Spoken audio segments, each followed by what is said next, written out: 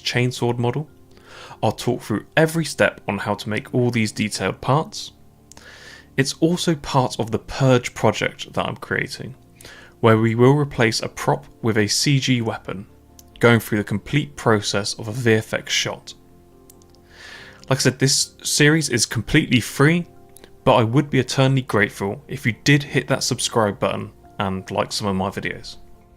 I hope you enjoy this tutorial series and create something great. Thank you for watching. মা তেষ্টা পেয়েছে cold drink খাবি cold drink Horlicks milkshake দুধ সহ cold drink মাত্র 20 টাকায় I've been doing certificate courses in interior design with And Academy here, and it has been a really wonderful experience. The curriculum, the way everything was framed out was really very simple for us to understand how this entire process is going to be for us.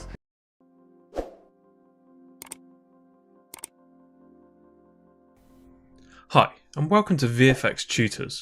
I'm Josh, and in this tutorial we will begin to create our sword model. We will start with blocking out the model from the mood board I have created. So using a mood board is really useful because it helps with our creative process whilst also being used for reference, so everything can be done as realistic as possible. After looking around and thinking of what to make, I found this image.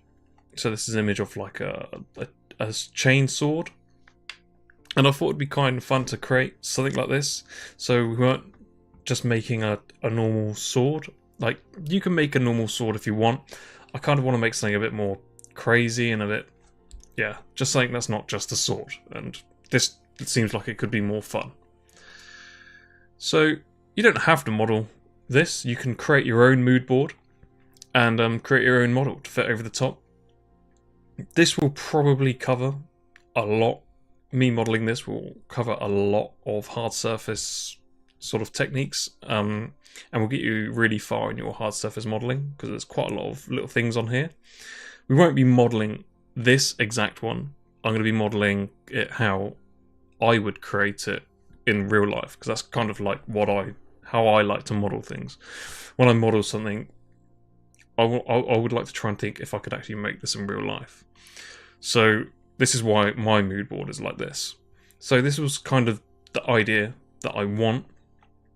And I was thinking, how would I actually make this? So it's a chainsword, so instantly went to chainsaws, and I was looking around, and yeah, you can get these chainsaw bars which are long enough, which can be as long as this. Although this whole thing might be a bit heavier, but I think the general scheme of things, I think we can let that slide, because I think all these sort of fantasy or sort of over the top sword things may be a little bit too heavy, but let's not worry about that. So I like to kind of make things, say if I was to make this in real life, this is how I would approach it. This is how I'd try and make this. So I'd start off with obviously a chainsaw blade and bar, and this will give us most of our workings and stuff like this.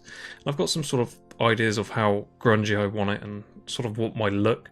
I don't want it to be super clean. This is just kind of probably the sword sort of thing. It's going to look a bit more dirtier than that, and we've got some little bits here to sort of show what it's going to be like. And I've also got some like reference of how the chain goes together, because we're going to go through and eventually model all these little bits and probably rig it as well. So all these little bits are going to be really important. I don't know if you can see that. That's right. We got some like sort of nuts and bolts stuff to how to like put it all together and attach it, and this probably changes to just like some random reference. So yeah, we've got this sort of longboard motor. So I was looking around, I was thinking, how would I actually power this thing? Like, having a big petrol motor on there would be like ridiculously heavy. You can model like that, but like say if I was going to do this in real life, I'd go straight to these sort of high powered sort of longboard motors, because they've got quite a lot of power in them, and the batteries last quite a long time. And you can sort of see how we can use these to power this blade on here, and we can sort of make up some sort of cogs and stuff and awesome bands to go around. So we've got some sort of ideas of the motor and stuff and how we'd power it. So these are the powers for like the skateboards, so the high sort of ampage battery packs. We've got a transformer here. I'm not sure if we actually need that. I just put that there because I thought maybe we might need it, but we probably won't. So this is my sort of mood board, and this is what I'm going to do. I'm going to block everything out because I've got all these references, and you can download all this reference as well. It's all in the download file. And I'm going to just start blocking out, because the most important thing about hard surface modeling is to block it out first. And we're also going to be using this as time to do like sort of concepting as well. So we're also blocking out and concepting at the same time. So I'm just going to close it. I'm just going to pull that off to the side. And I've still got my sword model open from our previous one. So this is where we finished creating it from the scan. So then we object tracked the sword. So now our next step is to build the sword. So our first step in building the sword is blocking out the model. So what I'm going to do first, I'm going to hide this, and I'm going to bring in, it's going to go panels, orthographic front. I'm going to go view, select camera, image plane, import image. What I'm doing, I'm just going to go to my reference folder. So you should have all these sword ref. Which one is it? So I'm going to use this one as my first piece of reference, because this is what my blade's going to be. And you see you've got all the reference in here that we can use, and the mood board. So I'm just going to open that, and now we can see that we've got this image on this image plane, and that's on our front camera. So at the moment, I'm not going to particularly worry about scale for this. I'm just going to come in, and I'm going to straight away. I'm just going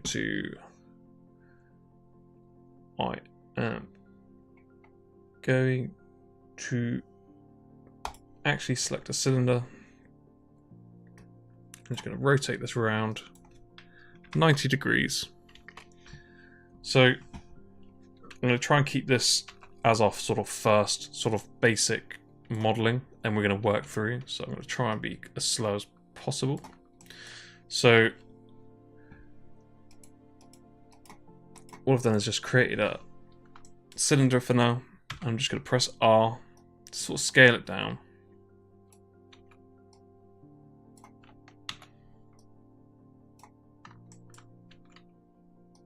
And I'm just going to try and match this sort of shape. And if you can't quite see it, you can go to shading and wireframe. I'm just going to scale this down until that fits nicely in there. Let's say we're not doing anything. This is not going to be our final sort of model. This is just so we can block it out and sort of test the waters with it, sort of thing, and do our concepting. So now I've just gone to my poly cylinder, into my attribute editor, and I've just going to change my subdivisions axis down. I'm just going to right click and hold face. I'm going to select all these faces, then I'm just going to delete them. If I double click on this edge, this now selects the entire edge loop. If I press Ctrl E to extrude, I can move across using that one axis. Press R to scale up. I'm just going to use my translation and scale tool to sort of match this shape. So that's Ctrl E to extrude, and see how it goes into the sort of poly extrude edge window here. You can extrude out like this if you want, or you can press W and it goes to whatever orientation your manipulator is in. So I'm just going to keep extruding out and just do this entire chainsaw blade. So that's Ctrl E. I'm just going to press W. I'm just going to do it every so often so I do get that sort of, because there is a slight curve in it.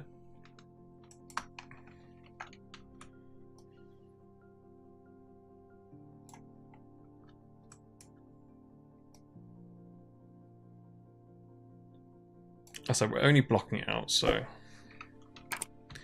it can be quite rough.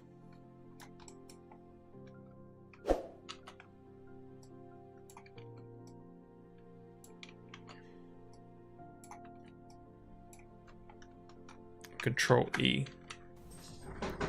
Sorry about that, my dog was just barking. So we've done this sort of chainsaw bar, and I'm using Control E for my extruding, but you can go over here to your right.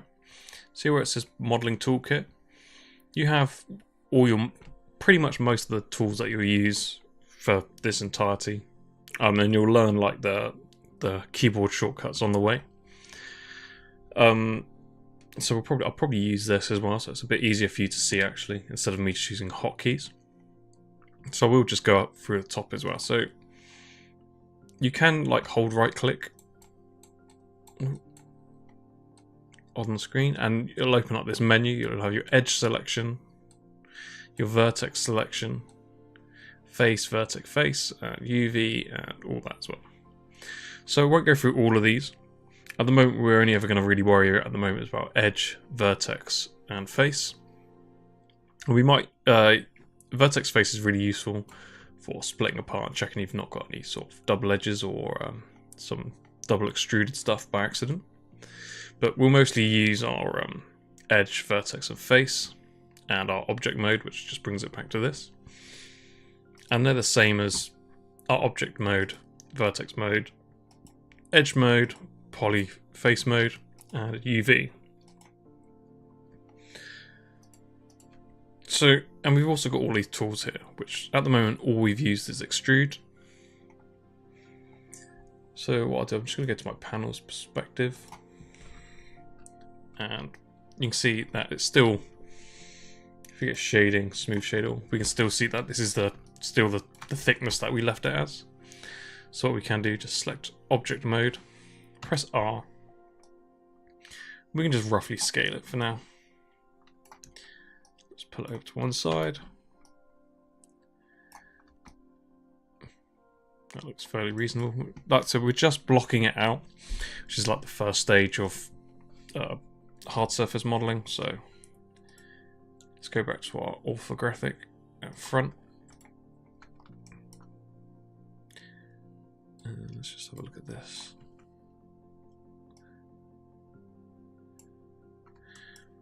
And we can work on this a little bit better when we get to that point. We just want to get it blocked out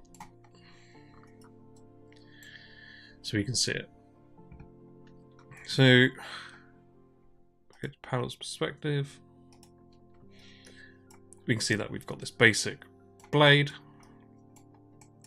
or just the Creators looking for an edge over the competition?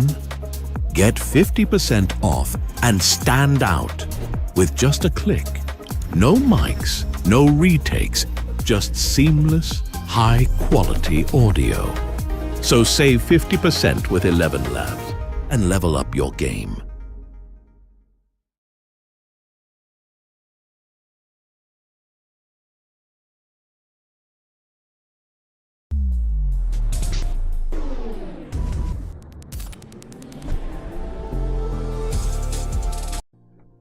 the chainsaw bar, sorry. And just for, and what we can do, if we hold, you can either hold right click and select face, or select face here. And all I'm just going to do, I'm going to select this polygon, hold control and shift, and double click. Now that selects the edge loop. And I'm just going to go extrude. And I'm just going to do this roughly. I just pulled it out by its local translate, or you can select on here. See how we can slide it here. You have your offset, which offsets it in the axis. But at the moment we only need the local translate, because all I'm going to do, I'm just going to sort of fake this chainsaw blade bit.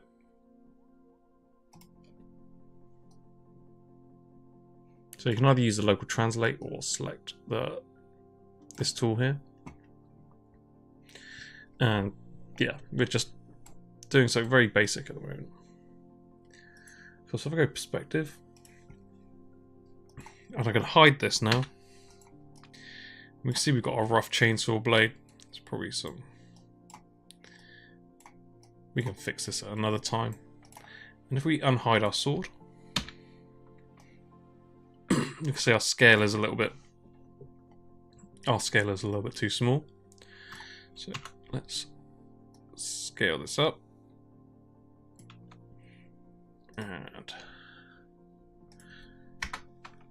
rotate that around. Ooh. Let's rotate that round. So I'm just going to my channel box editor. I can just type in -90.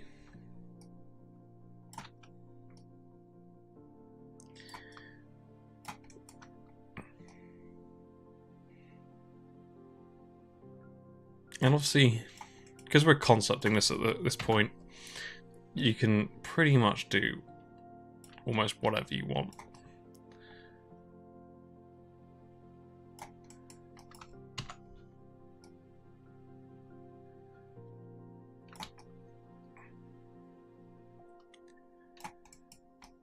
So we've got the length of the blade. The one thing that we are keeping is the handle, and we're only replacing this. The sort of this blade end, and maybe this part here. So we've kind of got this chainsaw blade, and I was kind of pondering the fact that like we can have one, but I think because I've made this sword so thick, it might not, unless I'm going to paint stuff out. I'm actually going to double this up. So my idea was to have this chainsaw blade. Now if I press Control D, that now duplicates it. So my plan was to have a sort of double chainsaw, or chainsword even. So if I just hide this, so we can sort of see what our blade's going to look like. And like, you don't have to do it like this. This is why we're sort of concepting this out, because it could end up being a really ugly looking thing, or it could be the greatest thing ever. Or it just might be awful. But this is why you always block it out, so you can concept it. So to cover up that sort of thickness of that sword, I'm going to sort of double blade this, but first to make it, I'm going to undo that, so Control Z. If I press Control 1, this now isolates it. That isolates the selection. And all I'm going to do is just going to select these faces actually.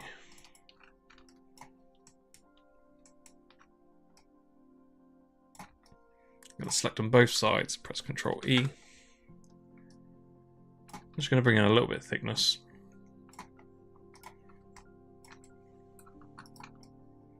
Just so I get that sort of, just so it looks a little bit like a chainsaw, I guess. But I'm not too bothered about any topology at the moment or anything like that. I'm just blocking it out. So I'm pressing Control 1.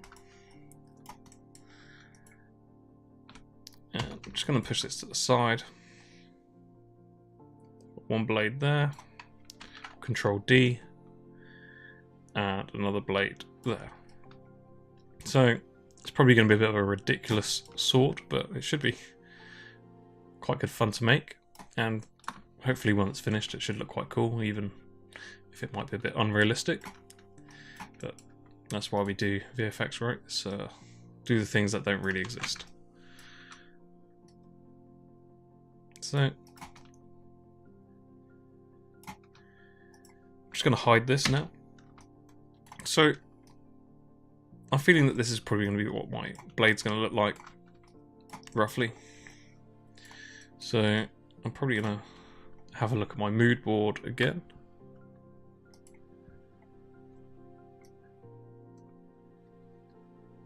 So we've got this sort of chainsaw blade that we've roughed out. And we've got our motors and stuff. And our batteries. But what we've got to figure out is, how would we actually mount this to our sword blade? So I'm gonna hide this as well. I'm just gonna create a cube. Gonna scale it up. And I'm actually going to bring it to where the sword is. And I'm going to sort of fake where this blade could be. I'm going to go to my modeling toolkit. Then I'm going to bring this in. I'm going to just pretend this is the blade now. And this is what I'd probably mount it to. So it's probably not going to be a full length one because these blades would be curved. So we could probably bring it back around here maybe. Then we can sort of figure out how we might be able to mount this to it.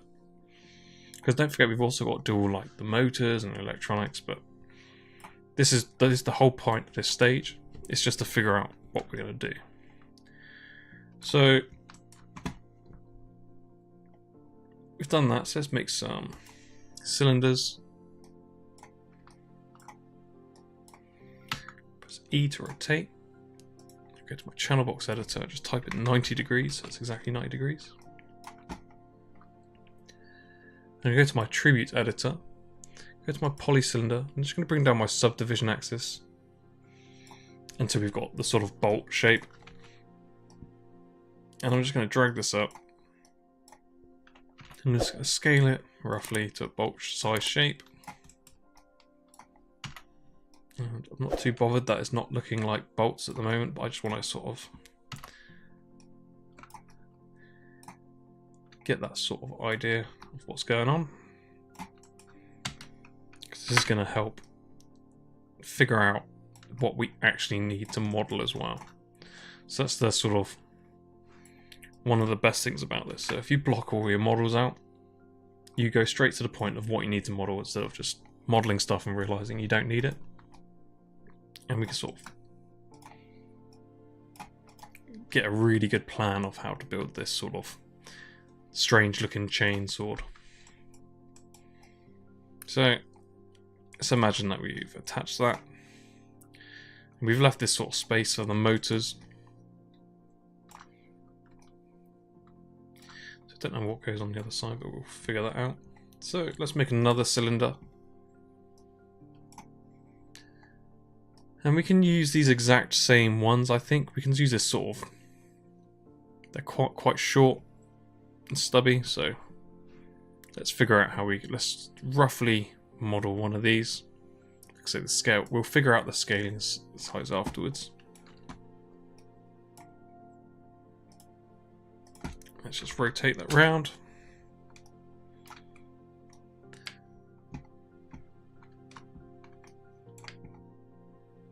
So they are quite...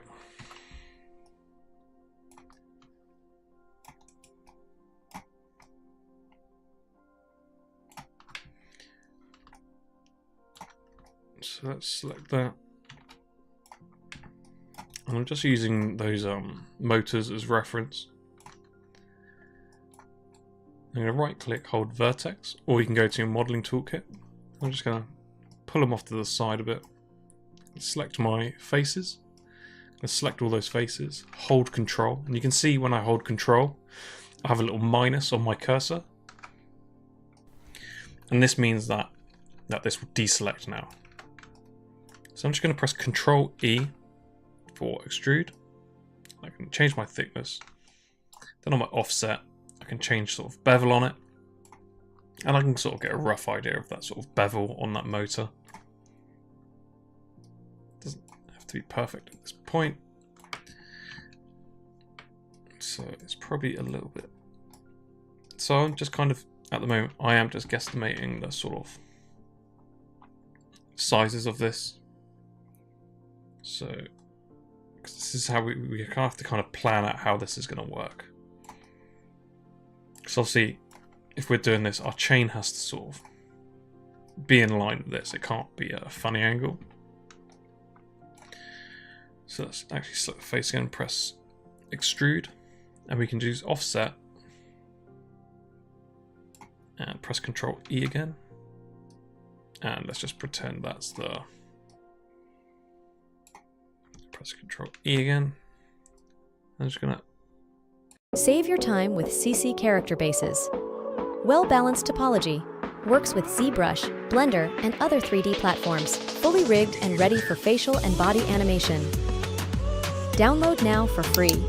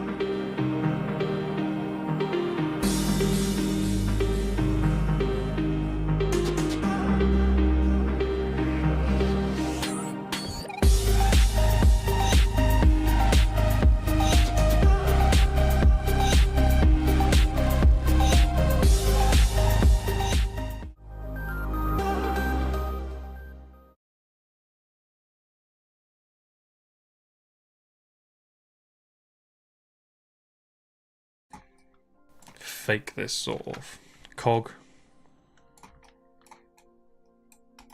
Cool. So we've got this really basic looking motor thing. So we'll want to have it aligned to our chain. So this is the thing we've got to try and figure out, is how we're going to get this to actually work.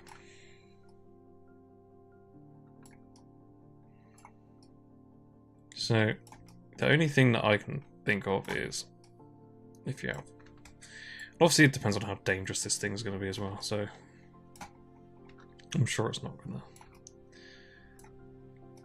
be the best with health and safety, but we can... Not really going to worry about that at all. So our chain will have to go around there and up there.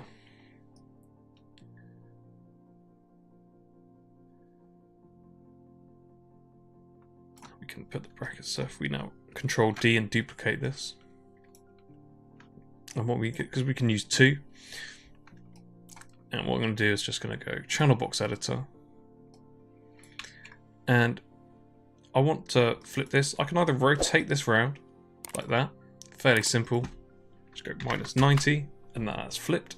I can go to my X translation, I can put a minus in there, and that should have flipped it. No, it was.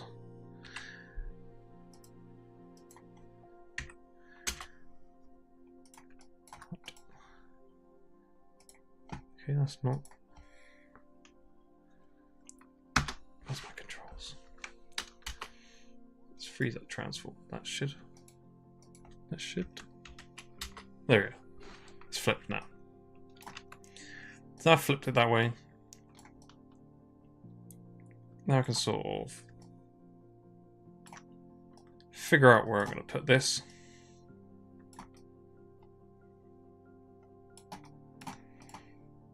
So just going to line this motor up with that. So this is always a bit of a trial and error of what looks kind of nice and what kind of looks a bit bad, but this is why we're blocking it out.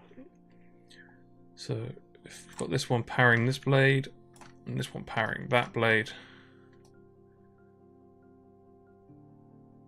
it seems like an awfully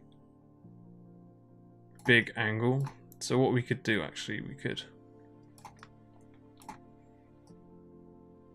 maybe have this mounted through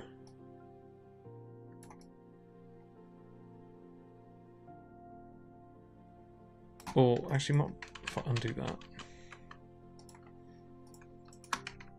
so I can actually, if I just select all this,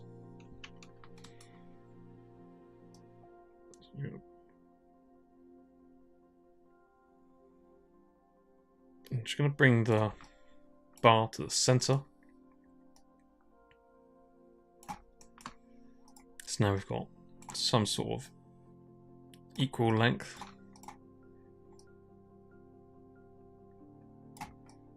We could put those right on top of each other. And we can sort of... I'm just going to make a cube.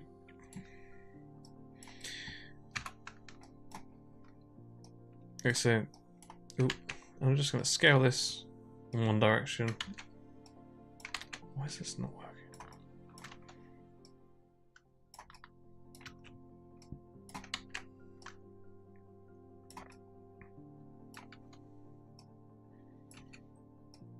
I'm just going to make a nasty reference of where the chain would go. Can duplicate that down.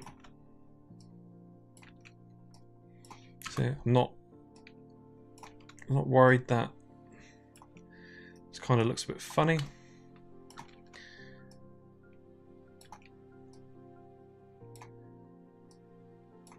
I just want to sort of get the rough idea.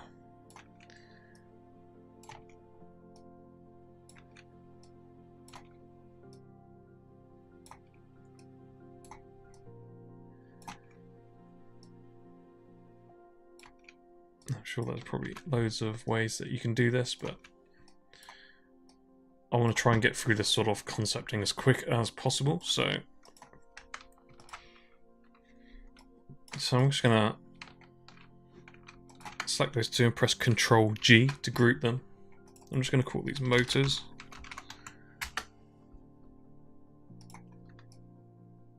Then I'm just going to select these two, Ctrl G to group that again.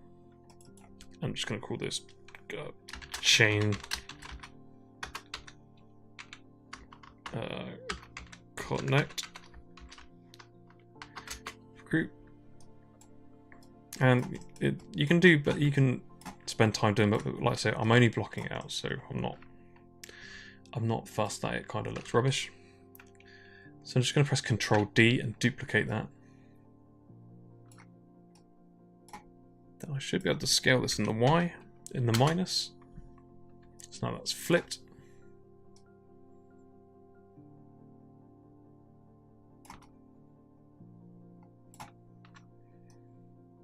Just roughly adjust this. And we can sort of see it's already starting to look a little bit. It's starting to make a little bit of sense. It's not making a ton of sense, but it's making sort of, you can imagine these are the motors and they're now going to drive each of these chains and so on.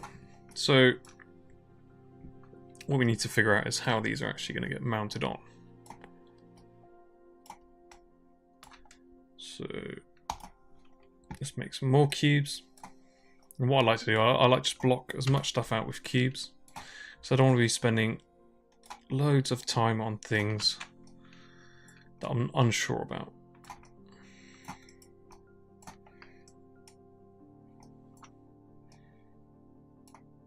So we're going to need some sort of bracket here.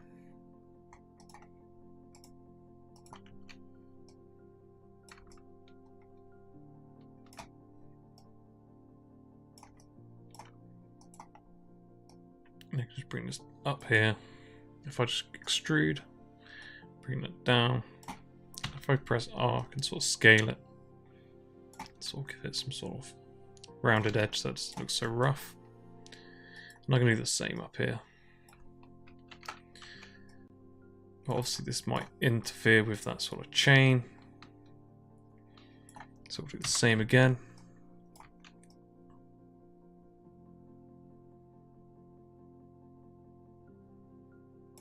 Yes. Except this is, you can pretty much do whatever you want for this sort of stage. This is how I see. So everyone concept things so differently, and everyone will have like their take on things. But this is just my sort of thing is I like to try and make things as realistic as possible and how I'd actually make it. So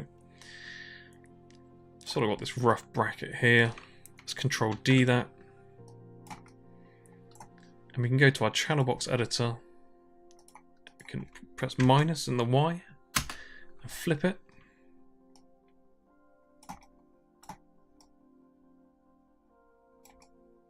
And we can use the same bracket for that.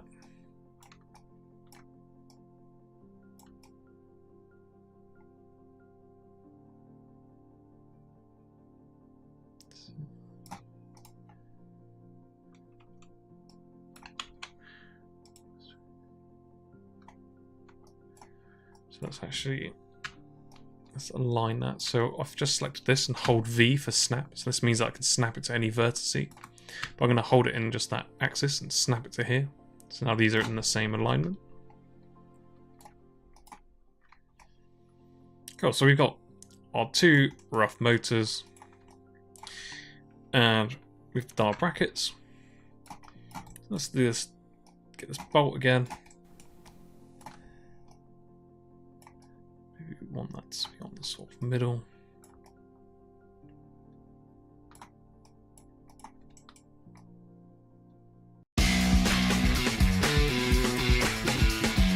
Search on Flipkart. War is merrier.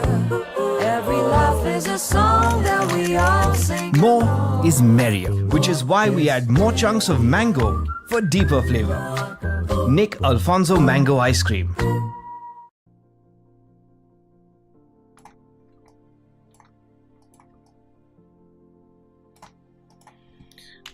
I'm just going to snap these to that edge. That edge as well, so they're roughly the same. And we can change if we're making too many things that kind of look too perfect. We can always break it up afterwards. I'm just going to scale this down because we don't want the same size bolts for everything, otherwise it'll look a bit strange.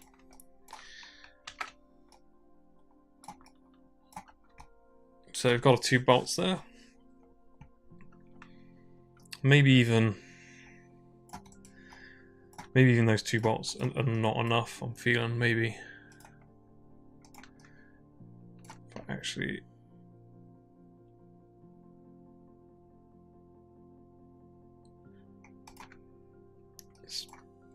so I didn't explain that. Sorry, I seem to just. So what I'm going to do, I'm going to make an edge loop. So I'm going to select this, my shape, and I want to make a cut here and extrude this out. So I'm going to select multi-cut, and this allows me to cut across my geometry. Most of the time you'll ever use it for using edge loops. So if you hold Control, wherever you put it, it will create a sort of edge loop. And this will only work if your geometry is got good edge flow, because it won't find the sort of edge loop. But as it is, it does find the edge loop. So I'm just going to make an edge loop here. Deselect it, and I'm going to go around to the other one. Select my object. Go to multi-cut. And I'm going to do the same again. I've not done it aligned because I kind of want it. I don't want it to be like perfect. I'm going to select my faces, and you have to select extrude. You can select thickness.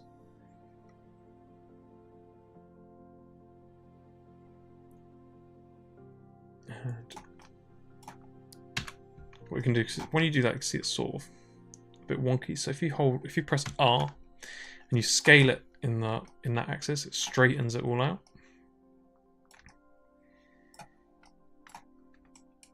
And we're just roughly. So I'm going to do it the same for the other one. I'm going to press Control E, pull it out. I'm going to press R to flatten it off.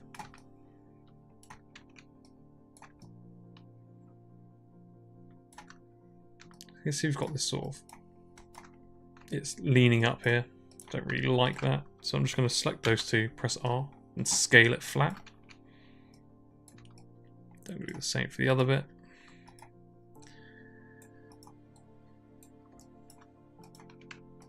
Select these 2, press R, scale it so it's flat.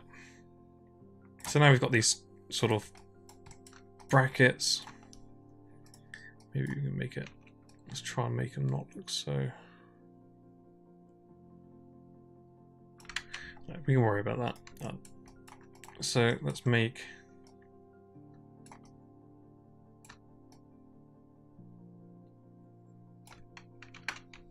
Add a couple extra bolts.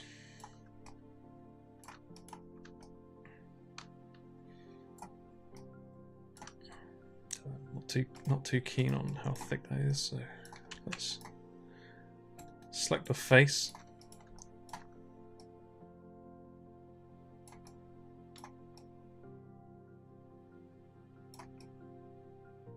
Maybe bring it up like that.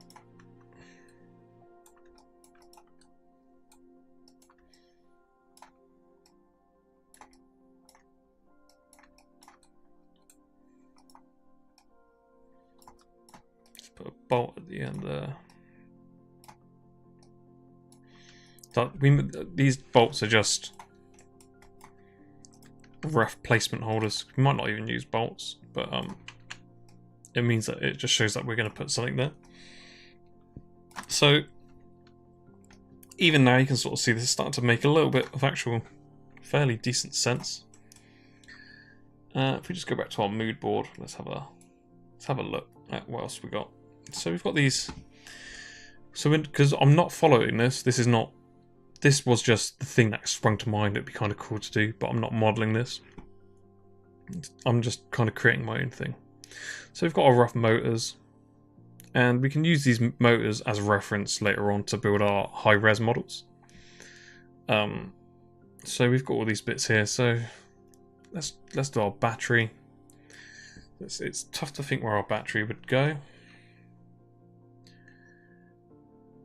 So if we just make a cube again, just scale this up.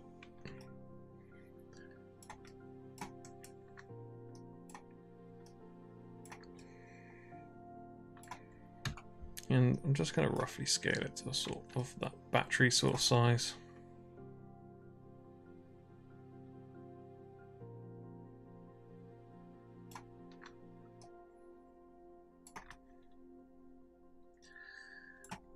So we'll get all like proper sizes and stuff once we do it. We're just trying to get a rough idea of how I'm just going to put this all together.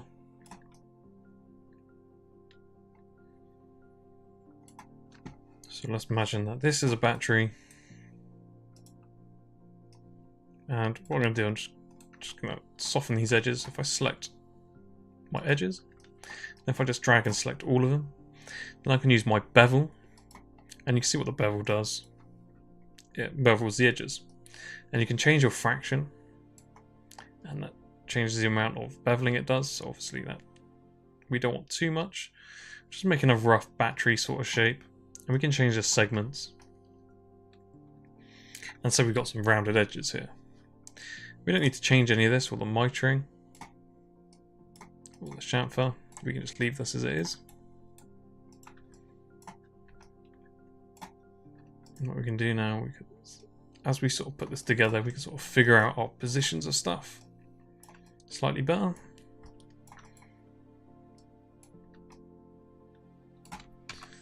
Scale this. And I'd like to have my other, because I want 2 batteries on this, so it keeps it fairly evenly weighted. And obviously it doesn't have to be the same battery, so we can have a different one here, I think. It's going to be kind of, imagine it's the apocalypse, right? And you don't have everything left, and you've just managed to find an electric skateboard and a broken chainsaw and a broken samurai sword. So that's the kind of situation we're in.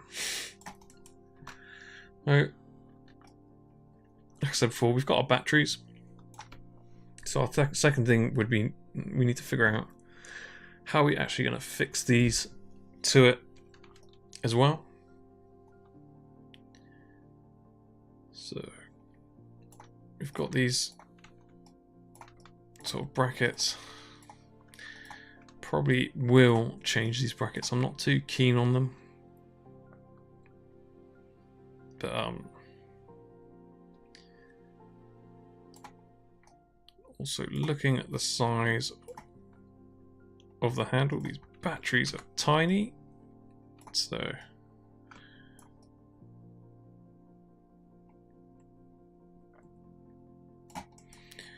And these are all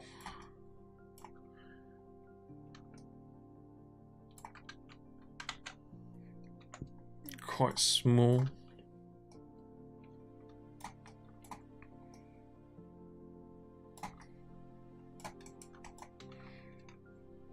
Just make sure we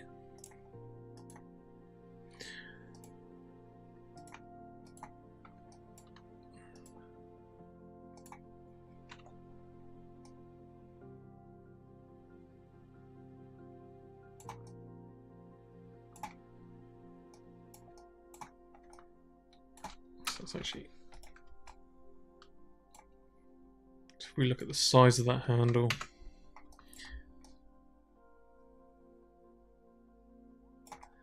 I think these motors would be pretty big. If they're going on skateboard wheels, this handle's not very big.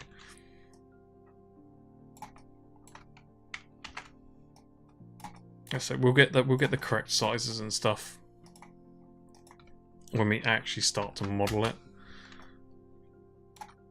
And we'll probably still end up changing the scale of some things. It's just whatever looks nice. But the closer we get things to the correct size, the realistic things will start to look. Scale plays a very important part in realism.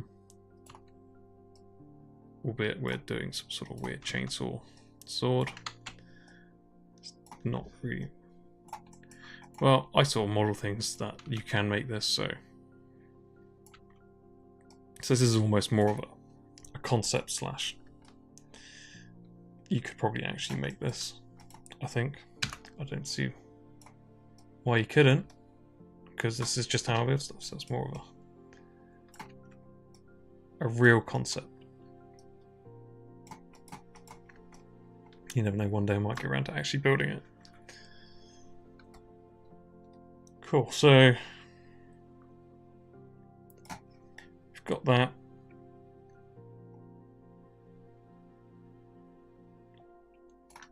We can sort of figure out these brackets a little bit better later. And let's make another cube. KiloCode is a powerful, open-source AI coding assistant that supercharges your development workflow right inside VS Code. But unlike other AI tools that just autocomplete what you're writing or create lines and lines of AI slop, KiloCode is a full development partner that can handle complex tasks. Just trying to think how I want to attach these batteries. I don't want it to look absolutely perfect. I want it to kind of be a mess as well, so I have to figure out the best sort of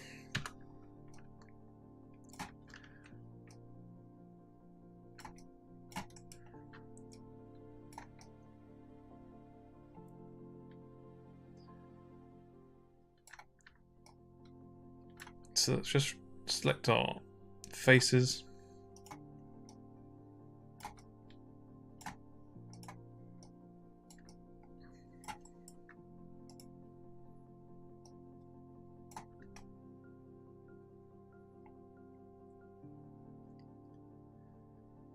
And let's try to think what we could do here.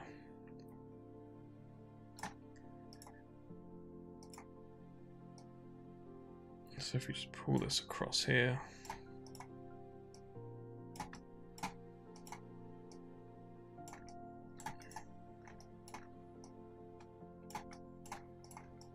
How'd that look in a sort of tray? I'm not too keen on that. I'm kind of more inclined to do something like a brace. So I'm just going to select my edges, go to multi-cut, just gonna make some edges here. Next, select my face,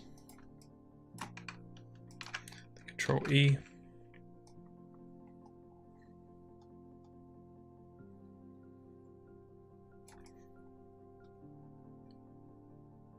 So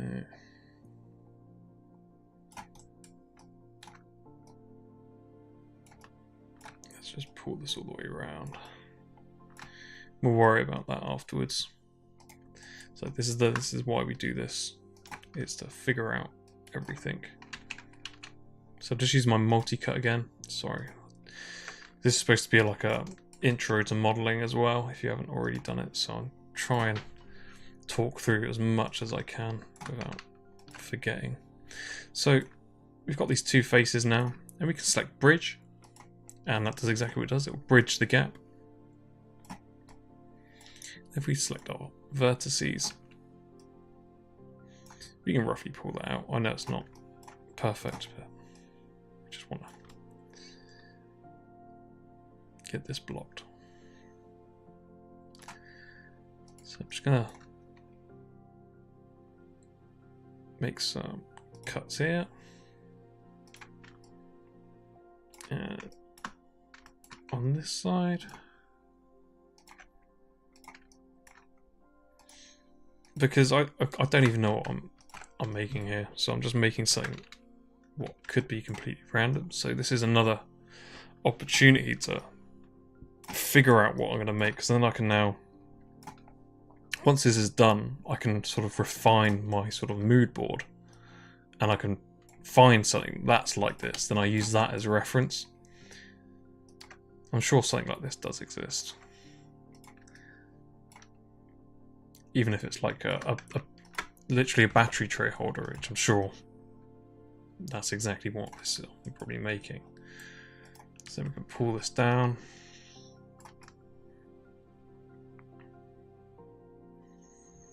And so we've got that battery tray holder there.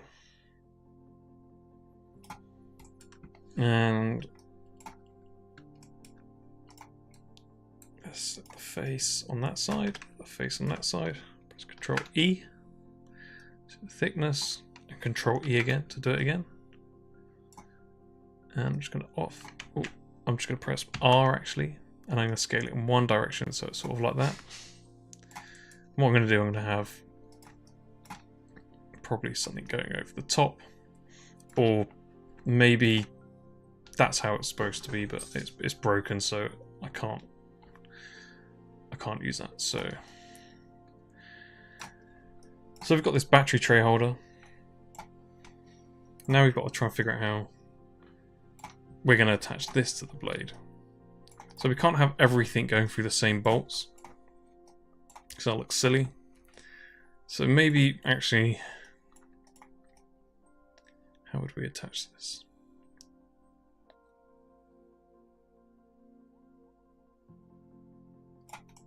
So I would think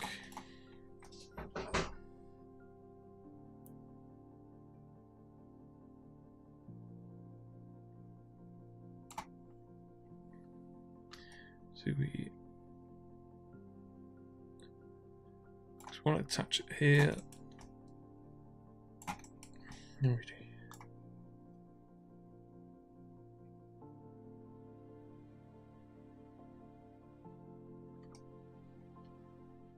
You don't want to attach it to the bottom, so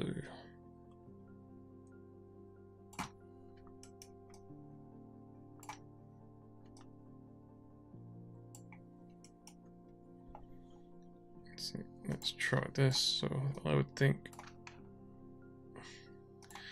we would probably have to make something bespoke for this, because this is, so press Control E. I'm just going to extrude it out a little bit. I'm going to select the edge. I'm just going to pull that out like that.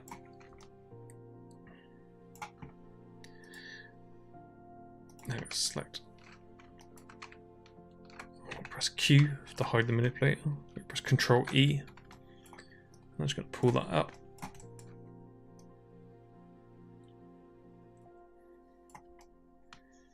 We've just got this rough brackety sort of shape.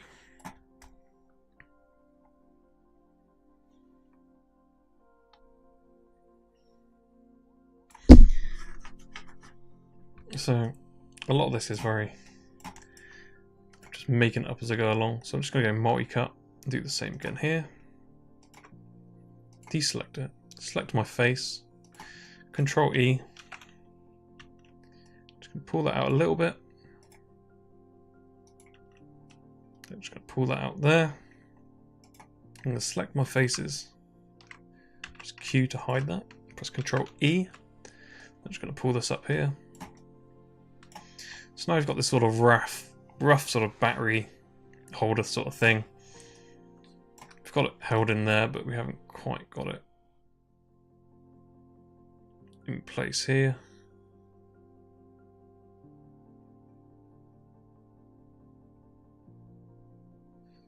So maybe we even do the same for that side.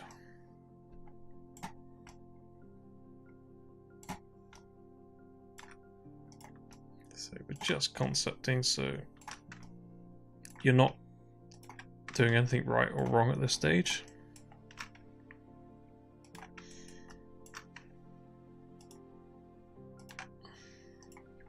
Just going to select my faces and do the same again.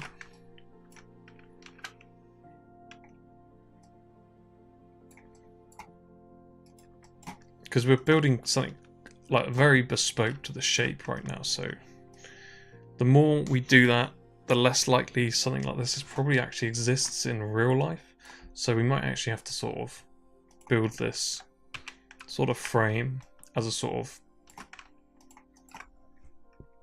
a bodge job sort of thing that maybe he's welded bits together. We can sort of figure that out when we get to it, but as long as we get the shape and figure this all out, because that's all we're doing at the moment, it's just figuring it out.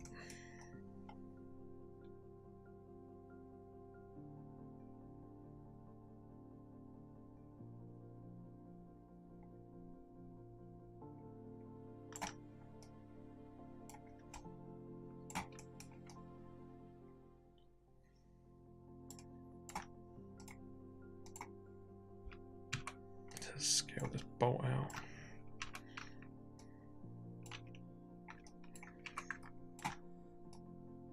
I know there's a gap there, but let's not worry about that for now.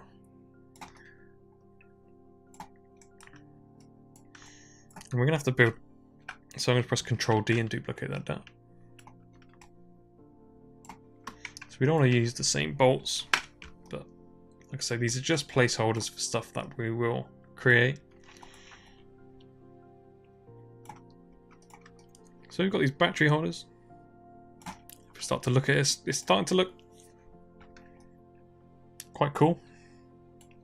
Even though I'm just making it up as we go along. Like I've not planned this. The only thing that I've had is the mood board. Hey, looking for some interior design training? Pursue Unacademy's course, get mentored by industry experts, learn in live interactive classes, get guidance on your portfolio, and get placed or even start your own practice. Click below to register.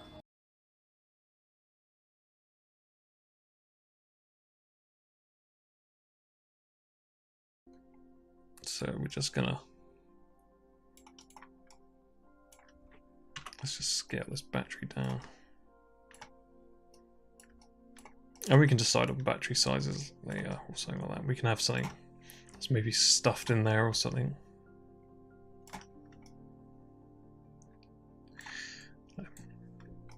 We'll figure all that stuff out later. So I'm gonna group these, Control G. I'm just going to go through and I'm just going to make sure that I group everything, because it becomes very like already we've not done loads, but we're already getting loads of like polycylinder stuff like that. So we want to sort of keep this as tidy as possible. So I'm just going to Control G that, put it in the group.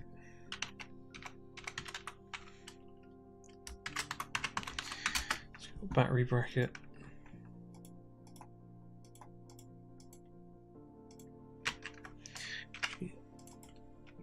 Bolts.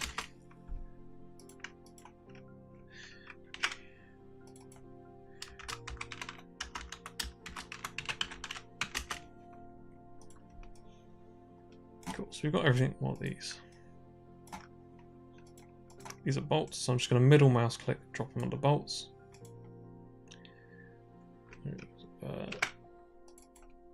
We'll just call this real blade. Control G. And we'll call this the chain sword. Cool, so we've tidied everything up here. And we're sort of getting a really good idea of what we want to build. Obviously, it's probably going to change from the scale, because think about it, these batteries are probably much larger. But we can get the sort of blocking out as best as we can.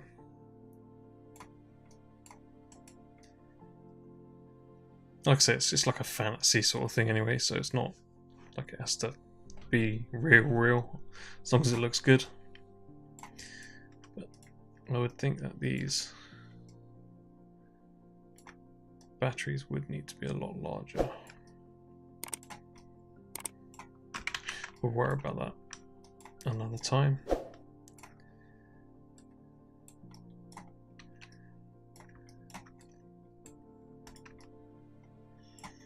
Cool. So there are a couple other things that we got to do as well, so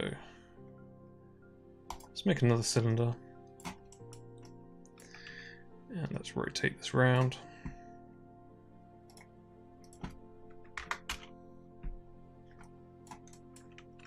If you hold V, sort of snap it to that point there. Obviously these, if these were together, like it'd be wobbly, so we need to make a sort of brace here.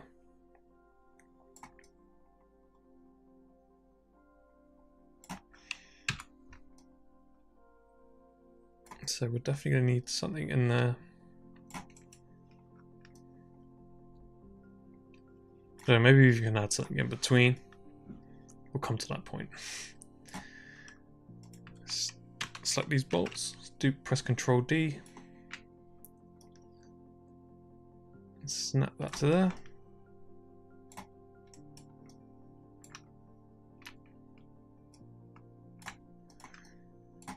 Don't really want that to show, because that's just like, imagine that's like a big washer, a bit of steel pipe, just so they don't flop around. And we can do that further down as well if we want. Cool, so it's starting to come together. Got this sort of rough chainsword thing.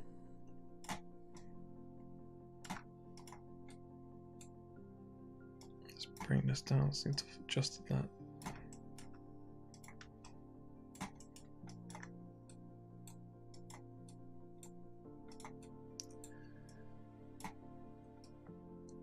Oh, those, bring that up. Because our chain's going to go around there. Powered by these two motors. So we're probably going to need some sort of, I guess, some circuitry or something like that. I guess, probably, if you're just doing it very basic, I guess you would only need some sort of switch or something.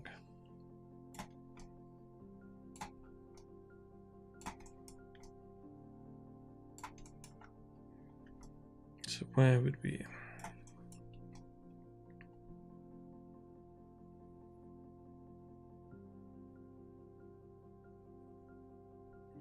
Do we want to put it like a trigger?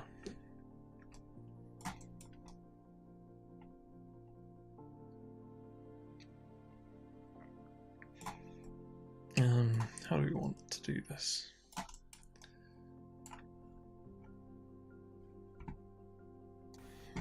So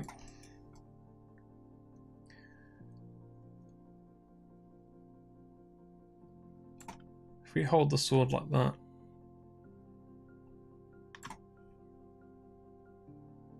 we probably want this. Let's make another cube.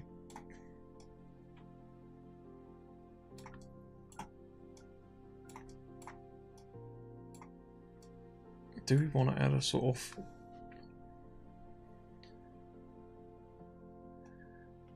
Because we could add a sort of a knuckle guard.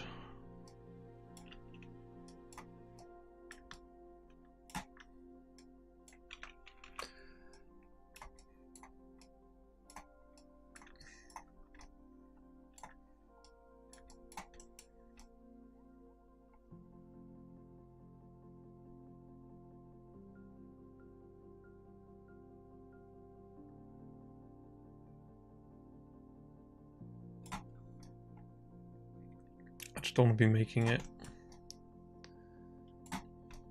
too...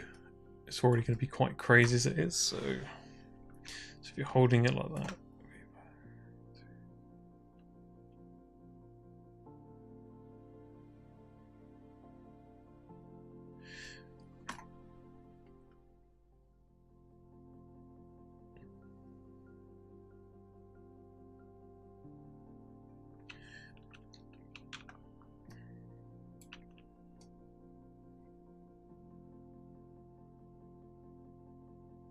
So I don't want to attach it to the handle, really.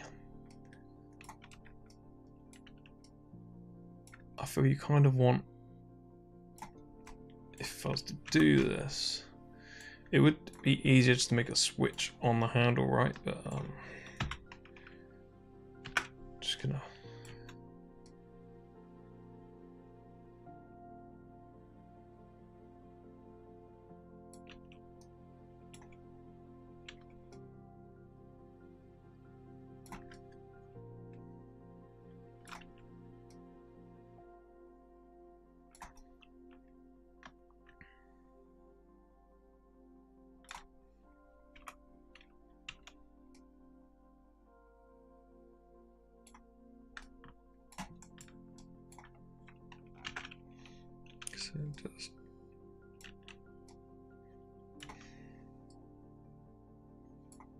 Just say I'm not even bothering about topology or anything like that, or making it all connect. I just want to get the shape. So imagine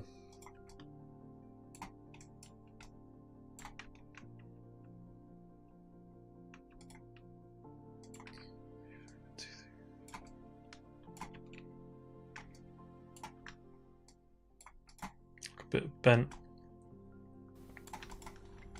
bent metal. Duplicate that round.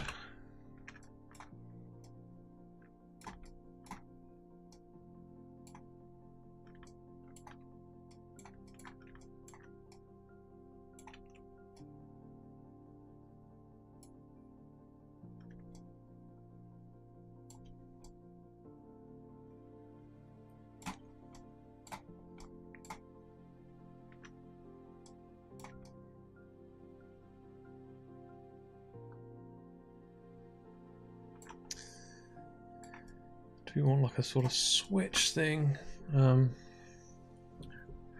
Maybe it might be easier just to put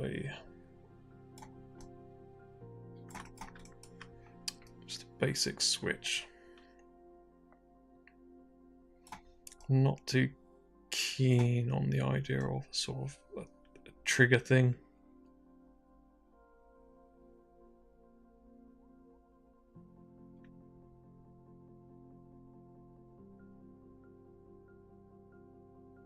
In fact, do you know what? I actually think let's delete that. I'm not too keen on it.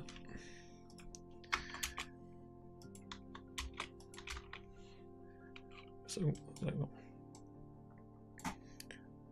I kind of like the idea of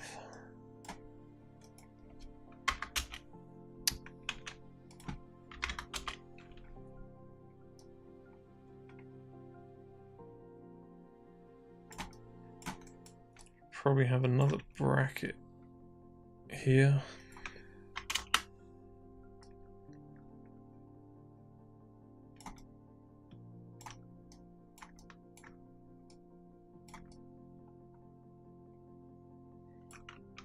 Let's just duplicate that.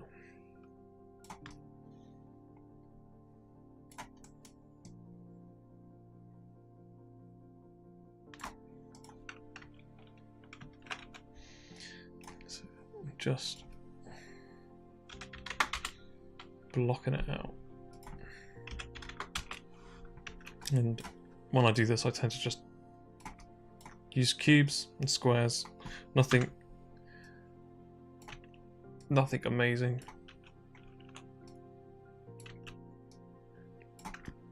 Just so I can get a decent idea of what I'm going to do. So we've got this.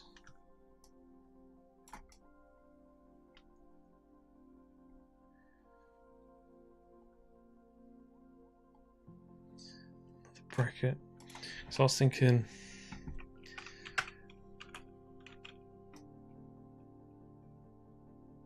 something extremely as basic, because if I was doing this, I wouldn't do it too complicated. I would probably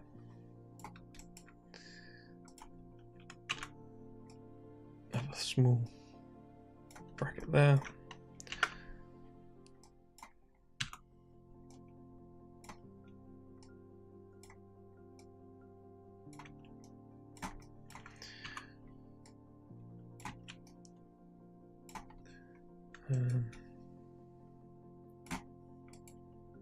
This feels way too small.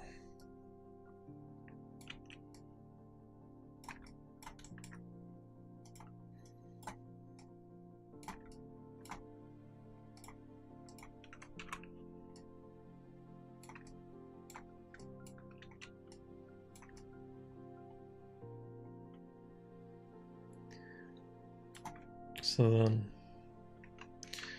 just going to use the same cube.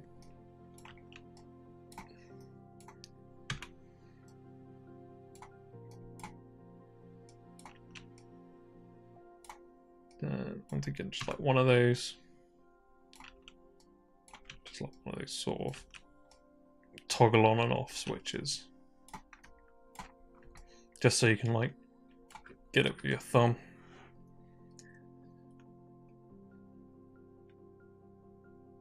Then you've got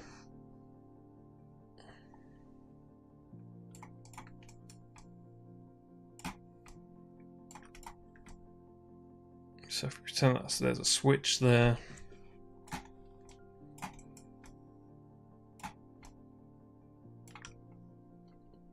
and let's make another cylinder.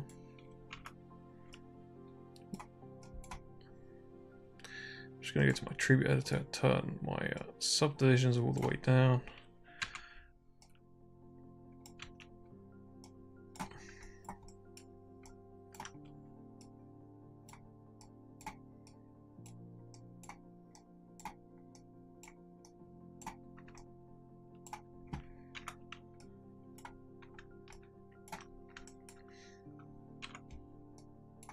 So I'm just going to pretend this is the wires and stuff.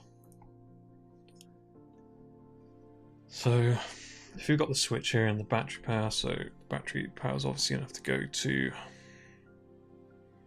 we'll have to make some sort of loom. And that's like a wiring connection sort of thing. So, you know, it's actually, we can start. Let's start from the motor, I think. Well, we could probably use a spline from here, but like I say, this is going to be your first sort of modeling sort of thing. So I just want to try and do everything with polys, nothing clever or anything. So I'm just going to press Control E, rotate that round. So kind of looks like just Control E. So I'm just going to rotate it around like this. Is just, don't worry if it looks awful. It's not supposed to look great. It's supposed to give you the idea of what you want.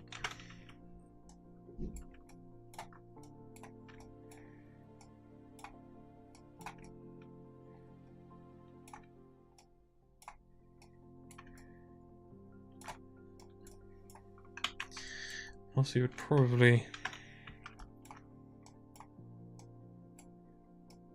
because when we do these wires, we will do them with splines and stuff and make them a lot nicer. But we're just trying to figure out what we're going to see. So to me, that's a... I would probably...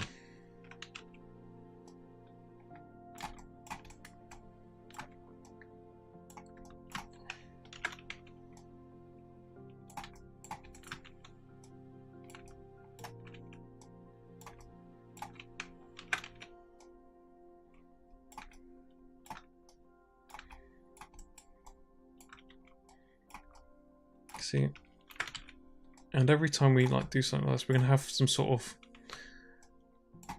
cable tidy or something. Creators looking for an edge over the competition? Get 50% off and stand out with just a click. No mics, no retakes, just seamless, high-quality audio. So save 50% with 11 Labs and level up your game.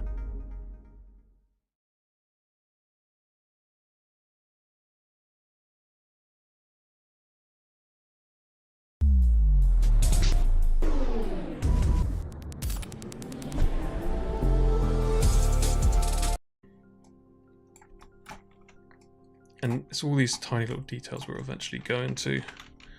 But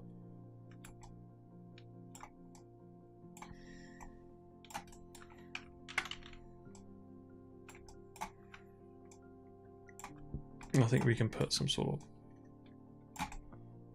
of wiring loom in here.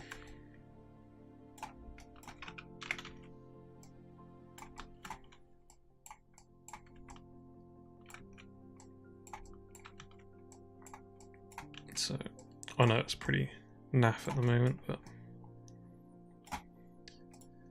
let's just Control D that. And we can bring that across.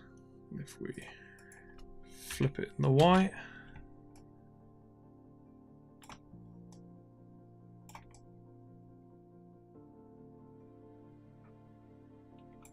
we actually don't want to flip it in the Y because we are already up. So let's just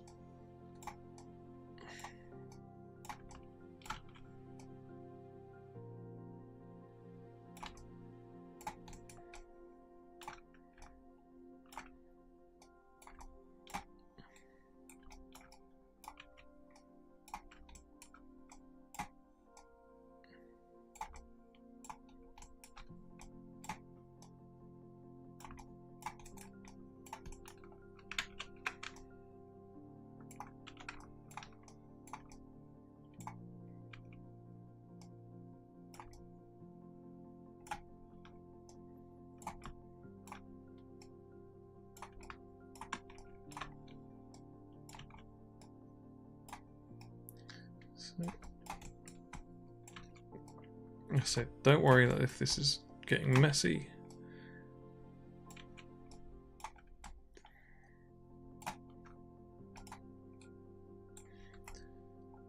So we've got some basic wiring.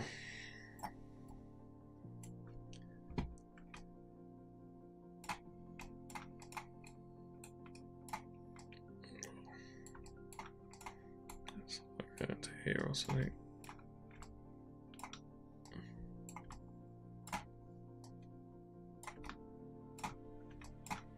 Obviously the wiring is going to be a little bit more complex than that when we actually do it, model it.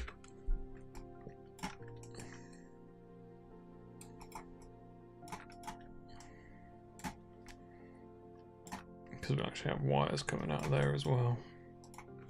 So I should Control D that. So when you're doing stuff like this, it's the quicker you get this sort of blocked out, the sooner you can sort of start modeling stuff. So I'm just gonna duplicate that and hold right click and click face. I'm just gonna delete all those faces.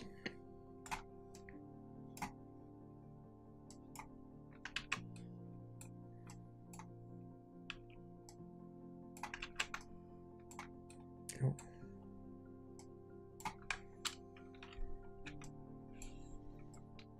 Let's just delete all that.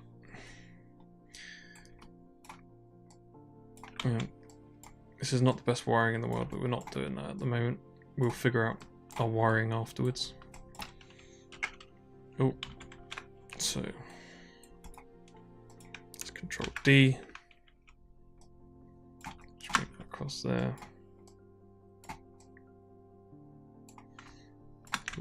And we can imagine that's our sort of really nasty, rough wiring.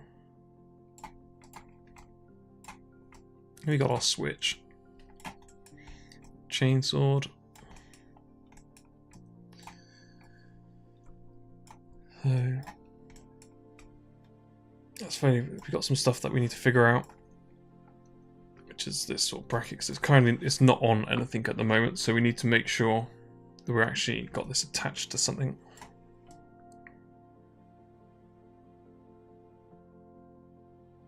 We can have all our wiring tucked in here.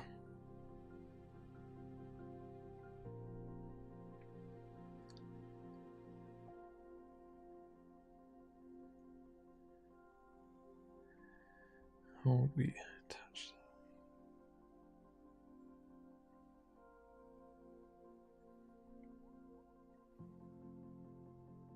that? We could just have Control D.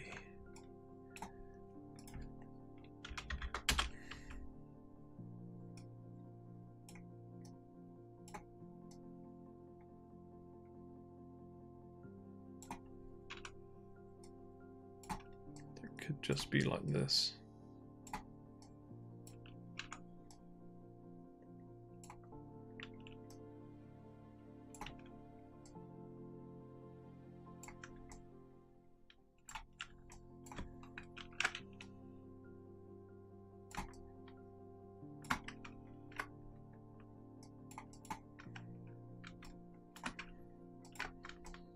So that is one frame.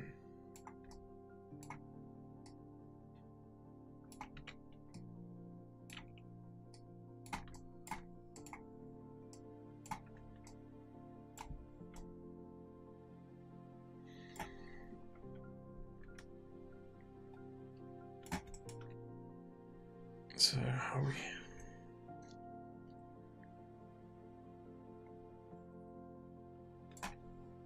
So I do want something, so if I Control D.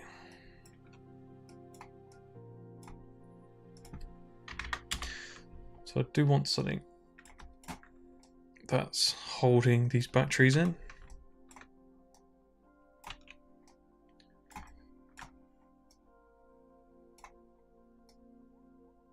I suppose that's a bit.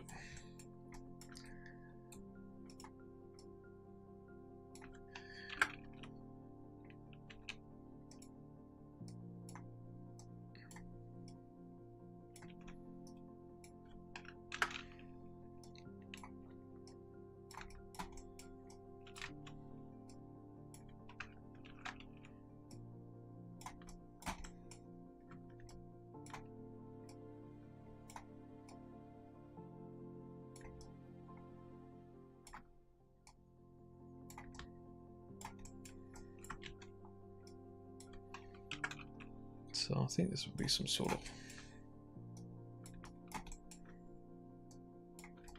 rubbery sort of band on a clip. Like I said, I didn't even put this in. This is not even in my mood board, but it's something that when I go start the next stage, so I'll revisit the mood board and try and find all these things that I've sort of imagined.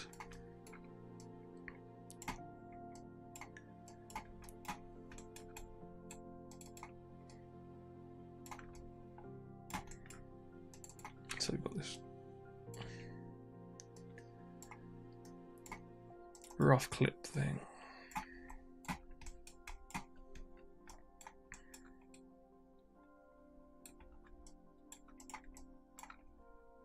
So I'm thinking, let's just use that. and pretend that's some sort of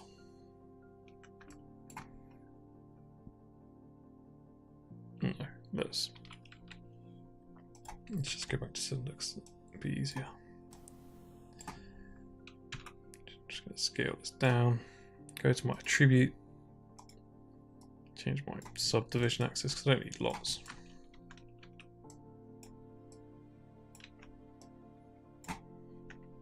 Cool.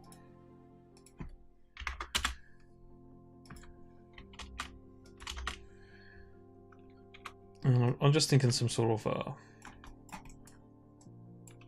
hook here. Something that I can attach it to. So we can find something that's a bit more correct. But for now, let's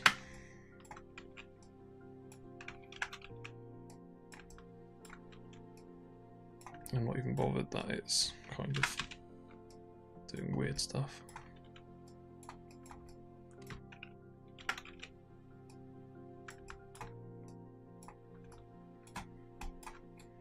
Just select my edges.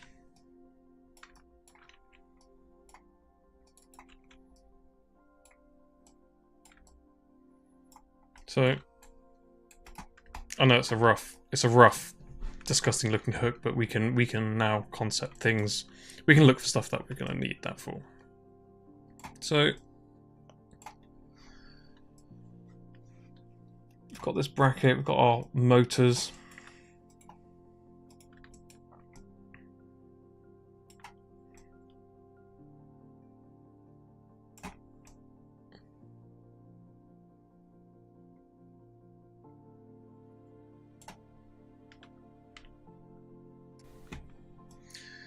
Cool, so I think for the sort of base concept and blocking out, we've got something that's reasonably decent. Obviously it's basic shapes, and we've got the sort of size I think that we want. What we can probably do, let's tidy this all up first, and maybe we can just drop it in. So just call those spaces. Obviously we can end up, we're probably going to be modeling a lot more than what we see here. We're going to have to model so many details and stuff, so.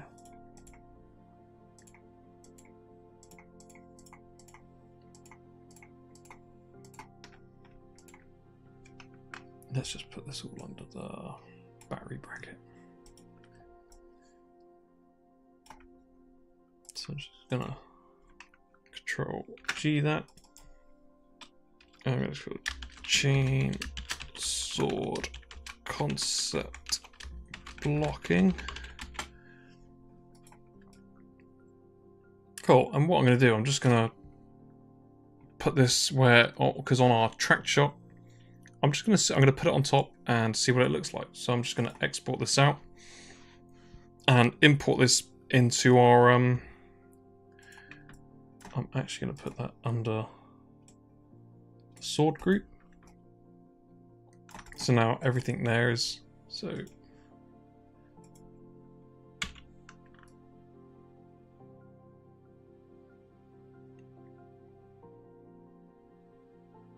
oh yeah, that's probably why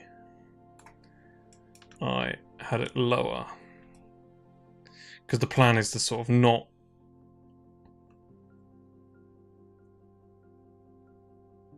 do any paint. So let's move all this down here. Let's deselect that.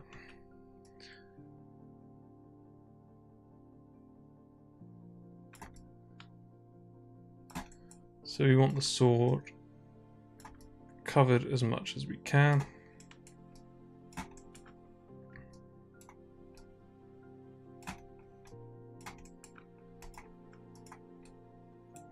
Obviously, we can adjust this sort of this chainsaw blade to how we want, but I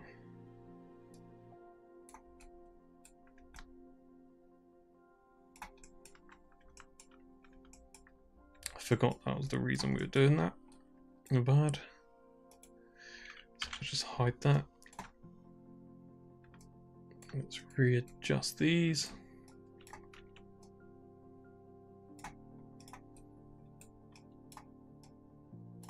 It actually makes no difference really. I can't actually.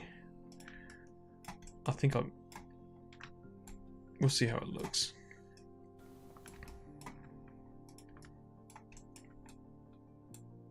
Oh, I think I moved it because this one was at such an angle, but I'm not sure it matters so much because we're probably still going to have to change all this stuff because don't forget we've got this chain. It's going to have the blades, and the blades are going to come around here, so we need to sort of figure that out at some point, but for the rough concept this should be absolutely fine.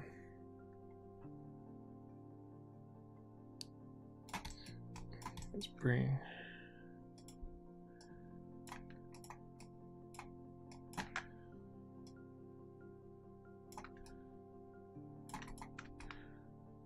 I think it looks cooler actually, like that. It actually looks a little bit more like a chainsaw. We can build spaces and stuff in that. Cool. So now I'm just going to export this out and bring this into our tracked scene, and I'm just going to have a look at it. Cool. So if you did the previous sort of tutorial where we did the match move and stuff, we've already got this sword tracked. So you can see here, we've got a sword. It's looking pretty good. We've got a scary purge guy. So go to perspective. Let's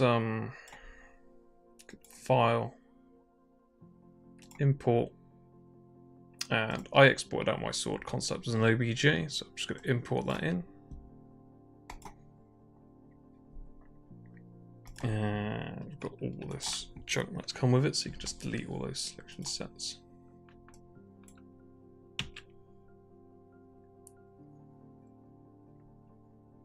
So I'm just gonna go shading, default shaded, so it's all default shaded.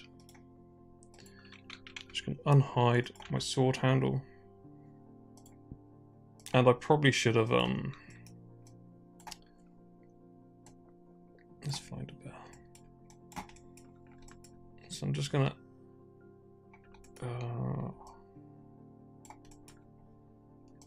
what I'm going to do, I'm just going to go, I probably should have done it as an MA, but let's do it. Let's select a mesh to separate. Fortunately, that's, let's go select, show selection highlighting.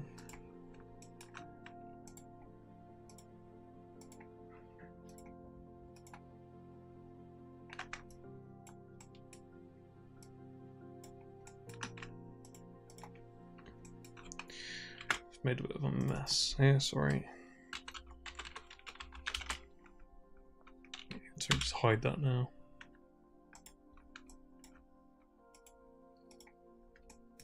And I probably should have done a lineup, but it doesn't matter. We'll do this when we get to the point of doing this, we'll do this properly. It's just so we can sort of see. So I'm just gonna go to that point. So I've pressed insert, change pivot point, hold V to snap. And I'm just going to snap it to that point, press F. And I'm just going to, this was a bad way of doing this, sorry. But we're only doing it so we can just have a look. When we get to the point of actually doing this properly, we will take a much more intelligent approach instead of just doing it like this. So we snap to the point.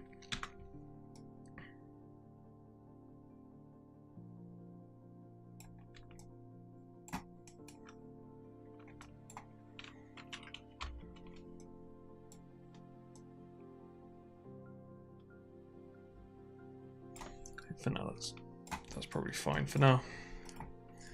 So what I'm going to do, I'm just going to drop my sword under the control. So now that concept sword has all the animation on it. Hide all these because that's the actual sword.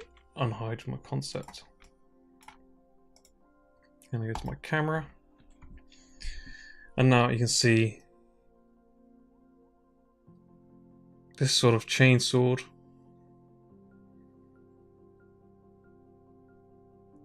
I think that's going to look pretty cool. We're going to see, it's going to be kind of nice if we do see in there, so maybe we have to add some stuff in there as well.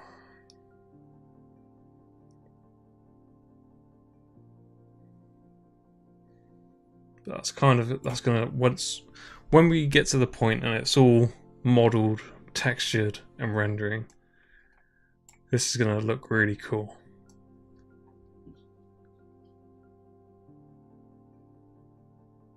Obviously the size of things might change because those batteries look really small. The motors look alright, but the batteries look really, really small. And we can see, and we've achieved most of what we wanted to achieve, covering up the sword.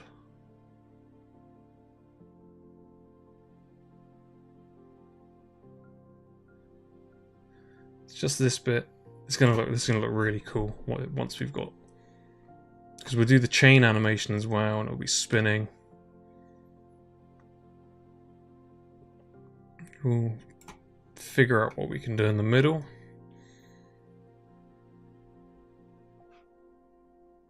But yeah, I think that's looking pretty cool. I think we're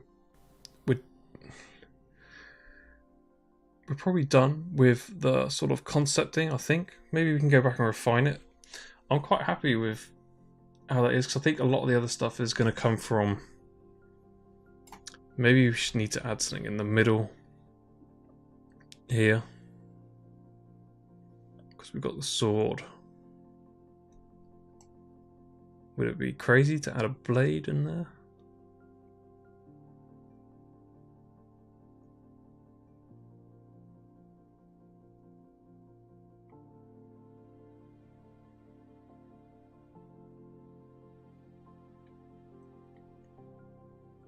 In fact, actually thinking about it, one sec.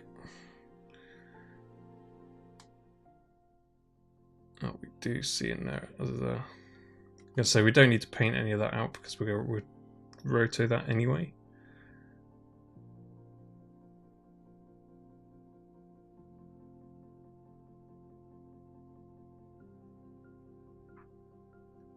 Just those bits. So I think we've spent quite a long. I think we've got the concept blocking out pretty good.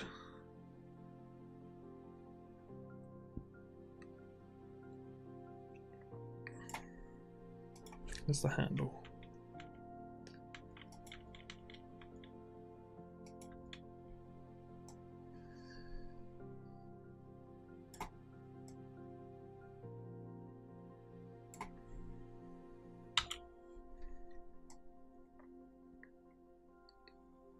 So it's looking really good.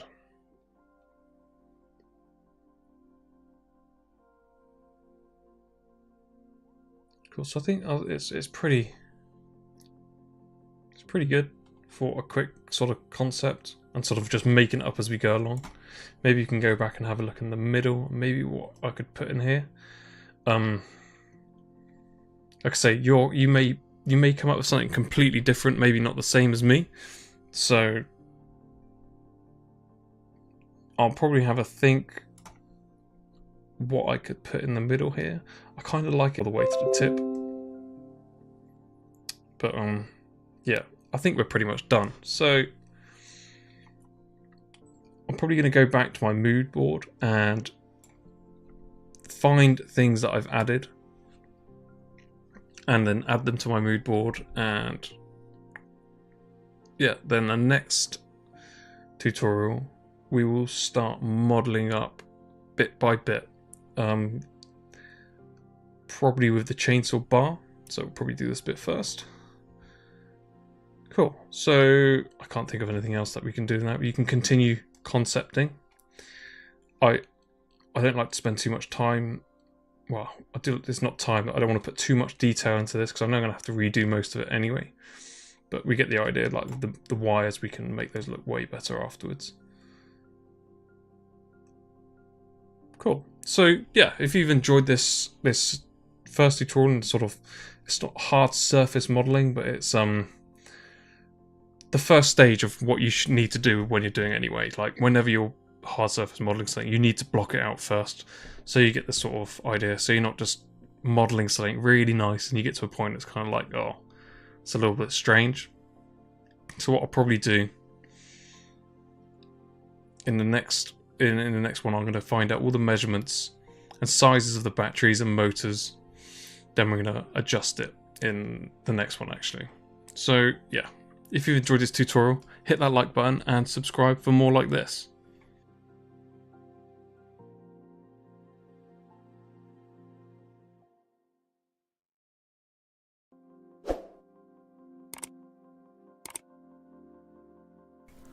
Hi, and welcome to VFX Tutors. I'm Josh, and in this tutorial we're going to be continuing with hard surface modeling. We're going to be continuing with our chainsword model. So in the first tutorial we went through and just did the blocking and sort of got the rough idea of what we're going to model. So we can sort of focus on the things that we know we're going to need.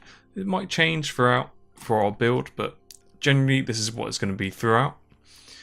So what we're going to do first, the way I like to model things, I always like to start working my way through the bigger parts first, then we can work on the small parts. So our biggest bit here is clearly the big chainsaw bar. So this is what we're going to model first. And I've updated the reference, or this image was still in the first one, but there's some other reference as well. And we're going to model this, and you can sort of see here it's actually two pieces. So it's got this main bar bit. It's actually got this nose sprocket, and they're riveted on.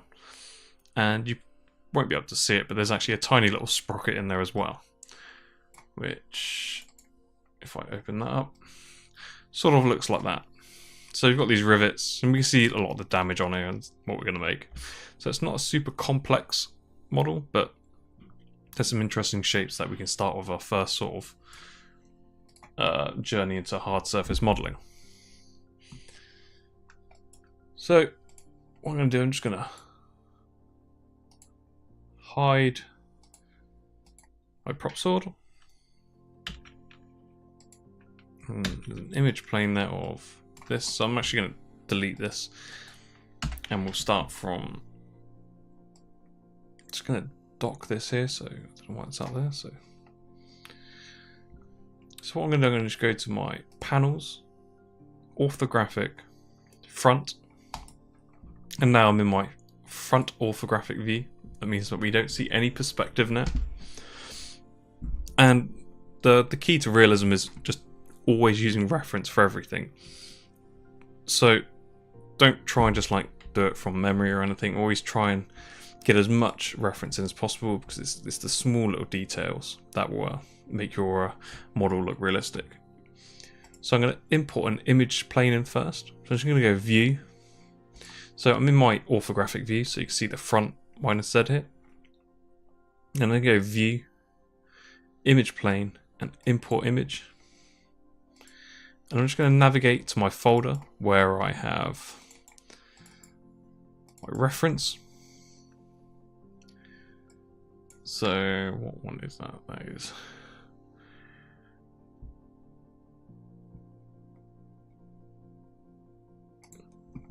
this one here.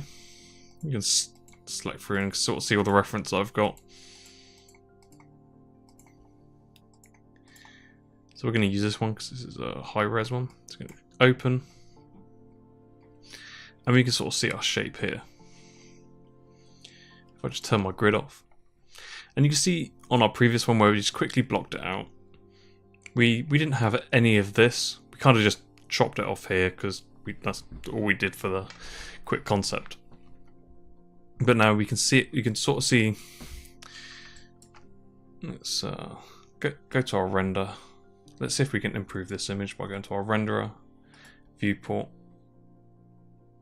It's already on quite high, so that's on maximum. So yours might be on low, but I just stick mine maximum size to the full resolution, but it's just not a very good image, I think.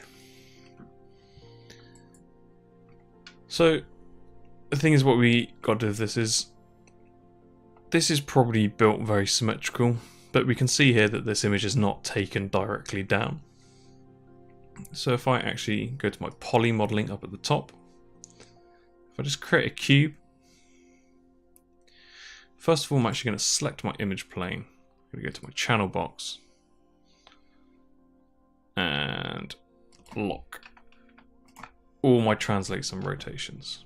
And I'm going to select them all, right click and lock selected. So now I can't move it or anything like that. So if I go to my go to shade and wireframe, or even actually I can use my X-ray mode so I can see a little bit more of it. And we've got this cube,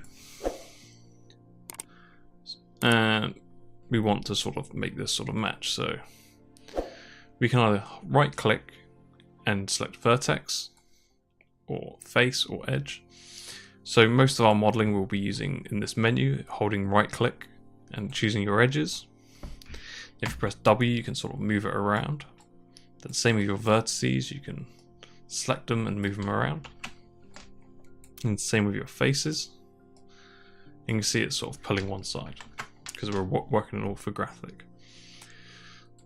So first of all, what I'm going to do is, we can also, if you go to our modeling toolkit here, and if you haven't done a lot of modeling in Maya, pretty much everything you'll need here to get started already. Most time you'll just be extruding, beveling and cutting and welding. But also up here you've got your object selection and your vertices selection.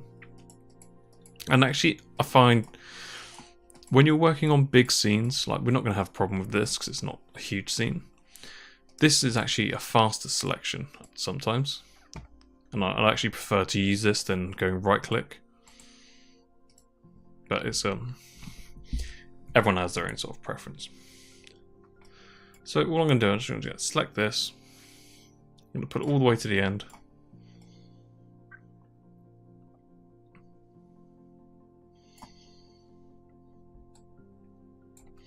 And we can still see here straight away that we've got some sort of, because this cube is straight basically, we've not rotated it, we've just pulled it on its axis. So I'm going to select my image plane. I'm going to unlock my rotations. I'm going to press E.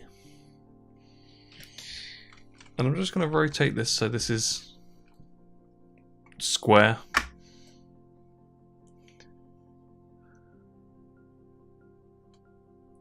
Just so it helps with the modeling, because the straight E things, you have everything, it makes everything easier because then you can just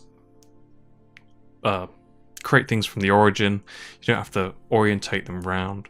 Everything that we say, if we click in a cube now, it's going to be perfectly square to it. But we already have a cube, so now let's. It's not going to be absolutely perfect, but we can get it better than it was before. I think that's pretty good. We can even go up here if we really want to fine tune it. We can go up here and 0.6. Where's my number? Where's that? My number pad's being a bit funny.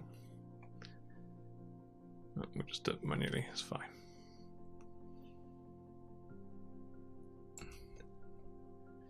Cool, so I think it's good enough.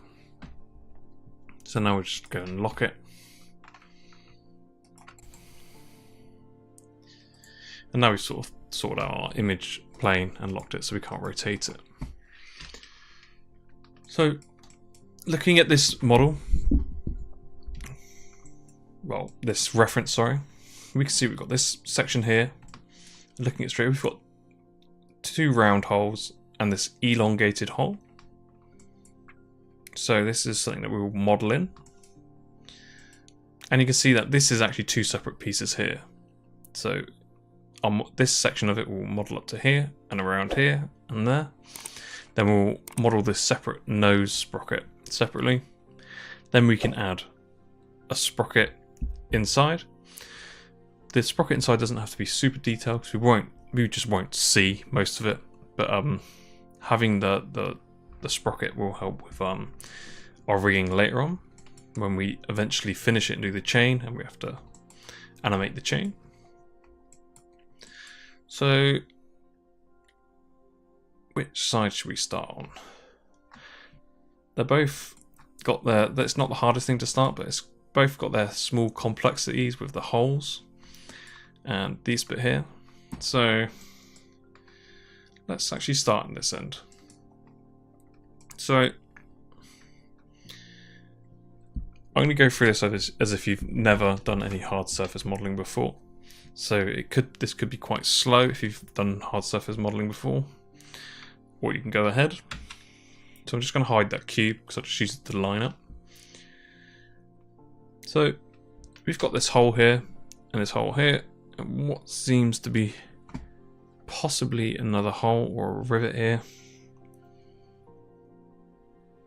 It's hard to tell what that is. We can look at some other reference and see if there is another hole there.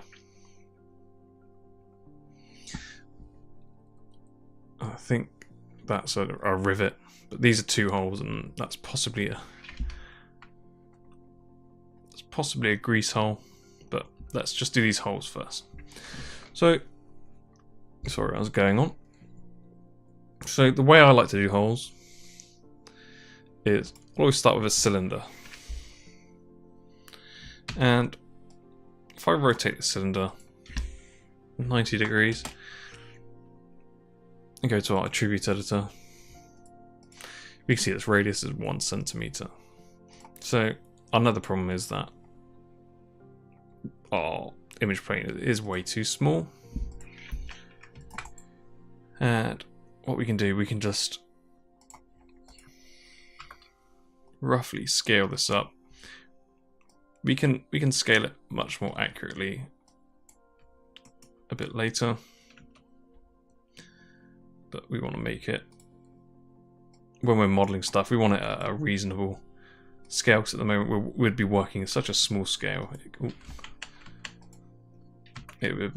can be a bit annoying sometimes. So we're going to treat this that's like a 1 centimeter gap for now, because once we've modeled it, we'll I think this is like a 37-inch bar, so we'll scale it up to something like that. But I might even say it, probably can't read that, but anyway, we'll just scale it up and lock it. It just makes it easier to work with now. So we've got our cylinder. And what we're going to do, I'm just going to place that in the center of that hole. We go to my attributes editor, and if you can sort of see, we don't want that amount. Like, I know that's nice and smooth, but then we have to be accountable for every edge that we create. So when this gets smoothed, I know this will be round, but I also want to make sure that I'm working with a even sort of number, because then it can be symmetrical, and this will help us massively. So because we're working on a model that's for visual effects and not games, we don't have to worry so much about poly count. We can go over the top if we want. We can model all these extra little bits, but you still got to be quite careful. So all I'm going to do is just going to scale this roughly to that hole and get that in. And now we've got this sort of rough position of this hole here. And when I say you've got to be accountable for your edges, you can see that we've got 1, 2, 3, 4, 5, 6 edges that we have to find a place for as we come further out. So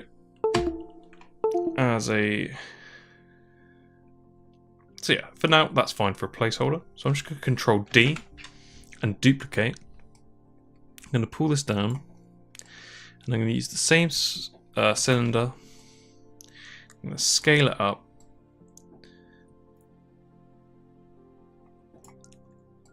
And I'm going to match this sort of curve here. And you can see now, the reason why I've an even number, because we don't have to model both sides. All we have to do is model one side, then we can duplicate or mirror the other side. So we only have to do one side of this to save time, and it's just more efficient that way. So because we're keeping in mind that our geometry's got even sides, when we duplicate it, they're going to match up. So it's very important to sort of know, because I've been there before where you've kind of just made things and you've not really thought about it. Then when you have to start stitching things together or sewing points together, and you realize you've got like an odd number and they're not matching up, it can be a bit of a pain. So now I'm just going to Control D and duplicate this again, and now we have this edge. And you might be thinking, why I'm making cylinders, but I want the outside of this, right? But don't worry about that at the moment. We're just making sure that we've got these correct curves. And I'm not going to worry about that because that will be brought up in the duplication. So we've made these cylinders and we've sort of blocked out these holes. What we want to do is sort of create this edge here, because this is probably going to be quite straight. So what I like to do is, if I select both of my cylinders, then I go to Edit, I go to Mesh, and I can go to Combine. So now what this has done is combine the two meshes, and you can see here we've got these old transforms. So if we select our cylinder and delete our history, that will remove the old transforms. But we don't actually want cylinders. The reason why I'm using this is so I already have these perfectly round edges. So I'm going to go to my modeling toolkit, select my faces. I'm going to select all these lower faces, and I'm going to delete. I'm going to select all these faces and delete, and select these faces and delete, and also all these inside ones. So now I have this two curves. And you're like, why have you deleted all that? It's because I've now got a perfectly like mathematical curve. So when I duplicate this, it's going to duplicate around here and it's going to look perfect. So now if I go to my panels perspective, I can see our cylinders now. I'm still in my shading X-ray. So what I can do, I can select all this. I can just pull it out, and I'm not bothered that it's at the moment that it's clearly too wide. It's not my priority right now. We can change that, and sometimes it's a bit easier to work like this because you can just see it. So I'm just going to select this cylinder. And it's the one that we merged. And if I go to my edges, I'm going to select this edge and that edge. And I can select this tool called Bridge. And it will do exactly what it says. It's bridged that edge. And we can add divisions if we want. We probably will need to add some divisions. Because don't forget, when we make this hole, we're going to use this cylinder and we're going to use it the exact same way as we've done here. So if we've got 1, 2, 3, 4, 5, 6 edges here, the chances are we're definitely going to need at least 3 divisions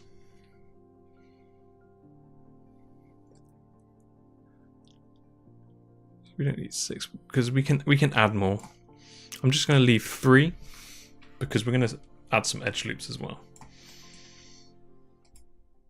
Cool.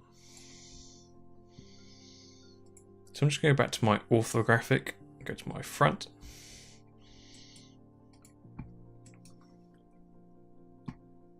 And now what I'm going to do is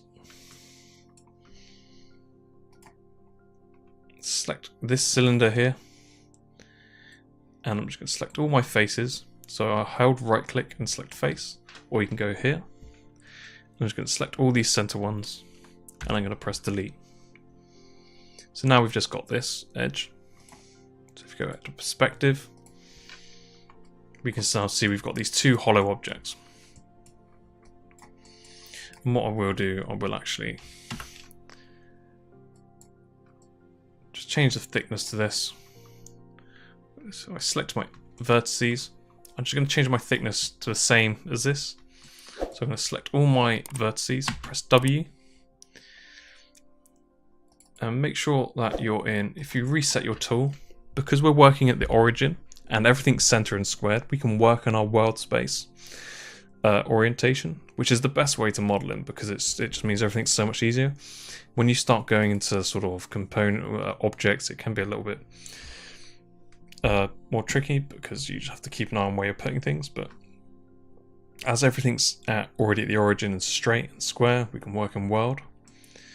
So I've selected all my vertices, and if I hold V and just select this arrow, you see that it's blue, and now when it's over it's like sort of orangey yellow. If I select it, that means we can snap it only in that axis. So I just want to snap it to this one of these vertices here. Then I'm going to do the same to the other side. Hold V, select this arrow, and I'm going to hover over here. So now if I just move this up, I can see that's the exact same width. I'll just press Ctrl Z and undo that. Cool. So we've got these sort of basic shapes. I'm going to go to my orthographic front again, and I'm just going to select my edges. Sometimes it can be quite difficult to see. So I can tear off a small, so if you want to work in 2 windows you can, so you can tear off a copy. I prefer to tear off a copy because I like to pull it to my other screen, but the problem is you won't see that. So if I select my perspective and drag it in here, I can now see my perspective here, and hopefully that should help you guys to see what I'm looking at. So I can either select all these edges manually, or I could double click, and you can see here that it's selected the entire edge loop. And to help center on things, I can press F, and now that's centered my perspective camera around it. So I actually don't want to extrude all of this out. What I want to do is probably just do this side, because there is some thickness to this, but I'm not going to model the thickness. I can actually just model it as a plane, then extrude the whole thing together. The reason why I've done this is because it's just easier to work from pre-made models. So I'm going to press either Ctrl E to extrude, or you can just select extrude here. It does the same thing. And you can either select thickness, and you can see what it's doing here. It's sort of pushing it out, or you do a local translate, offset. You can see what the offset does into perspective. Obviously we don't want to offset it, so put that to 0. And I got a feeling that these might be little indents. Let me just have a little look around.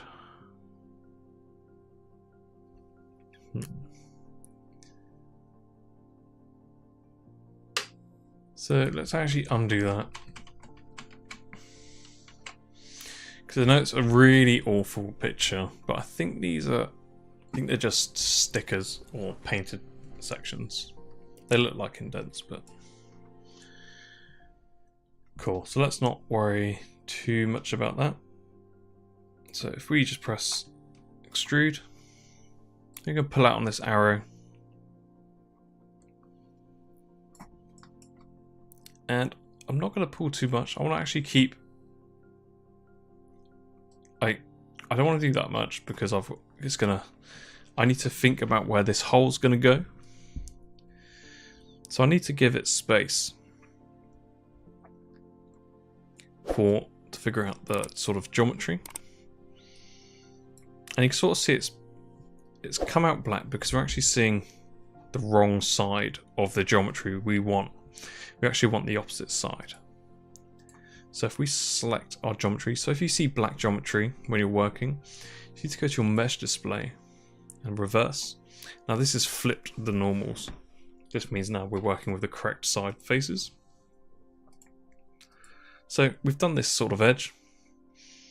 And when we made this circle, we made it symmetrical. So we have so if we go to our vertices, we can see we've got a vertex here. So we ideally want to make this line up with this one here. So let's select this model and this vertices. If we hold V for snap, and if we just select this direction and hover over the vertices that we want, this is now going to be perfectly aligned. So now if I go to, because I don't want to do it all from here, I want to work. In fact, we can actually just select both of these, select both our cylinders, and we can go to mesh and combine. So we don't need them to be separate now, because they're going to be joined together in a moment. And we can delete the history. So now it's just this. So now I'm going to do the exact same thing with the cylinder. So I can double click, so I can select my edges here, sorry. And I can just double click and it selects the entire edge loop. So if I select extrude, do the same thing. And we can see that this is also dark. So if we go back to our object mode, we can, because we've joined them, we can't just select, because we've done this one first and we did this, if we just reverse them, it's just going to flip them and it'll be going backwards and forwards. So if we select our faces, double click, so that's selected all of it, then we can just mesh display and reverse just that single piece. Cool, so we now got, when we look at this, we've made this edge line up here. So if we select our edges again, so I was using right click and select edge, or we can select edge here and double click, and you can press Ctrl E to extrude for a hotkey.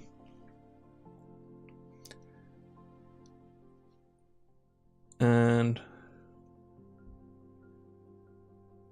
what I'm going to do is you need to decide how. I think that will probably be alright like that. So it doesn't matter that it's absolutely perfect on top. Now we need to join this. So we've extruded that edge out, and obviously we have no edge here. So the first thing that we want to do is go to our vertices, make sure we've got no vertices selected. And if we go to our target world, if I zoom in, you can see as I hover over it, it sort of highlights a vertice. And whatever you highlight on, and if you hold click, it makes a circle. That means that's going to be the vertice that's going to move to the one you aim over. So if I move to this one, this is now welded that to that. And you don't really want to do it the other way around. You can, but it just means that you've broken the flatness of this. And when you do it like this way, it's easier to sort of break it that way. So we've used target weld, and we've sort of just welded that together. So we want to do the same for this, but we don't actually have anything to weld it to. So if I select my multi-cut, and you can see just selecting it, it sort of does its sort of thing. Over here, it sort of automatically like sort of snaps to vertices, and this is okay if you want to do stuff manually. But for this case, we don't. And you can hold Shift, and it will cut at angles. So that's 0 degree. I think that's 15, 30. Yeah, so you can cut it at straight angles like that. So we could actually use that there, like that, and get a rough angle. Or you could hold Control, and it will automatically make an edge loop, but it won't follow the topology. So I'm actually going to hold Shift. So what I did was hold Shift, left click, I just kind of followed this sort of angle here. And now what I can do, I can go back to my target weld. I can select this edge and weld that there. Select that edge and weld that there. And now we've got this sort of hole welded. And we don't want to do that. We don't want to do that again, because there's no point. We're just adding. We don't need to add more geometry to these flat parts. So what we can do is, if we make sure we haven't got target weld on. If I select these edges again, press Control E, I can now sort of extrude this out to roughly where this joins here. Obviously we've got some geometry that's overlapping it, which we will fix. So this is bad. Never leave anything like this in your model, because like it's going to do strange stuff like this. And it's going to be open and not closed. But this, we will fix it with just selecting target weld. So clicked, and now that's welded to there. And we can do the same to the other side. And you can see we're getting actually a little bit closer to the edge here, but let's not worry too much about that right now. We do want to leave some space though, so I'm actually not going to do it as much. So I'm going to go back to my vertices, select my target weld. Well, see, that's why you got to make sure that you don't have anything selected already, because you'll start welding stuff.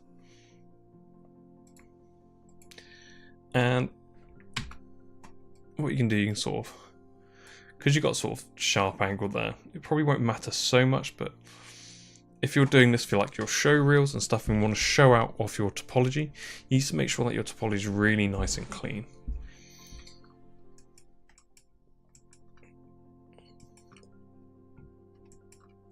So we've done that section.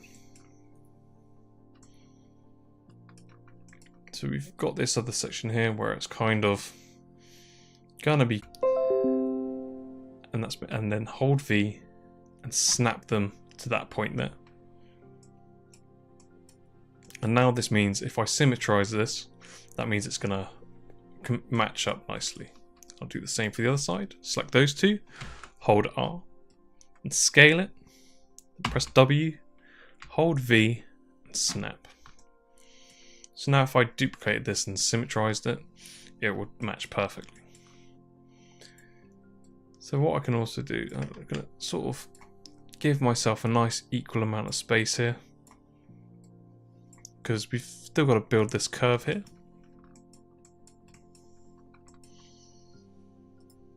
So I'm going to select this curve, I'm going to press Control E and extrude that out.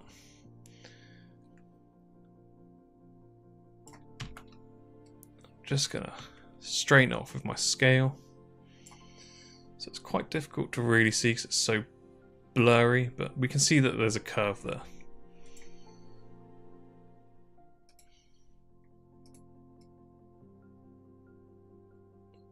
So we can sort of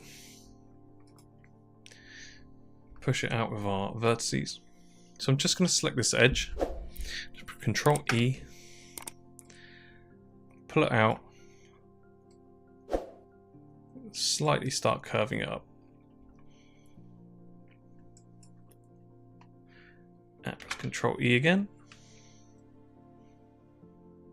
You can see we're now coming to this sort of curve section. We need to make sure when we're doing curves, we're matching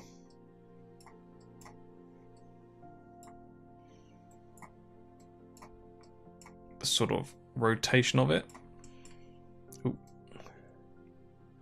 So you don't want to be going like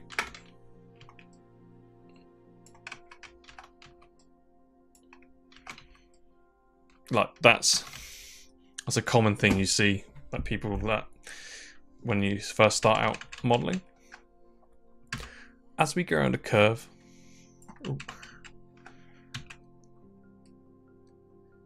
you want to also rotate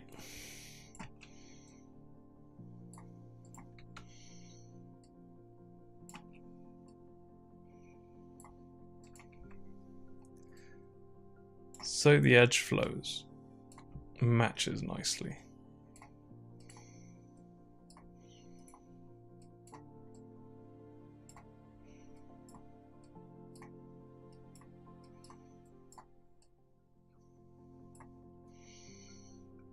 And you want to try and keep it roughly evenly spaced, because we've still got all this sort of stuff to do as well.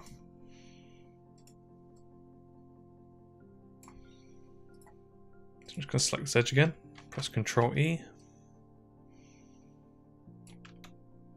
rotate that round. So you can see we're starting to create some sort of strange stuff here. So if I actually Control E and grow this up, select my vertices, and I'll go to my target world. I'll just target world both these ends.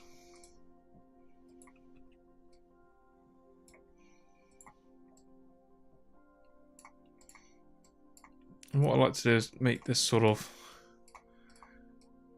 really nice flow. And we could get to a point where, because we also need to make sure that we keep an eye on how many polys we're using, just for keeping this match. We've got 3 polys here, we've got 3 polys here, and we've not even got to that point there. So if I brought this up now to match that,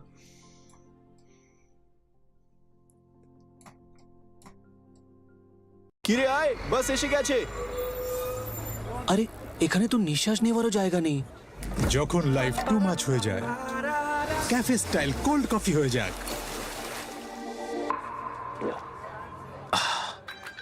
খোলা হাওয়ার মজা নেই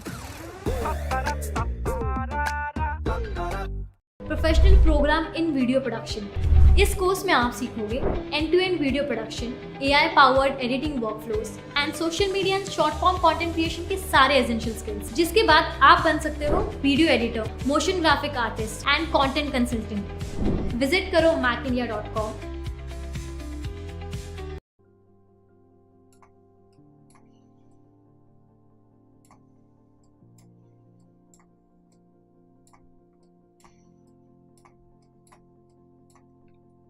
So now we've got this sort of curve here, and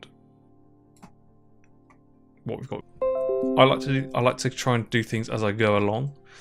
I don't want to like make a complete mess model and then have to sort of go through at the end and make it nice and tidy. So now we've got this as I go along curve here, and it just makes everything a lot easier for you. What we've got, I like to try and do things as I go along. I don't want to like make a evenly spaced and then have to sort of just go for it at the end and make it nice and tidy. If you're wanting to sort of show this to just makes everything a recruiter easier for you. What we've got the chances I like to try and do things as I go along. Ahead of department. I don't want to like make a evenly spaced and then show reel, and they'll be looking out. Go for it at the end and make it nice and tidy. If you're wanting to sort of show this to just makes everything a recruiter easier for you. What we've got the chances I like to try and do things as I go along. Ahead of department. I don't want to kind of make a evenly spaced and then when you're doing a match moves, and they'll be looking out. Go for it at the end and make it nice and tidy. If you're wanting to sort of show this to everything, a recruiter easier for you. What we've got the chances I like to try and do things as I go along. Ahead of I don't want to kind of just make a evenly spaced and then a massive when you're doing a match moves, and they'll be looking out. Go for it at the end and make it nice and tidy. If you're wanting to sort of show this to everything, a recruiter easier for you. Even this all what we've got the chances I like to try and do things as I go along. Ahead of I don't want to kind of just make a evenly spaced and then a massive when you're doing a match moves, and they'll be looking out. Go for it at the end and make it nice and tidy. If you're wanting to sort of show this to everything, a recruiter easier for you. Even this all this looks like this is so I like to try and do things as I go along. Ahead of I don't want to kind of make it evenly spaced and then a massive when you're doing a match moves, and they'll be looking out. Go for it at the end and make it nice and tidy. If you're wanting to sort of show this to everything, a recruiter easier for you. Even this all this looks like this is so I like to try and do things as I go along. Ahead of I don't want to kind of make it evenly spaced and then a massive when you're doing a match moves, and they'll be looking out. Go for it at the end and make it nice and tidy. If you're wanting to sort of show this to everything, easier for you. Even this all select looks like this is so I like to try and do things as I go along. Ahead of I don't want to kind of make it evenly spaced and then a massive when you're doing a match moves, and they'll be looking out. Go for it at the end and make it nice and tidy. If you're wanting to sort of show you into easier for you. Even this all select looks like this is so I like to try and do things as I go along. Ahead of I don't want to kind of make it evenly spaced and then a massive when you're doing a match moves, and they'll be looking out. Go for it at the end and make it nice and tidy. If you're wanting to sort of show you into easier for you. Even this all we're coming up to a bit where we also have to sort of create this but at an angle. So if we control E, start coming up with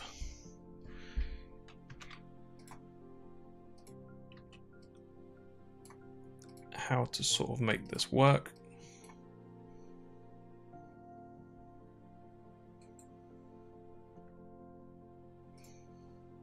So I think I actually needed to extrude one more on the edge. So let's actually undo that.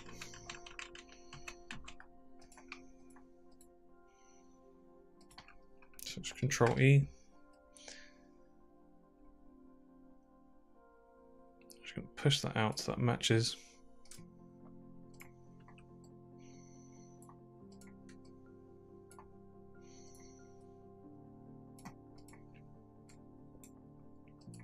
Select this edge and bridge.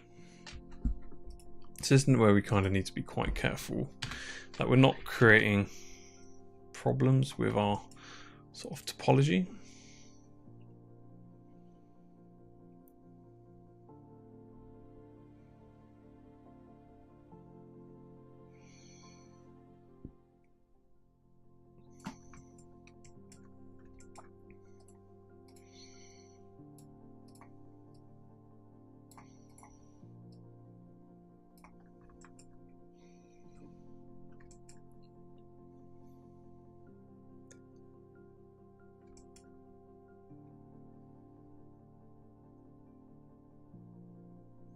Let's E.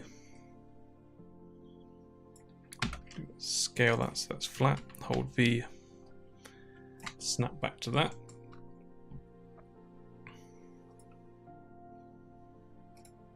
What we can do, bring this up.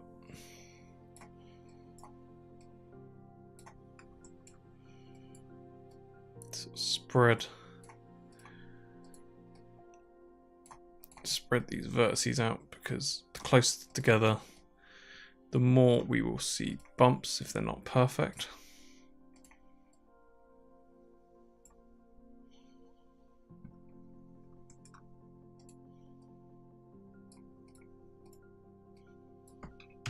Sometimes the easiest way to see is if you smooth it.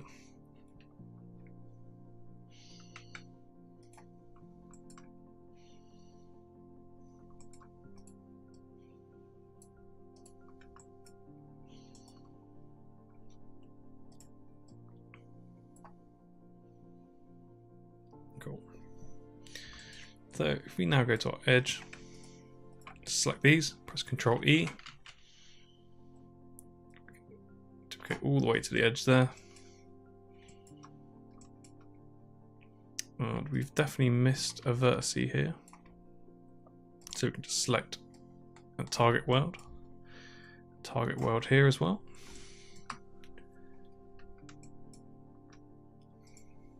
Then let's bring this up.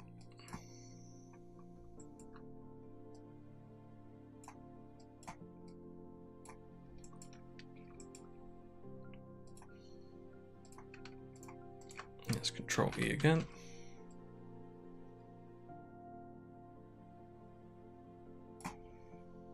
Go to vertices, target weld. What we want to do is kind of space these out nice and evenly.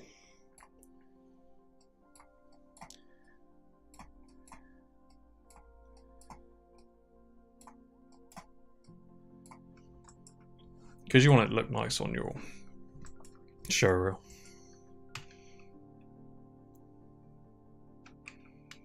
I think there's definitely some sort of kink in here.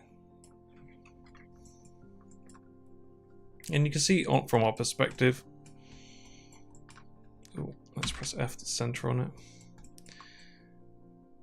It's not a very big window, and you can see we're starting to build it. Although we still need to sort these edges out, but that's something that we always do last.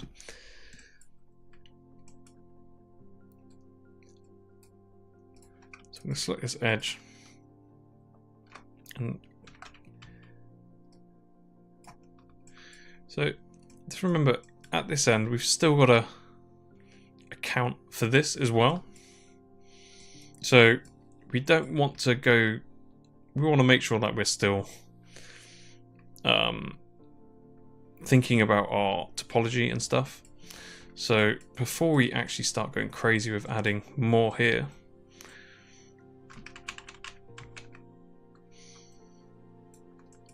let's create another cylinder. So 1, 2, 3, 4, 5, 6. So in all our other cylinders, we're working on a 6-sided or a 12 subdivision axis one. And if I just rotate this 90 degrees,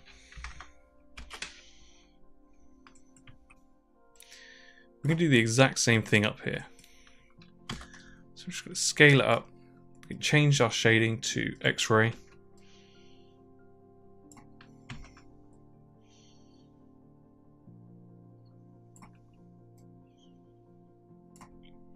And let's get approximately,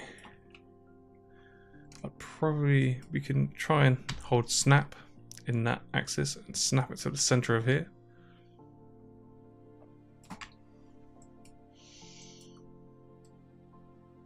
Because even though we're sort of matching that up, if we slide that all the way down,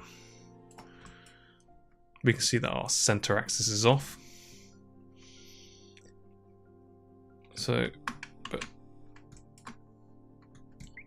let's hold V, snap it to there.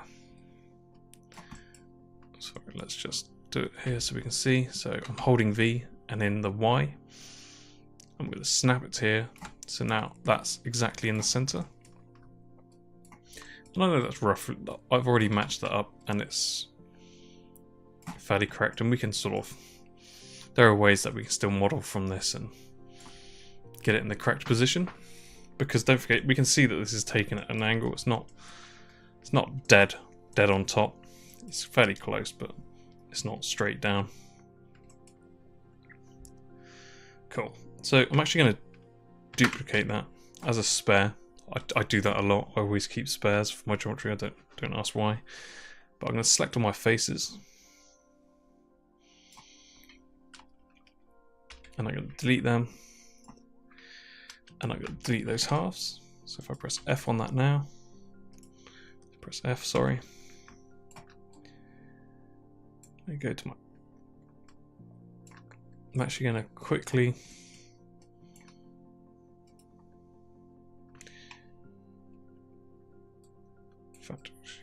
So this is what I keep as spare.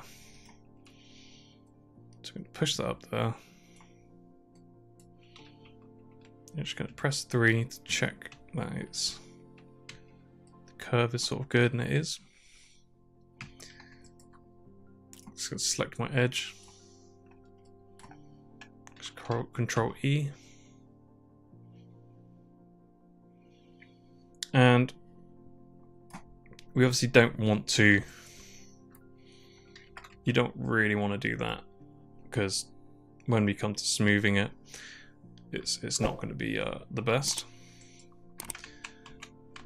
But we'll come to that. So what I expect we'll do is the most of the geometry will come down to this part. Let's actually just make sure we're selecting those. So Control E. So now I'm going to end up with 4 here.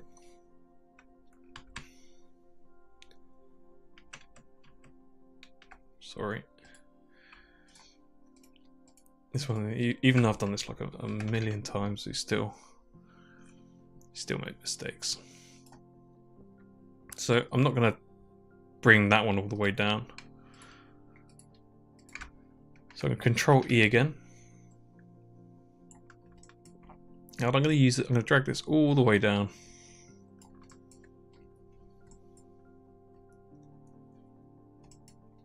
And this is going to give me good reference of what I can continue to model here.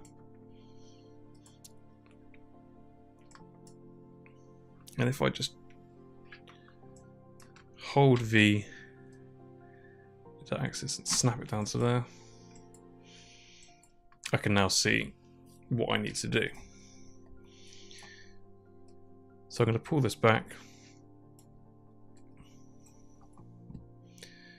And I'm actually gonna select this, because if I look at my perspective, it's the normals are around the wrong way. So if I go to my display, select reverse. Now my normals are the correct way. And then also I'm just gonna select my faces. I'll select my vertices actually, so it's probably easier. Select these. It's a little bit difficult in a tiny window, but it just means you guys can see it as well. I'm going to press W for my transform, and I'm going to do the same thing as what I did with the other cylinders. So I'm going to hold V, and I'm going to snap it so it's flat with that. So now if I pulled these, they'll be directly on top. Cool. So now I'm going to select both my meshes. I actually don't need this bottom half, because we will mirror it. So I can delete that.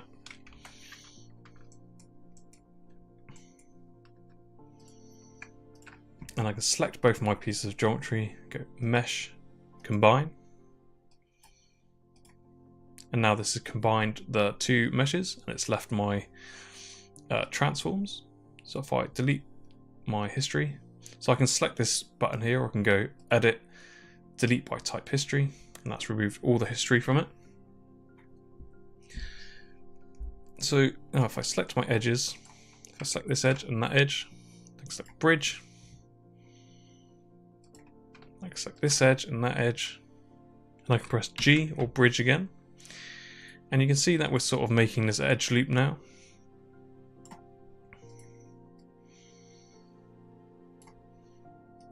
And select this edge and that edge and press G for repeat. And you can see that now we've made this sort of edge loop going round.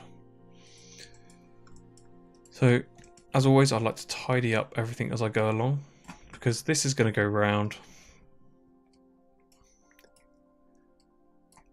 And I want this sort of to be a nice curve going round. So this means that this needs to go further round.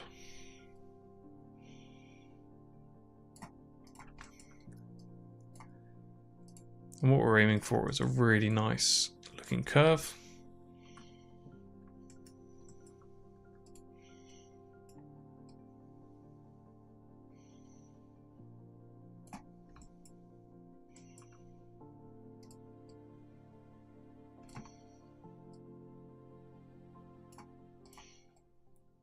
And we can sort of do that to the other bits as well. Like I say, you want to make this look really nice because at the end it's going to be your reel. Or it's not just to do that as well. It just means that when you do smooth it, it's not going to get any weird stuff going on with it. You're not going to get any kinks. Like if you're modeling, especially if you're modeling cars and stuff, and you're all modeling something that's got really shiny surfaces, you're going to notice those wobbles and bends. So I'm just using my target weld. Sort of weld that.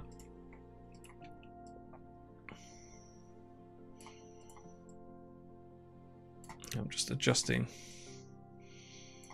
all of this for a nice sort of topology.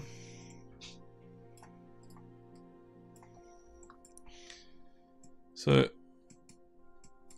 we can see now we've got this huge space of stuff that's not been made.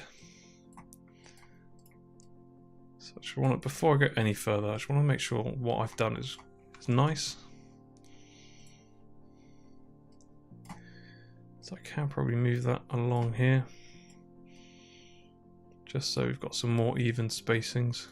It's not so bothered about the straight edges, but when you're working with curve edges, see the closer your vertices are, the tight you're going to get like pinch points, which is how you make sharp edges.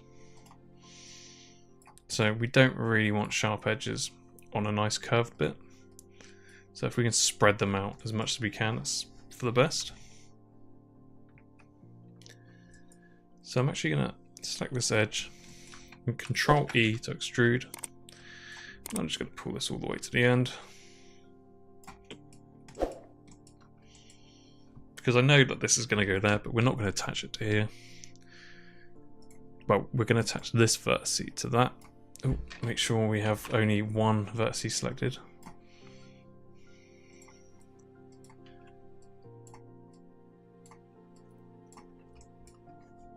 Cool. So we know we've got this huge space of like 3 large rectangles. So we don't want to sort of go like, I can see why you'd think go that one, adjust that, adjust that. Oh, why is it not doing it? Adjust that, adjust that. You can do it that way, but then you could end up with like lots of kinks. The best way to do this is start off in the middle. In fact, start at one end.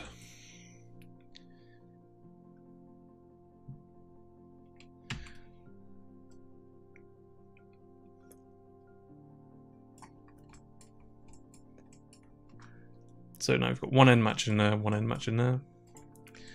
We want to go to the middle. I'm actually going to select all these, go to my vertices, select all my vertices, hold R, and I'm going to straighten all these out, because it's going to be curved, because it's going to pick up on these bits and it's going to sort of match the edge flow. But I don't particularly want to keep that. I want to make sure it's nice and straight. Then I'm just going to select this top one and bring that up. Then I'm going to do the same again to the top highest peaking part. So it's that bit there. And I'm going to do the same again, select all the vertices, scale it in one axis. Just going to select this top one. Bring that up. You can still see that we're kind of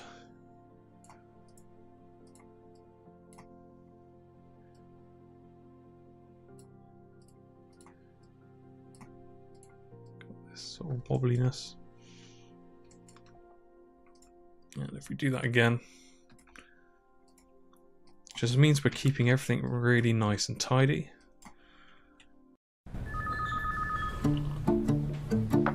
Guys, हमारा new office has to be the next gen workplace. Bold, modern and inclusive. ऐसा कि work is worship का feel है. ऐसा जैसे कि किसी employ को घर जाने का मन ही ना करे. सही है बॉस. ऐसा प्रोसेस सेट करेंगे कि 70 क्या सब 100 आवर्स अ वीक काम करेंगे. प्रोसेस तो ठीक है बॉस, बट ये फ्यूचर रेडी ऑफिस के लिए प्रोसेसर कौन सा लगाएंगे जो डेटा सेंटर को पावर दे और पैसे भी बचाए? भाई प्रोसेसर तो वही वाला प्रोसेसर लगाते हैं ना बॉस. ठीक ही तो है, क्यों बेकार में चेंज करें? लेकिन अगर वो वाले से बेटर मिले तो? वो वाले से बेटर कौन है? वही शर्मा जी जो आपके मोबाइल नेटवर्क को पावरफुल और फास्ट बनाता है. वही जो अरोरा सर के फाइनेंशियल्स और बैंकिंग को कटिंग एज सिक्योरिटी फीचर्स देता है. कौन? स्नेहा जी का फूड ऑर्डर. वो जो स्नेहा के फूड ऑर्डर्स ऑनलाइन शॉपिंग से लेकर ओटीटी और गेमिंग ऐप तक सबके क्लाउड इंफ्रास्ट्रक्चर की नॉन स्टॉप रनिंग को सपोर्ट करता है. अरे भाई कौन? AMD epic processors. Health care से लेकर मैन्युफैक्चरिंग तक, इलेक्ट्रिक कार से लेकर एरोप्लेन तक, स्मार्ट सिटी से लेकर मून मिशन तक में प्रेजेंट है AMD. और बस यही नहीं बॉस, अपने एनर्जी एफिशिएंट डेटा सेंटर के हाई परफॉर्मेंस के साथ ऑपरेटिंग एक्सपेंसेस भी कम करता है AMD. Yes.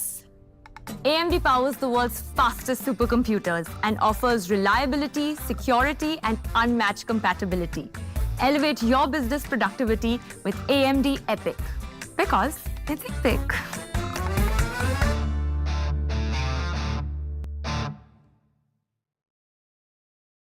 चाउमीन अभी देता हूँ रेसिपी. आज से ठीक 25 साल पहले यही मई का महीना ऐसा ही एक दिन मैं एक एग्जामिनेशन हॉल में बैठा था. दोस्तों का बड़ा प्रेशर था. पापा से चाउमीन के पैसे निकलवाने थे. सीधे मांगता तो लपड़ पड़ता और इतना बढ़िया मेरा एग्जाम हुआ. I was so good at it. Chowmein बहुत अच्छी थी. जिस दिन एग्जाम दिया उस दिन भी खाई और जिस दिन रिजल्ट आया उस दिन 2. Only a really small amount there.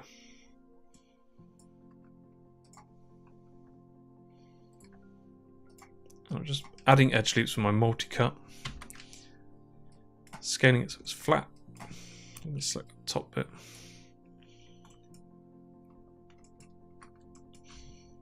So I kind of like to keep an even amount geometry. I don't like having big long rectangular shapes, although it probably doesn't matter so much. It's more of a preference thing. So if we can keep these equally or as equally as you can spaced out, it's ideal.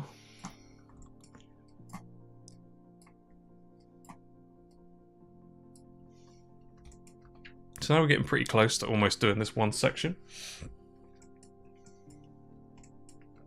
And now we just got to figure out what we're going to do for this sort of edge here.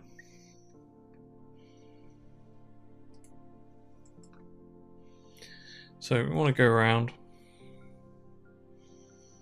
So we've got this complete sharp right angle and it goes in here. So I'm going to select my edge, just this one. Just Control E.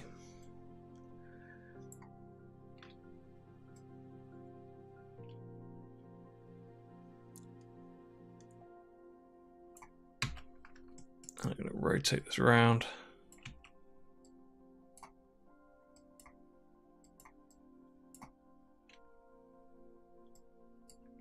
Control E up again.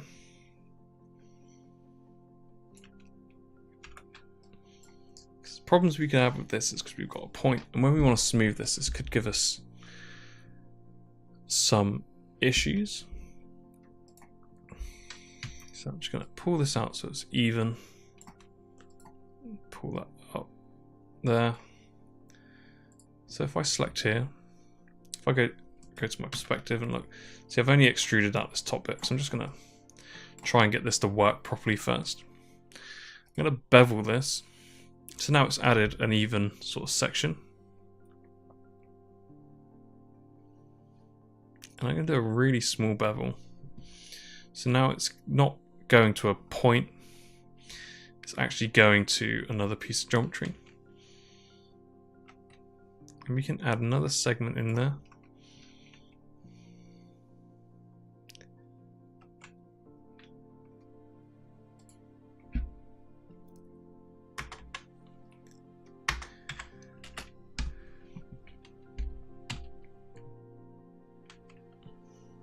Oh, no. Press 3. And we can see we're getting this sharp edge here. But now we've got a lot more geometry.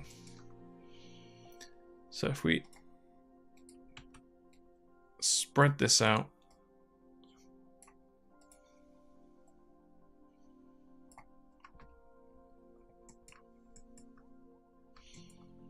because we could just bevel that,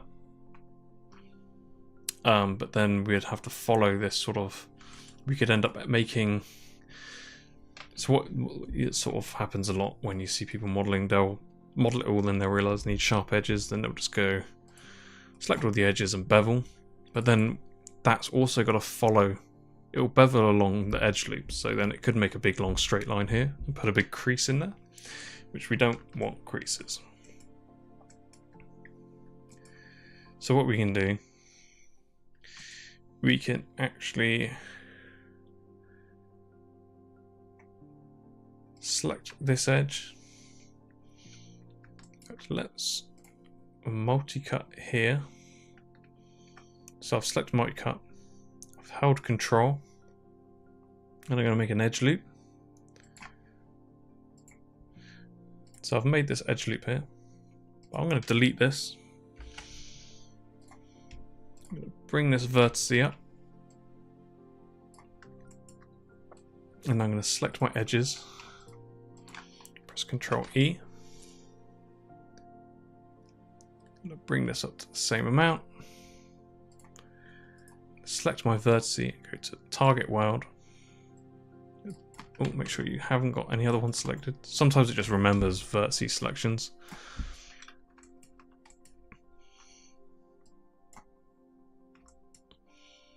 And now we've made this sort of edge loop here. So I'm just going to go around and tidy this up.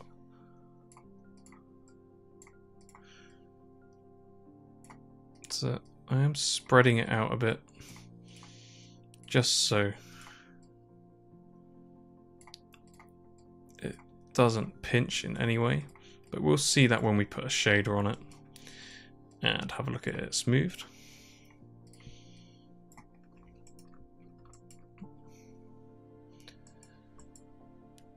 So now we've got this section here. We've sort of roughly done that edge. Now I need to figure out how we can do this other section. So we can do the same again. Like usually the other ways, you could quite easily just do it this way. Control E, the way I showed you before. Then when you're done with it, you can just bevel that edge. But don't forget, when you bevel it, you're going to end up beveling whatever loop that attaches to. So I just prefer to do it this way so it's nice and clean.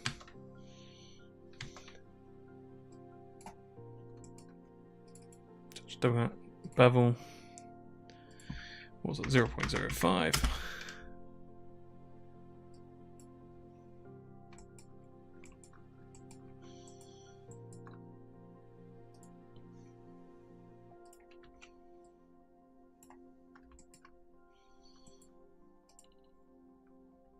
And what we can do here is pull this.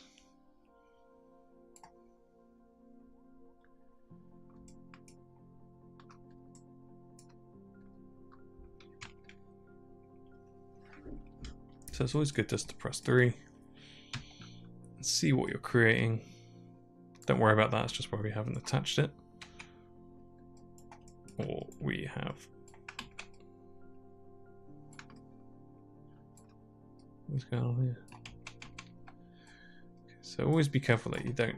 I think it's probably just like extruded something and forgot about it. So we can sort of see that we've got some nice sharp edges here.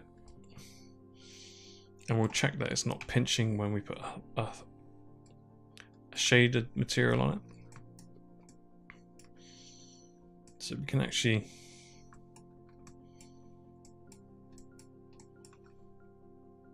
because now we have this edge here and we need to match it. So I'm actually going to select multi-cut. You see that's made a cut all the way around the edge. It just shows that we've got a really good edge loop.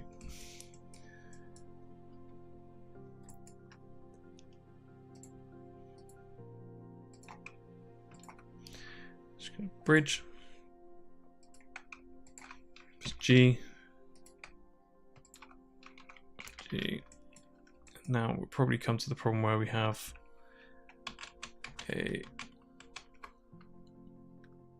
We need to sort of do this here as well.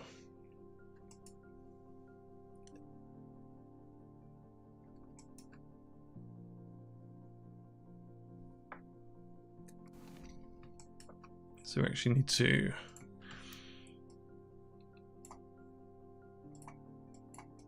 let's match that.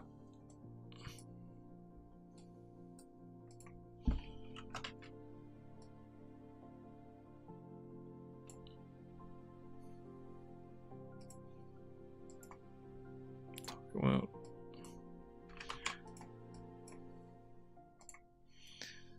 if we select these edges, we can bridge.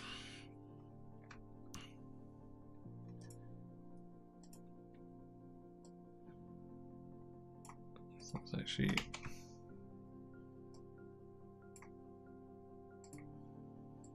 bring this round.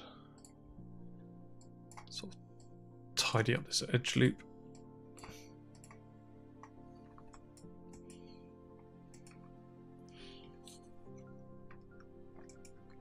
So now we've got more, so we've added more down here, which we probably don't want.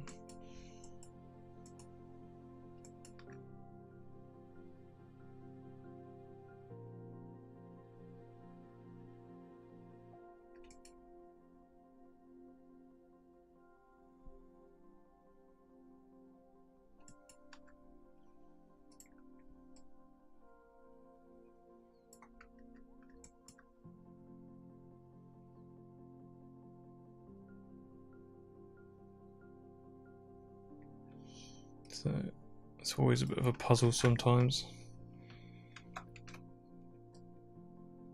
because I've not practiced this. This is me straight away doing it, so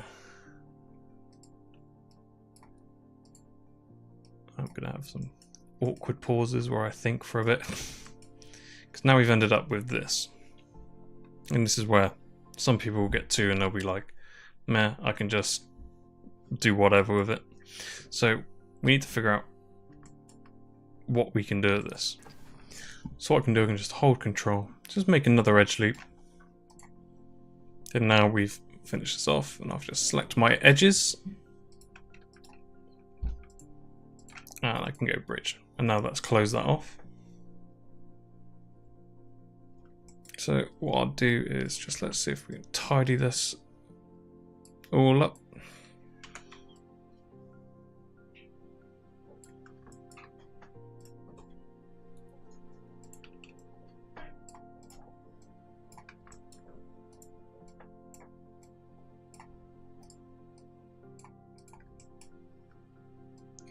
pull this up.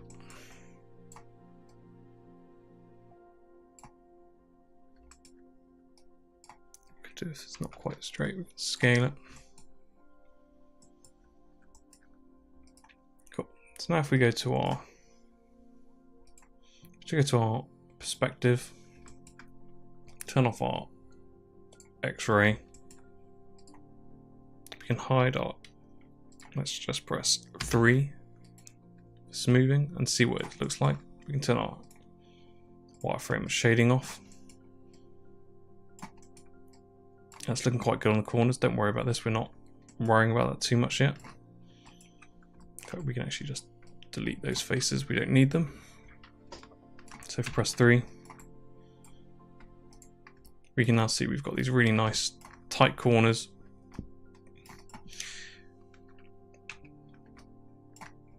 If we go down here, we can see we've got the hole. This is all, this curve's all nice. We might need to take a look at this section here.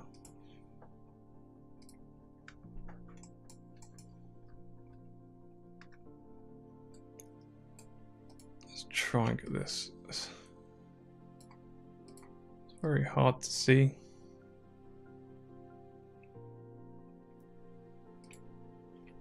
What we can do actually, if we can go to our curves, select our CV curve.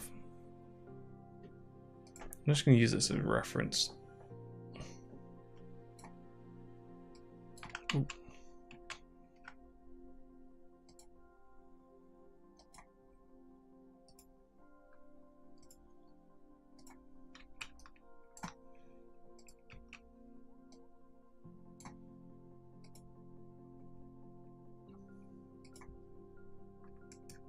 So I've just made a curve.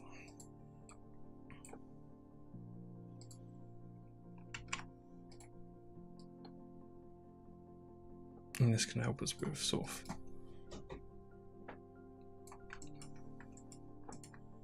getting this smooth.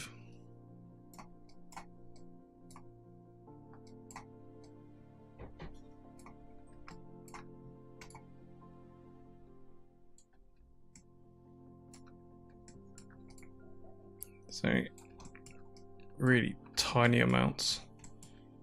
It needs to sort of come down. I'm just using the curve to figure that smoothing out for me.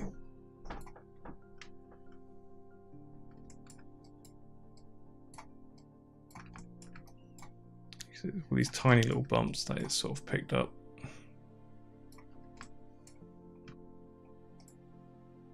So I'll just delete that curve now. We can see we've got a really nice sort of smooth curve here, but we can see we've got some wobbly bits here that we can sort of straighten out.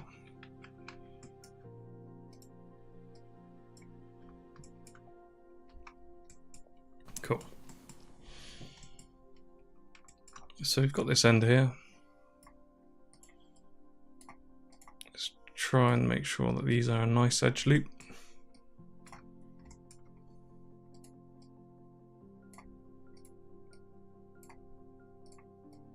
We've got a pole here, so let's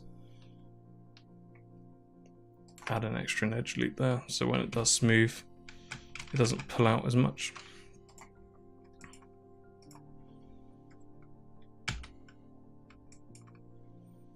So we can go now to our perspective. And let's, what we can do now, let's we can mirror it, or once you're done with stuff, I am going to just change my pivot point actually. I'm going to hold V, make sure it's at the bottom where we want to mirror it. And you can use the mesh mirroring tools and watch it mirrored as you're going along, or you can just Control D and -1 in the Y, and that's just duplicated it. That's not mirrored it, but now we've got the exact same thing mirrored.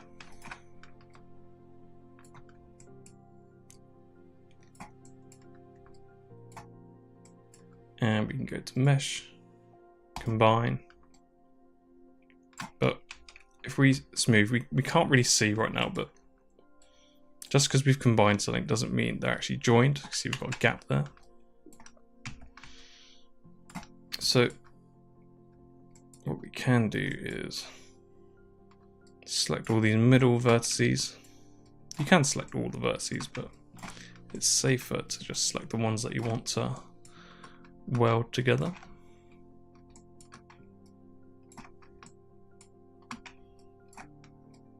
Because we've got some quite close ones here. If we go to mesh, edit mesh and merge, this will now merge our poly vertices, and you see we've got a threshold. You can see if we even because we've got some really close vertices here, even if we bring it up to 0.2 or 1.1, it's going to merge, but because I know these are on top of each other, 0.1 should be enough. So for now, if I select one vertex, it's now, all the middle ones are now joined. So if I press 3 now, I can see that we've got quite a nice looking first part of our chainsaw part. So if I go to my panels, orthographic top, I can go to this section where we've got these insert bits where we use the curves to create our holes. I can now delete those. So now we just have a plane. If I go to my perspective, so if I select all of my polygons and press Ctrl E,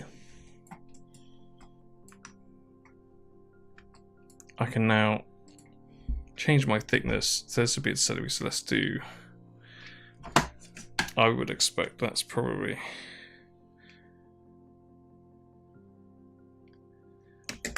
alright, 0.3.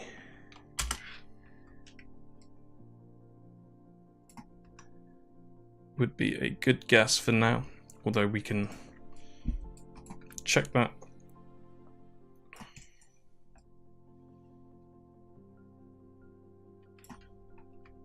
Cool.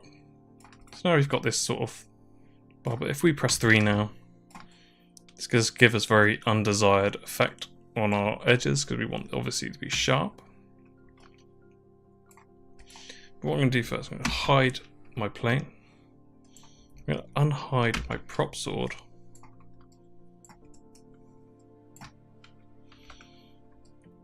I'm just going to look at the size.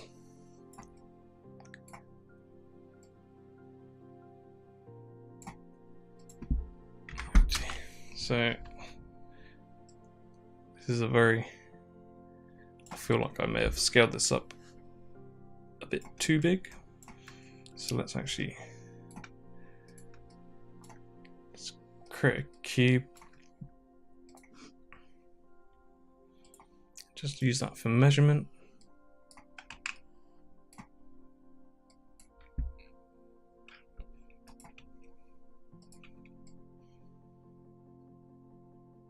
So that's 1 meter. So let me just find what our actual measurements for our sword was. So the sword handle was actually 27 centimeters.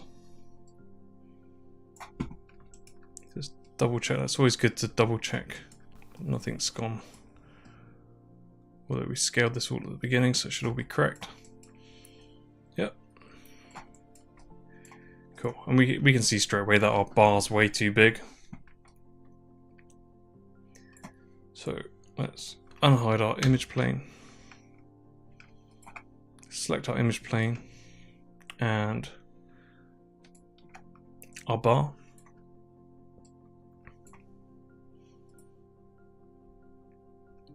And I'm going to unlock all of this.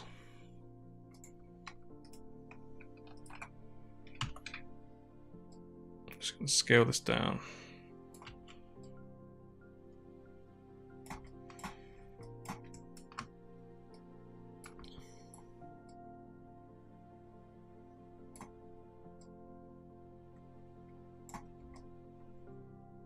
This one's a much larger chainsaw blade than I realised.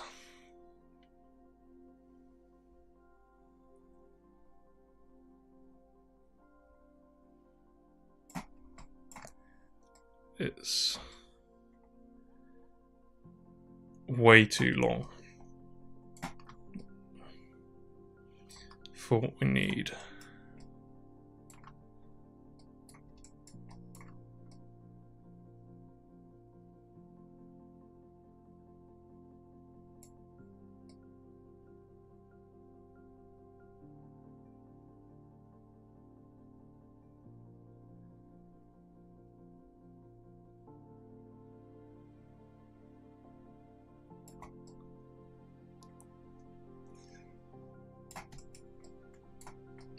So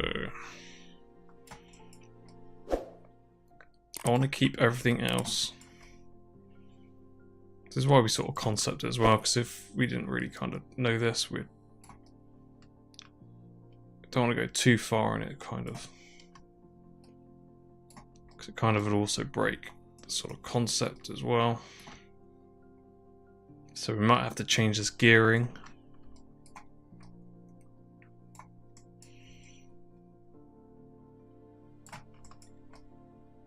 But I think we can easily shorten it. So we hide our image plane. Let's go to our orthographic front. Change our shading to X-ray so we can see through. Cool. So we can see our chainsaw blade, and we can sort of see actually how kind of long we want it. So we've actually, what we can do is straight away, let's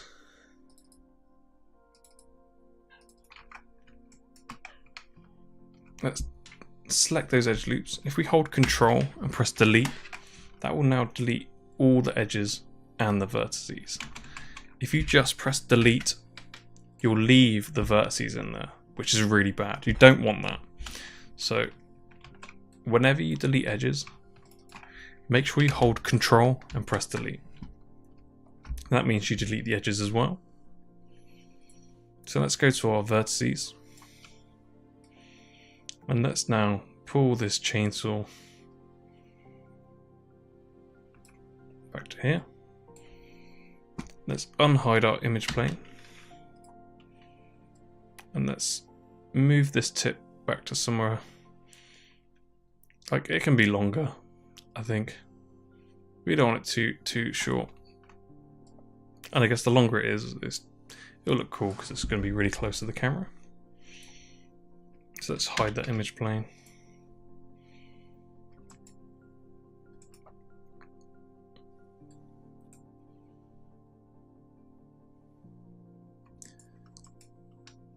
So let's select that edge loop. Let's bring this down a bit more. So obviously we're going to end up changing the shape of this.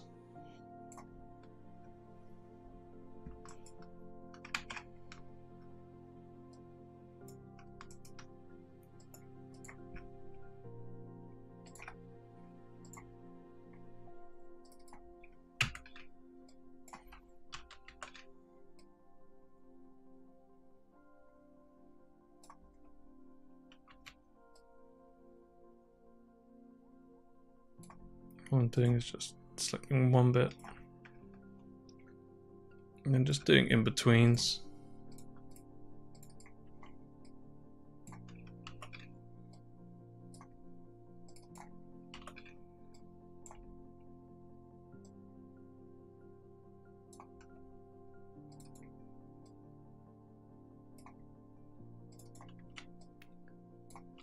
And just making sure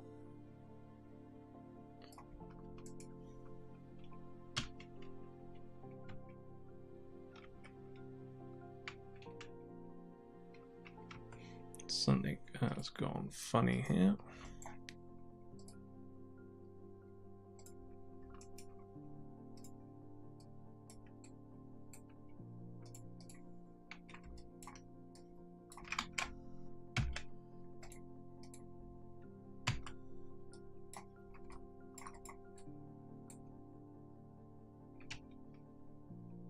it's just... Oh no, something has gone funny on the back side.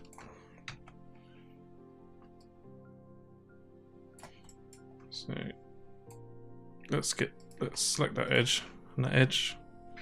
You can delete the edge loop, double click on that and delete that. Oh, what's going on? Something's joining it. Let's delete that inside bit. Sorry. It's just trying to get it perfect so we don't get a mess up.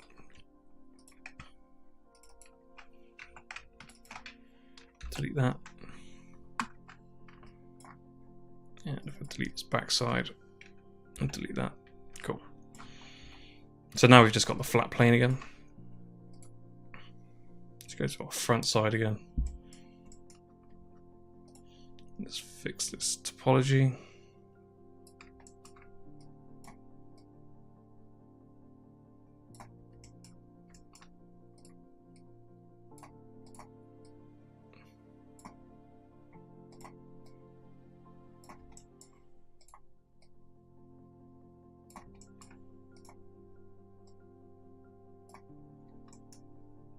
So we want to make sure that it's all looking nice.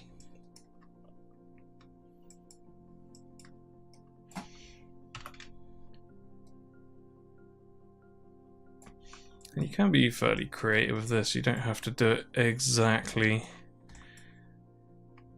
how the chainsaw is, but obviously the closer to a real chainsaw, the more realistic it's going to be.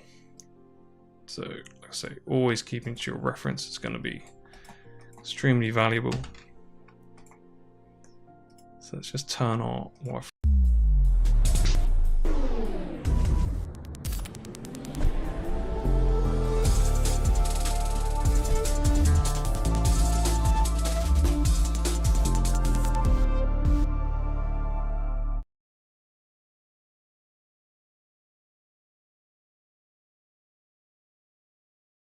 Frame was shaded on.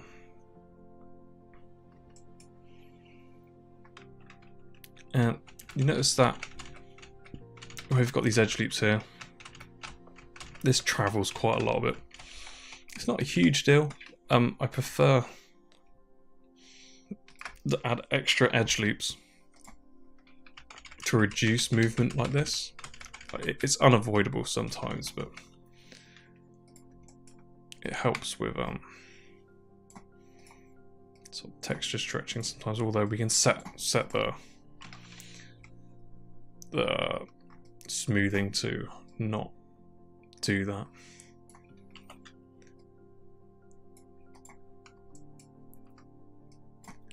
Now, I'm just going to try and get these nicely evenly spaced. So we're going to have to sort of adjust these.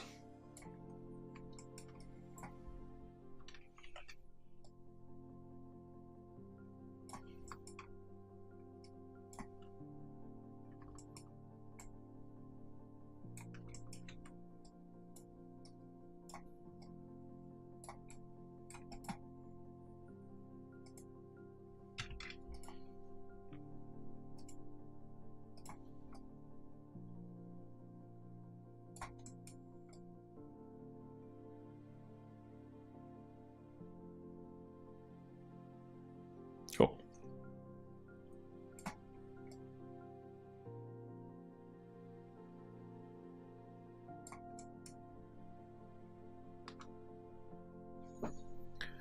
So, pretty much done with that bit. So, what we can do is just select all the faces, and we can extrude it again. What did we do last? 0.3.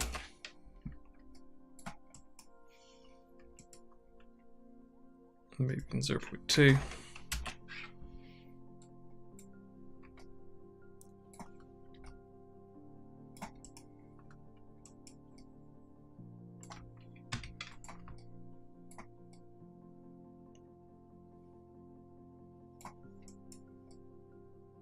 Cool. So now what we want to do is sharpen these edges. So let's start with the middle bit, and I'm going to double click on these edges. Like a select bevel. This bevels the edges. This allows us to make sharp edges. So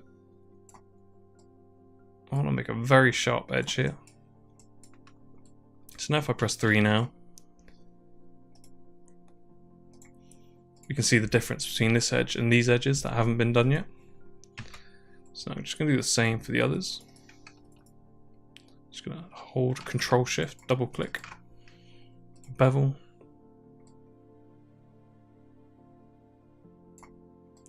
Two segments. Press 3. Now I've got some really nice sharp edges here. So now finally we need to do it for the outer edge. So hopefully if we've made a nice edge loop, it should go all the way around, and it has. So now if we bevel this, we can now see these corners are working really nicely. Press 3. Let's press Control 1, sort of isolate that. It's quite hard to see, but when you're working with hard surface, you really want to look at it in a sort of a shiny material. So if we hold right click, add new material, we can just add a thong, sorry. And you can sort of now see the shimmer on this. And this will sort of show you any sort of kinks or any sort of weird stuff going on in your mesh. And usually if you don't have any, it's pretty good.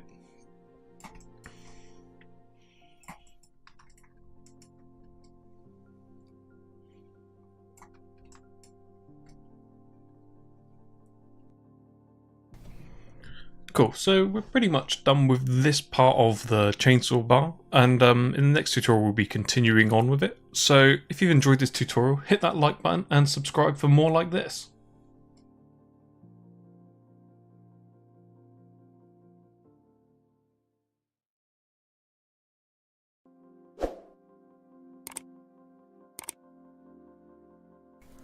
Hi, and welcome to VFX Tutors. I'm Josh, and in this tutorial we're going to be continuing with hard surface modeling. We're going to be continuing with our chainsword model.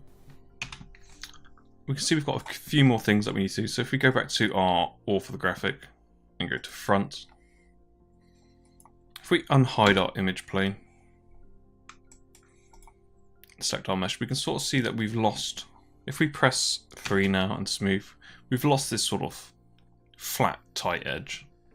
So what we're going to do is just going to fix this.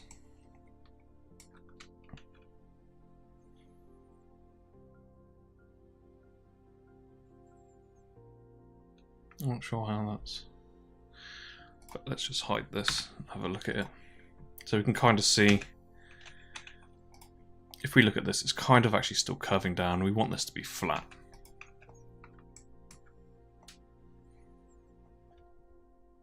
So what I'm going to do, I always like to use objects as a reference for lining up. Instead of like guessing, you can snap them, but we're so close to sort of doing this. It's just how I do things. Like, people have loads of different ways, but I know that this is flat, and somewhere down the line we must have adjusted this slightly. So you can either go to keep your modeling toolkit open, because that's going to be the most useful. I'm just selecting my vertices. I'm just going to pull these vertices down to the level with this cube, because we use this cube for our scale reference for the handle. And what we can do, we can just bring that down. Check this bottom bit, because obviously we symmetrized it or duplicated it. So we'll just pull that up as well. If we just go to object mode, you can just pull this out of the way. If you press 3 now, we can sort of still see it's kind of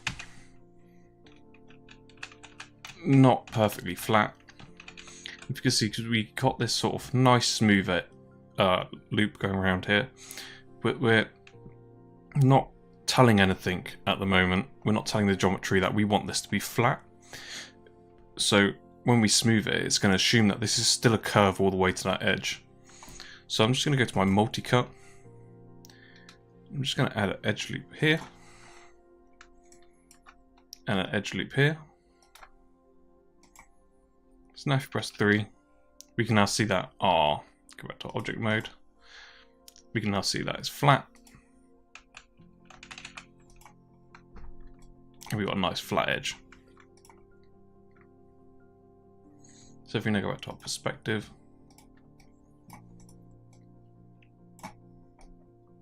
the one thing that I will do actually, we beveled this edge, and I kind of want to remove this bevel because I probably did that a bit preemptly because I want to do all my smoothing at the end. So I'm just going to go to my attribute editor.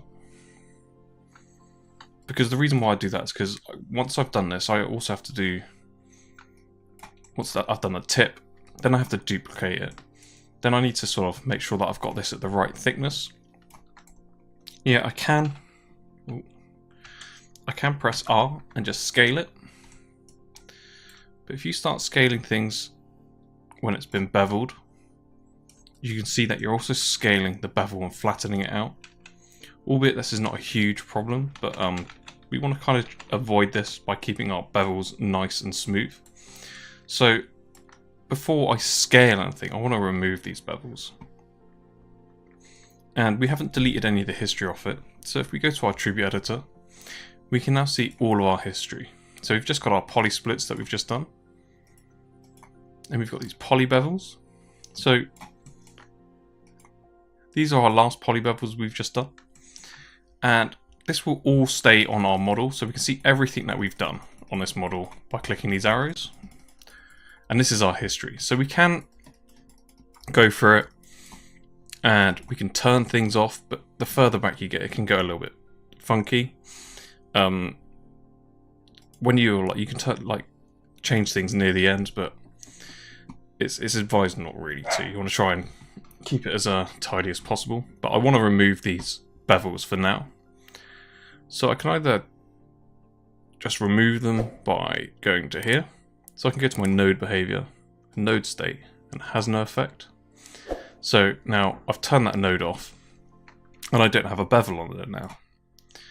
So this is quite a nice little way of, if you've beveled everything and you've want to undo it, you can just turn it off. So I'm just going to go through, because I kind of want to leave my beveling right at the end. Once I'm happy with this, I'll do my beveling at the end, because I don't want to scale my bevels or anything like that, because then it starts to go a bit funny.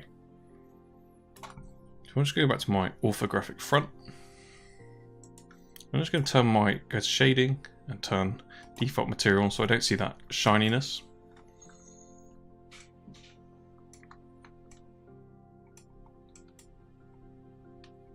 And I'm just going to check these edges with this cube. And I know it's sort of curved. If I turn my wireframe shaded on, we can see we've got some sort of weird stuff going on here.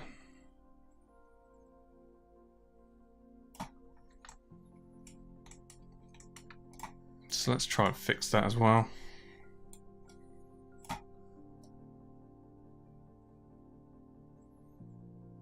So I imagine it's curved, it's just not. It's a bit too much of a steep curve, because don't forget we changed the size of this because it was a bit too long for our sword. Or you can have the sword longer, it's perfectly fine. But I just want to take this, there's quite a steep angle here which I want to take out.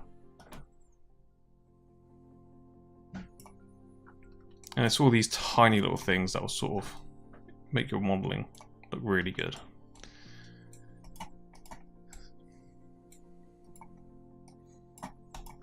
So now if we press 3, turn our shaded off, we look at it, it looks really good. It looks nice and smooth.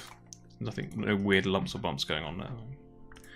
But obviously we've removed the bevel, so we're not going to worry about that too much until we've actually finished the model. Cool. So before we go too far, let's just rename this to chain sword underscore bar geo. Okay,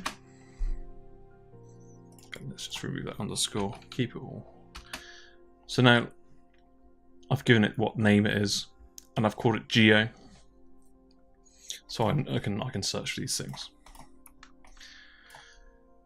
So if I go to my orthographic and front, turn on my image plane again.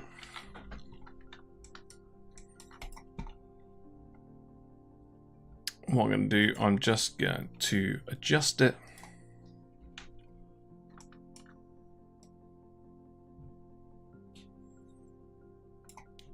Let's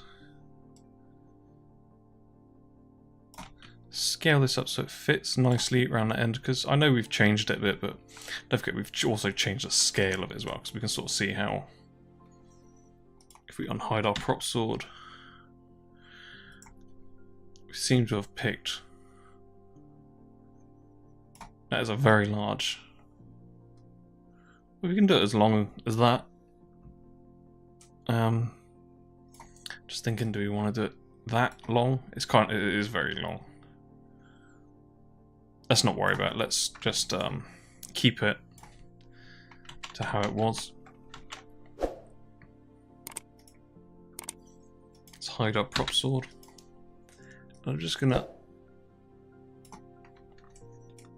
scale.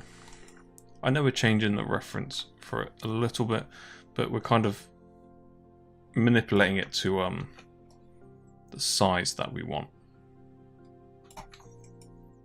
And as long as we still continue to follow this angle, it should be fine, because we still only have to do half. Cool. So we're now done with that section. So now we need to do this tip, or the tip sprocket. We only have to do this for one side, because this sprocket's only it's got an access plate on one side. So let's go back to our perspective. In fact, what we can do, because you can just start fresh from another bit of geo, I like to reuse bits that I've got. So I'm actually going to Control D and duplicate this, and I'm going to hide my previous one, because we've already got this curve and this edge, so I don't really need to model this again. I can just reuse it. So what I've done, I've just duplicated this. I'm going to hold right click, or I'm going to go back to my modeling toolkit, select faces. I'm just going to delete all those faces. So I'm just going to delete all the faces around.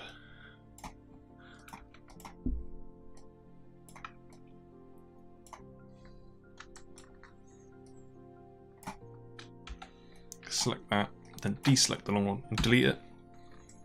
In fact, I'm going to delete all of those because we're going to mirror it again. And now you can almost sort of see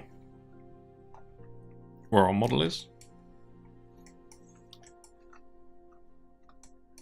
So because we've scaled this, it has sort of changed some of the dimensions of it. Maybe we can make this a little bit longer. We'll play around with the length once we've finished this whole bit.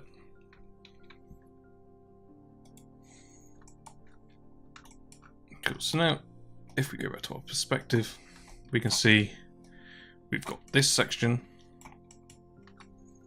And what we can do, we can just go to our poly modeling, and we'll just delete, because this will still have, oh no, it won't have anything on it actually. So what we'll do is go to our mesh display and reverse, because don't forget we now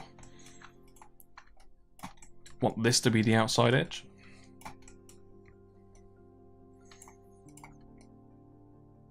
And I'm just going to go select my edge. I'm going to go to my panels and tear off a copy again, so you can see the perspective view. And go to my orthographic front.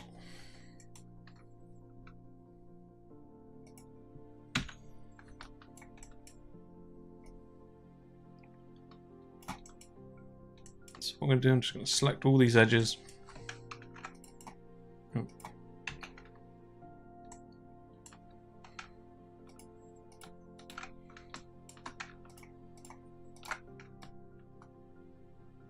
So I've selected all the edges on that sort of side, and I'm going to press Ctrl E.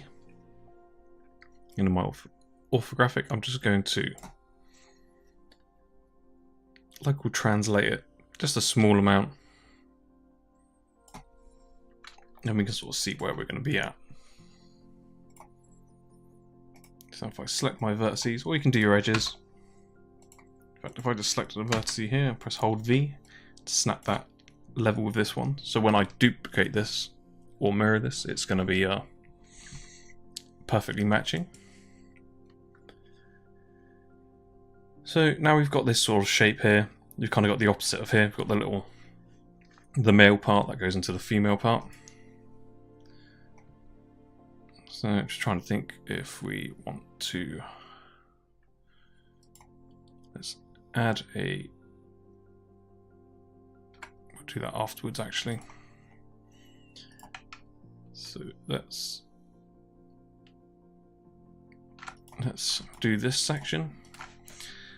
So I'm going to kind of leave this. I'm going to press Ctrl E again on those edges.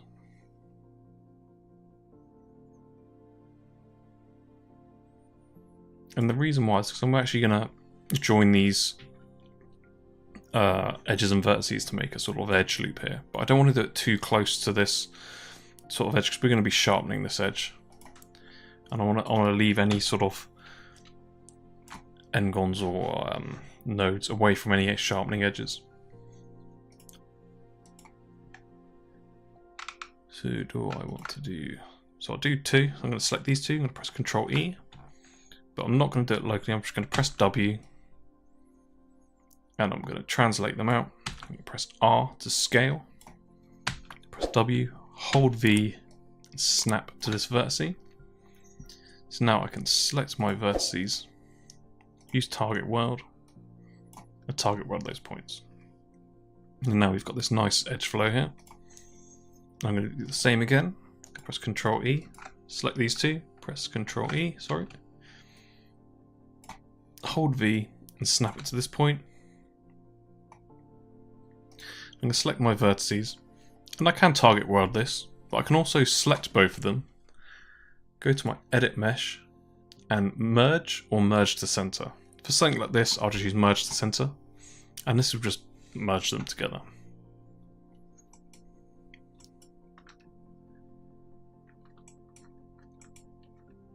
So I'm actually going to do the same. Before I actually go any further, I want to actually sort this edge out, because I want this to be a nice sharp edge. So first of all, I'm going to try and get a 45-degree angle. Select that edge and press Ctrl E.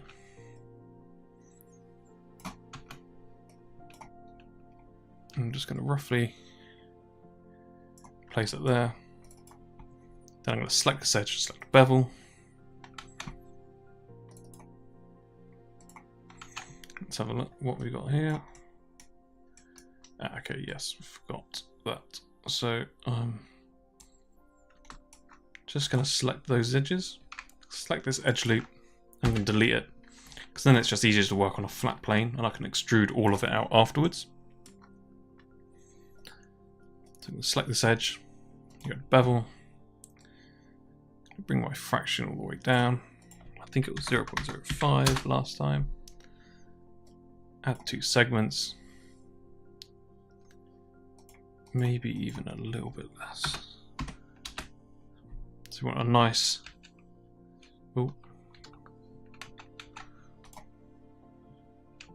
nice tight edge there. And you see we still need to add this edge loop here.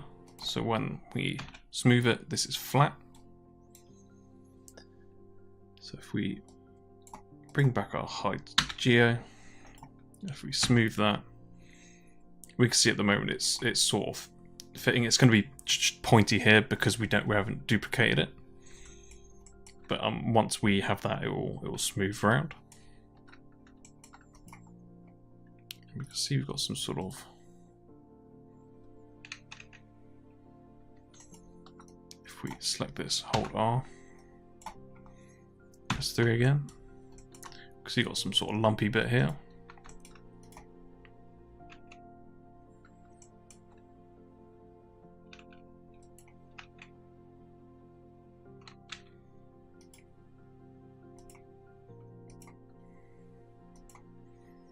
We can worry about that once we've finished modeling that section.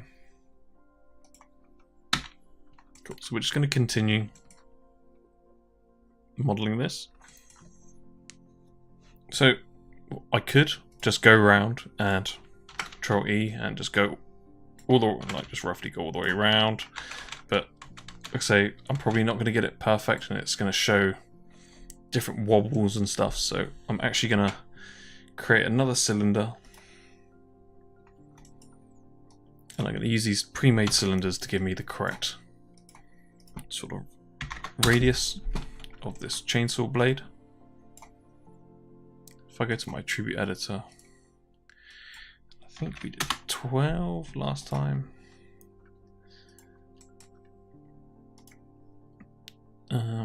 Let's scale this up.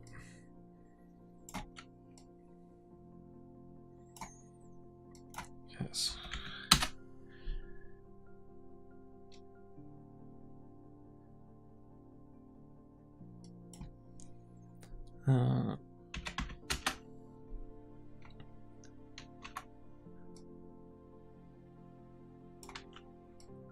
So I'm just going to turn my shading X-ray on so I can see underneath and get this sort of roughly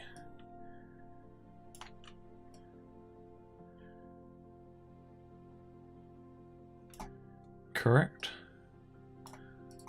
So I can add loads if I want, so but don't forget we've got to be accountable for all these polys. Obviously we're not going to worry about that, but we can see where we need to be.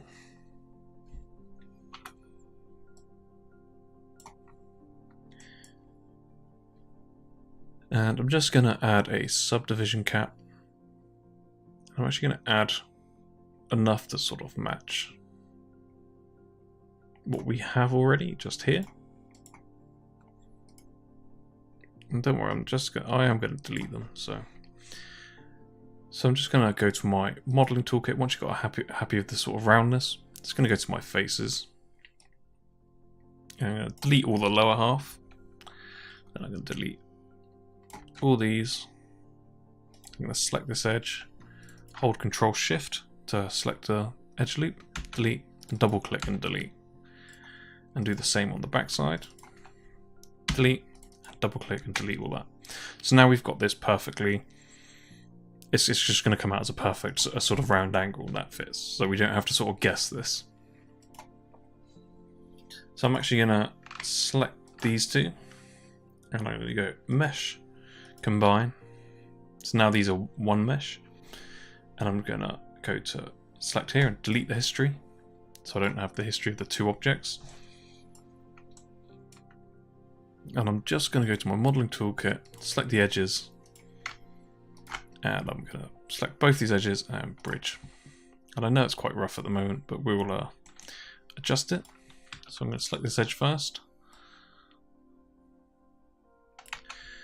Ooh, let's go to our perspective and see what we got. Okay, I should have checked this, I forgot to, sorry. So I'm just going to go to my face, select all these back faces and delete. Then I'm going to select these ones that are kind of pulled out, hold V, and snap it so it's aligned. If your faces sort of go a bit crooked because it's easy to do, sometimes you just get too focused on one window, it's not a problem. You can either snap them back, or you can select all your faces, hold R, and just scale them in one direction. So because mine's flat, you won't see it, but so if I just say for some reason, like, yeah, I don't know, say for some reason you've modelled in here and then you go back to your perspective and you're like, what's happened? This kind of looks all screwed up. You can select your edges or your faces, your vertices or your faces, select them all, press R, then just scale them in the one direction, and that'll flatten everything out for you. So it's just a nice little trick if you've got any sort of wonky mesh when you're sort of supposed to be doing something nice and smooth.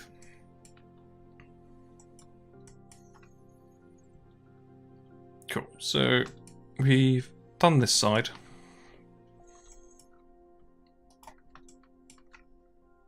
So now we need to do this sort of edge loop here.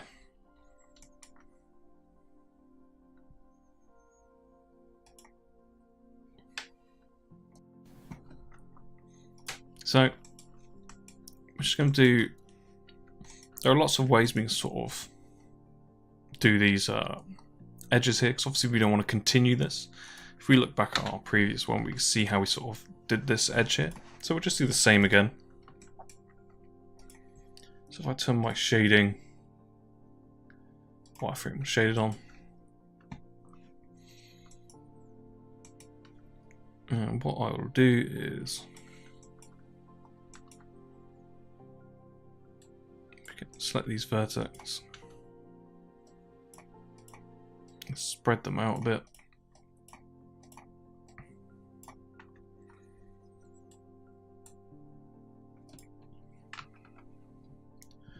And what I can do is, if I just Control E on that.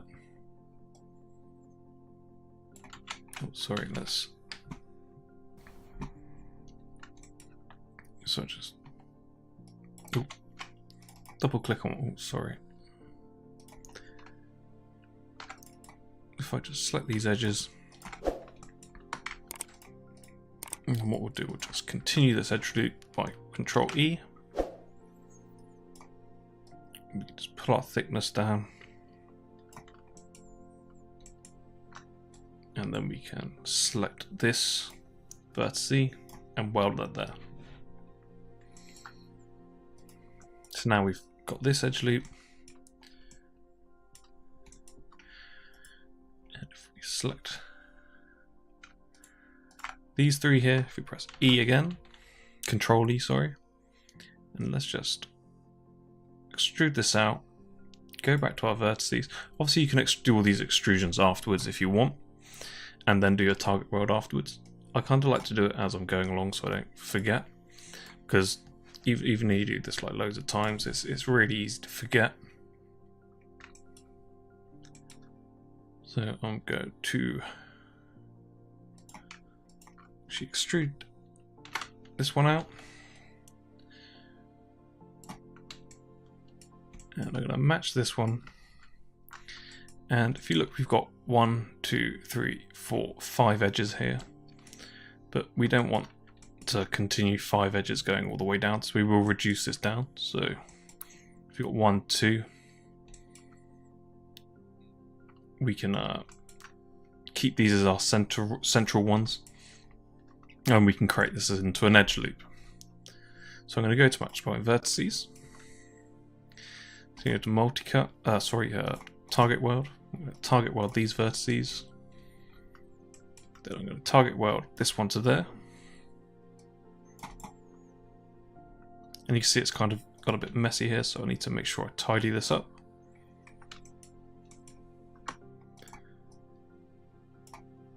What I'm going to do, I'm just going to make sure that these look nice and smooth. So I'm probably going to have to change my edge loop around here to sort of match. Now if I select these vertices, hold V, snap to here, I've now created this edge loop that goes around here, then follows around and ends up going off into the corner. So we're trying to make this as efficient as possible without making loads and loads of poly, but making it as accurate as possible. So I can select all these edges and sort of smooth them off, scale them so it's flat. So now if I look how many edges I've got 1, 2, 3, 4. So we would have had 5 if we didn't do that. So we need to sort of got 1, 2, 3, 4, 5. So at the moment we've got that's 4. 1, 2, 3, 4. So it's 1, 2, 3, 4. So we've got these edges accounted for.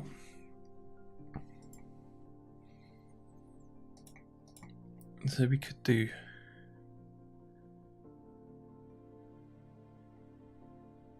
4 all the way down. Let's see how that looks. A lot of this is like seeing how it works. So that's 1, 2, 3, 4.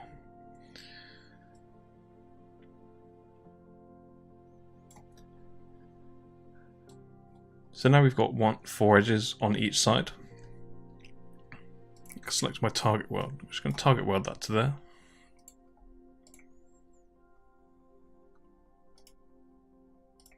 And because we got this sort of this point here. Oh, no, sorry, it will be here.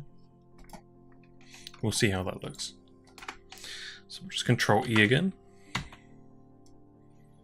And we'll just bring it to here. So we're not going to worry too much about that edge at the moment. We'll do that afterwards. I'm just going to scale this to this is flat.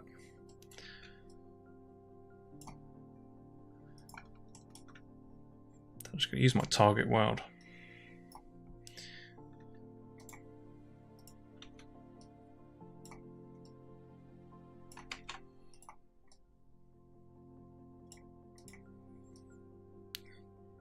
Just going to sort of smooth this out. Because we got this point here where we've got it's all sort of converging. So let's worry about the sort of edge flow of it after we've done this. So I'm going to select this edge. And you go to bridge. Then I'm just going to select all the other edges. Then bridge that as well. Ooh.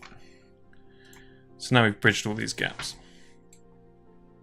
So now we've got some sort of kind of not so tidy topology here, so we'll just fix that.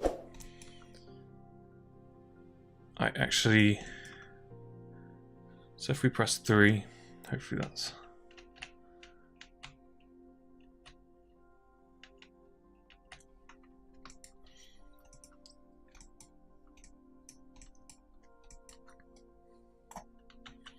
so I'm just going to bring these up to match that and then bring it down so it smooths it out.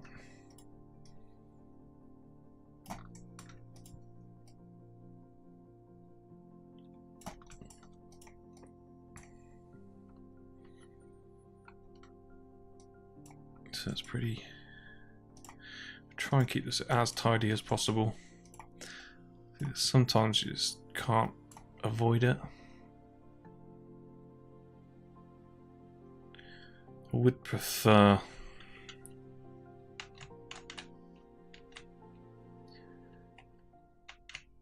an extra edge loop going around there, but I think that'd be fine. So now what I'm going to do, I'm just going to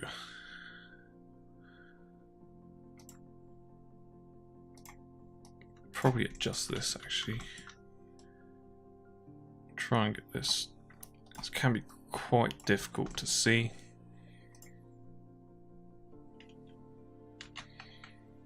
Let's add another edge loop there.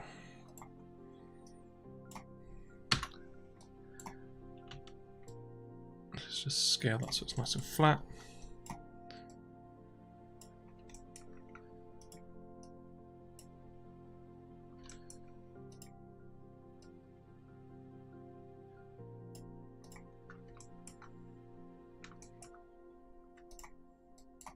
And we want to try and make this look as nice as possible.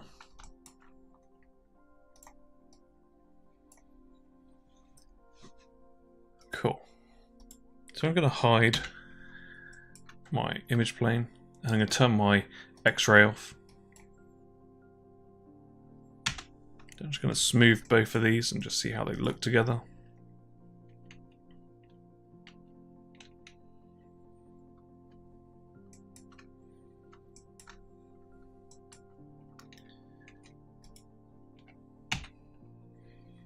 So we've obviously got some sort of size mismatch here, so let's pull these up.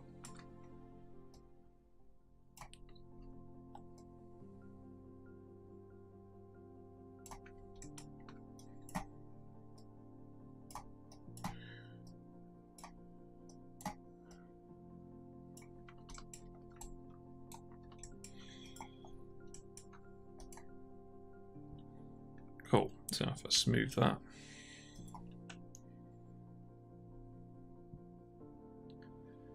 In fact, what I am going to do, if I just go back to my perspective quickly, and I'm just going to make all this on, if I delete that now,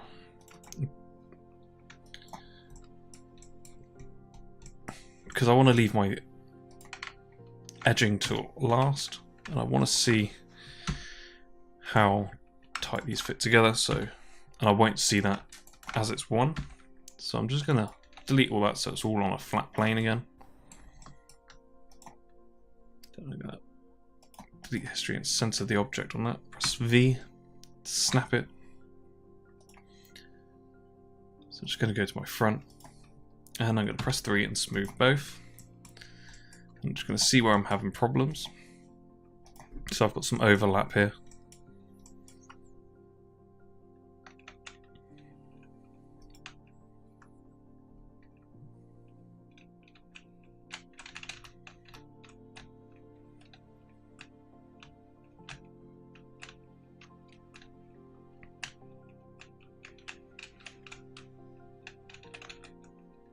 You can see how these are moving quite a lot, so we might need a, if we add an edge loop there.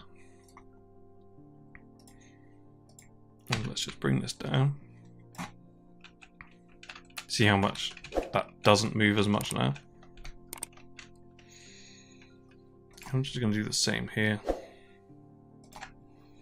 It's not a big deal to do that, it just means I just kind of like to make sure my sort of it doesn't stretch as much.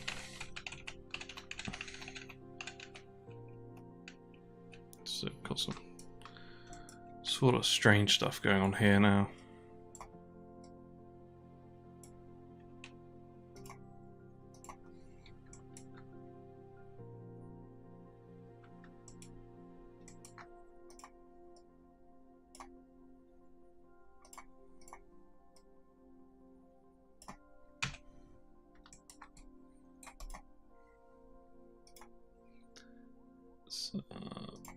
Turn our default material off, not wireframe on shaded. Let's right click and add existing. And let's put that font on there, so let's have a look in our perspective. And you should be able to see if there's any sort of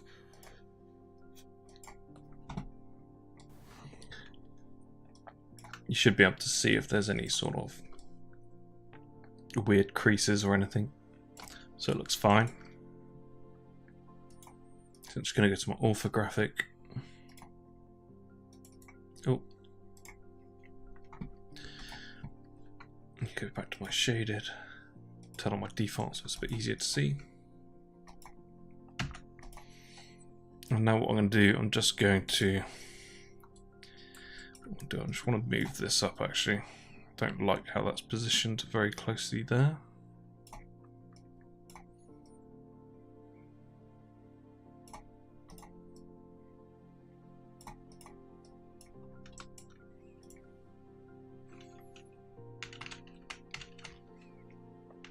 Cool. So I'm going to press Insert, hold V, and snap it to there. And all I'm going to do is just Control D to duplicate. I'm just going to minus it in the Y, and now we've duplicated it across. So now we've got both those sides. So I'm going to select them both, press Mesh, and combine. So now if I delete the history, I can now select all my vertices in the middle. And I'm going to go to Edit Mesh, merge. Change my distance threshold till they all snap into place. And object mode, press 3. So now if we got a wireframe on shaded, we can now see that it's working pretty well. If we press 3 on this one, we can see that we've still got some things that we kind of need to fix. So if we just hide that for now, I feel that this looks pretty good. We've got some nice hard shapes here, and it looks quite clean. So if we hide that one, I've got a feeling we just need to tidy up some points around there so it's not so. So if we go to our modeling, if we press 2, we've got these sort of smooth. So 1 is, I don't think I've actually said that, I've just been doing it. So if you press 1, it's just normal. 2 is smoothed with the low poly wireframe, and 3 is the full smoothed.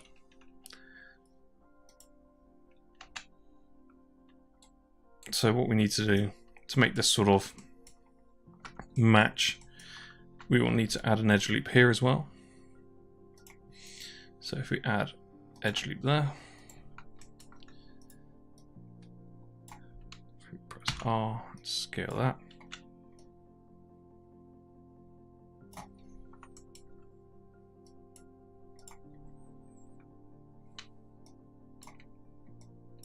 and that's pretty much on top. So this is actually, let's double check that this is actually in the center, because we may not have centered it with this.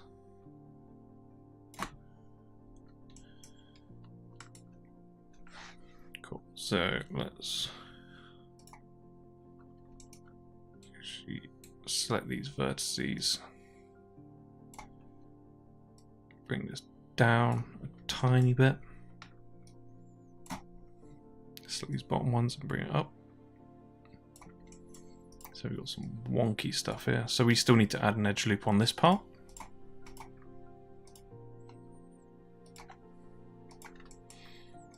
So double click and press R to scale.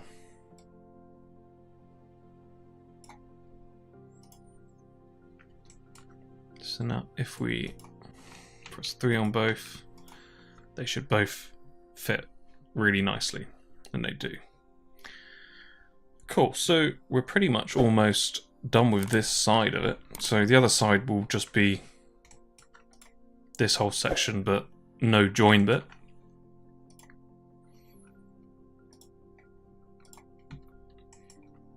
Cool, so if we just go back to 1. Go to perspective.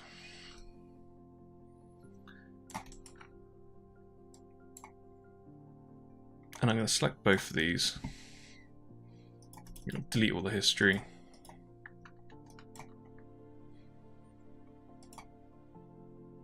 I'm going to copy this. So I've selected all the naming, copied it, Control C, and press Control V. And I'm just going to call this nose sprocket. Because I actually kind of want to keep. I know I extruded them early, but at the moment I want to keep them all at flat planes for now, because we're working with kind of a flat object. So, and we're going to end up duplicating this now. So if I put that together, I just want to Control D, and now I'm going to duplicate it across. If I hide these ones,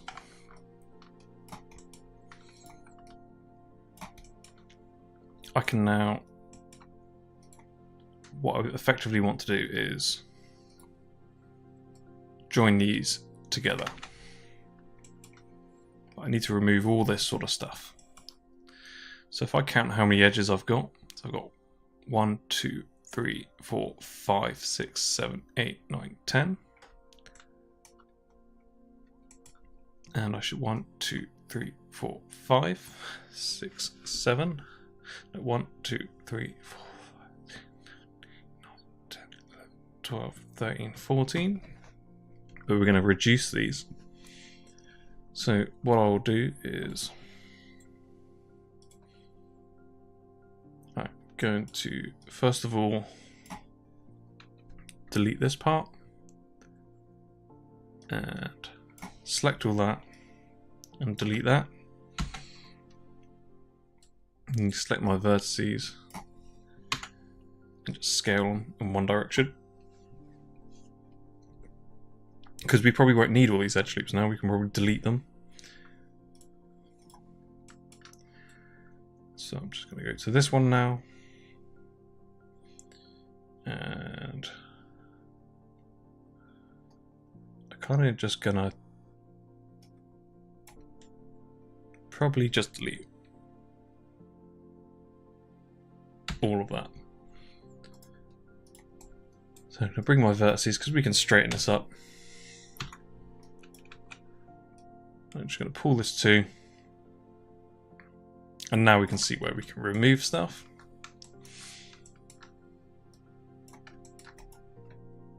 So I'm going to actually merge these together now. Mesh, combine. So we've got this one in the middle, which we can keep. So straight away you can probably see we can get rid of this edge loop. In fact, actually, it was this one we added in. So we can delete that. And we can adjust these afterwards.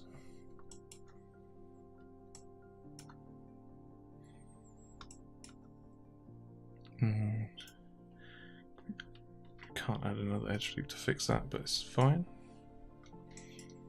So if we select these vertices, I'm just going to scale them, hold V, and snap to that position. Then obviously we've got some extra vertices that we need to account for here as well. But let's worry about getting the ones we have lined up, the ones we want to keep.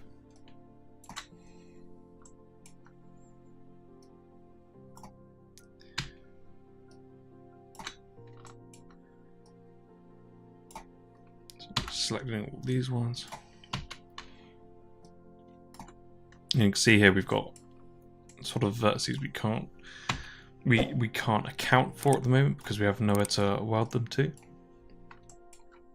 But if we look down here, we don't really want to add more edge loops if we don't need to. So let's see where we can actually... We could probably... In fact, what I'll do, I'll go through a little trick that we sort of do if you end up in this point. So what we can do, we can sort of make a node here. So I'm actually going to... First of all, I'm just going to tidy all this up so it's not so gross. So it's easier to work with. I'm just going to sort of roughly get this the same all the way around.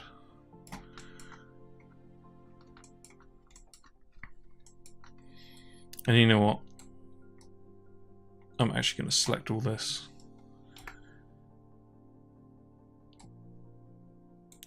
I probably actually too early attached that. So I'm actually going to go to my edit mesh and extract it. So now I've removed that. Just going to freeze it. Because now I probably shouldn't merge it, so I'm going to just delete that bottom half. So because I'm going to have to do it here, and I don't want to have to do it again. So if I delete this edge, and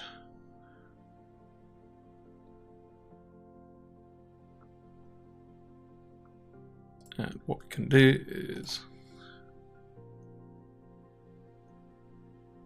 one,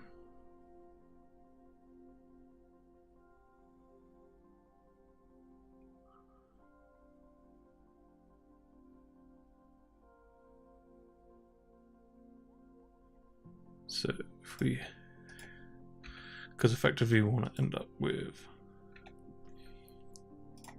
something like, so if we target weld that there,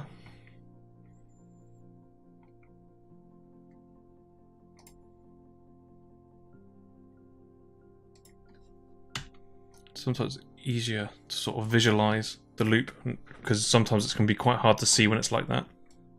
So now we can sort of see this edge loop goes around here, and obviously we've got some sort of problem here where we can't add a point here because then we're going to end up with a like a 5-sided polygon. So if we pull this down and create this edge loop here, let's select these two edges, bridge it.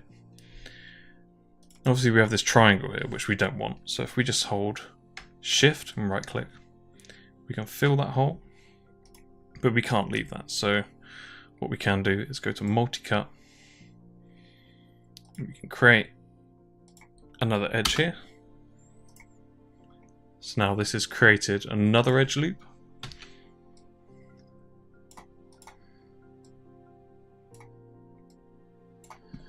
But the problem is we've now got a pole, which is a 1, 2, 3, 4, 5. It's not a huge problem when you're on a flat surface, but you wouldn't want this on a sort of an animated sort of face because it's very difficult to work with. But for, say, hard surface modeling, it's probably not so much of a big deal. But if we can, let's see if we can make this so we don't have a pole.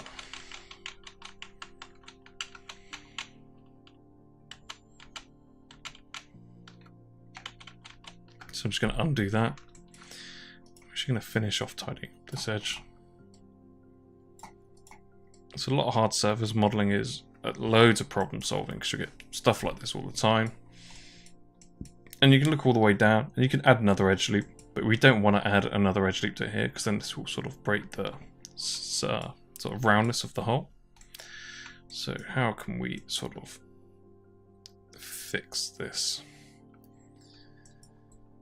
So we can either put a pole there, and it's not a problem, you can put a pole there, it's fine. It's not going to make much difference at all to a flat surface, but like I say, a lot of hard surface modeling is problem solving. So we want to try and make this mesh as nice as possible. So I'm actually going to go back to cylinder, hold V.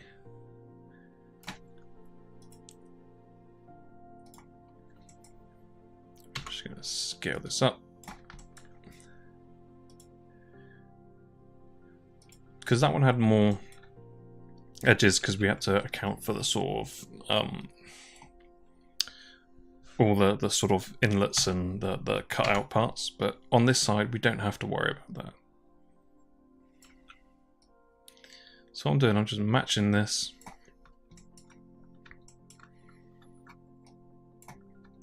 And I've got 1, 2, 3, 4, 5, 6, 7, 8, 10 edges.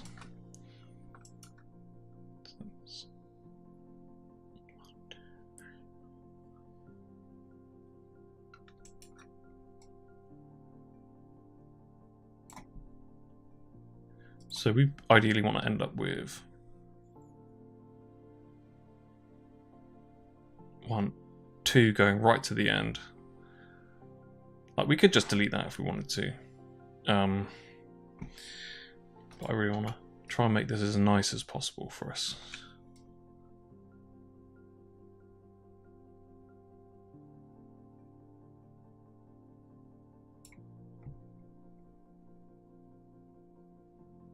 So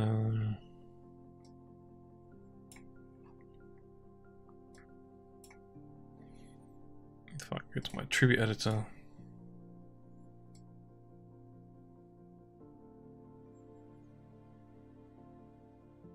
so we've got the 2 edges that'll go around there.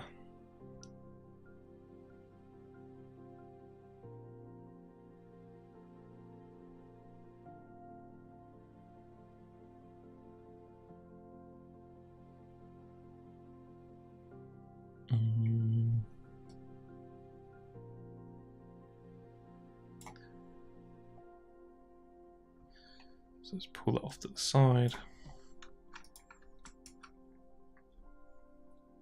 And let's see if we can... So we could probably actually fix this just by deleting those edges. Oh, not too much. And we want to make sure that we end up with 3 at the end.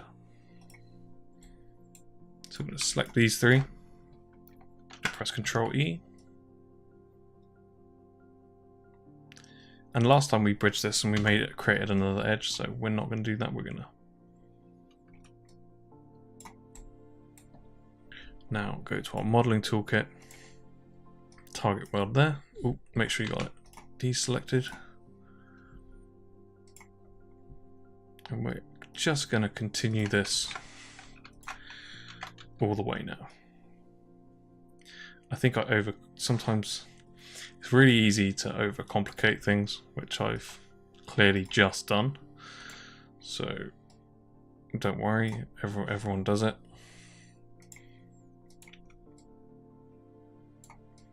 So I actually want to bring that round.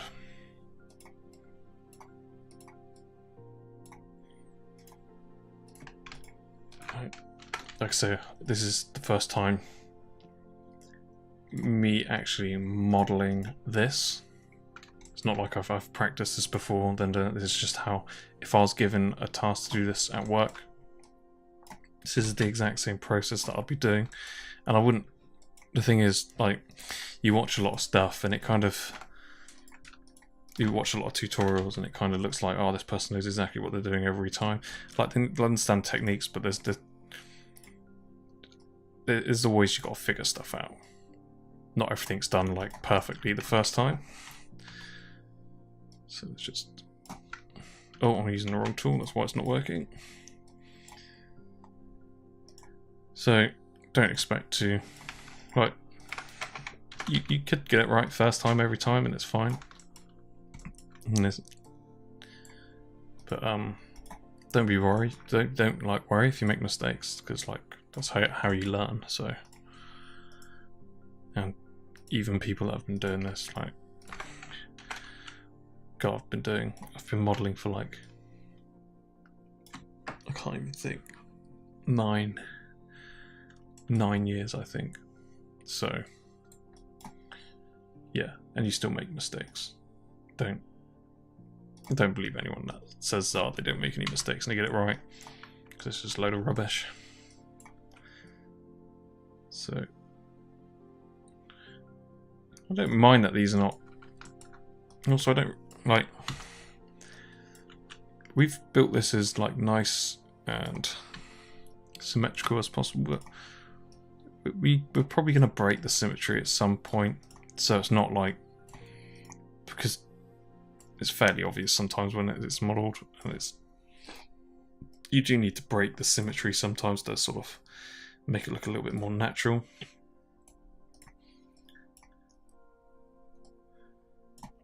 But I'll just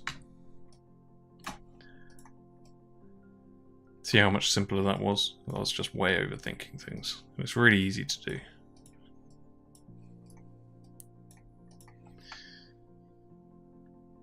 We'll probably adjust that. So yeah, we've done that side. So let's Control D. And I always do this. I don't know why I never use mirror and stuff like that, but it's more, you're more than welcome to use it. I just find it easier to do it this way. I'm just going to select my vertices, edit mesh and merge. Then I imagine they're not properly on top of each other, so I'm just going to raise that threshold. Cool. So now if I press 3, you've got a nice smoothed chainsaw tip. So now I'm going to merge these together. Combine. I'm going to select all these edges, vertices, and do the same again. Merge. I'm just going to change the distance threshold. And you can sort of see we've got some quite tight edges here. And if I smooth this now, we're going to end up with a sort of a lump here. So I'm going to select this edge, Control and delete, so it deletes the vertices as well.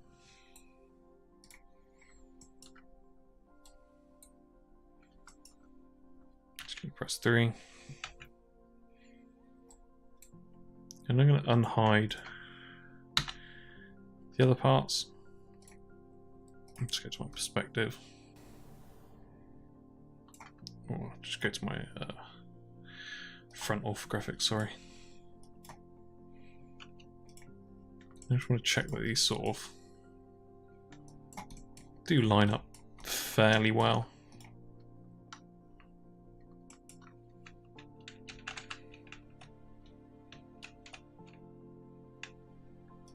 So if I hide these two again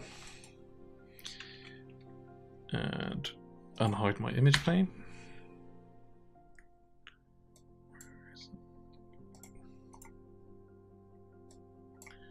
Oh, and our model was behind it.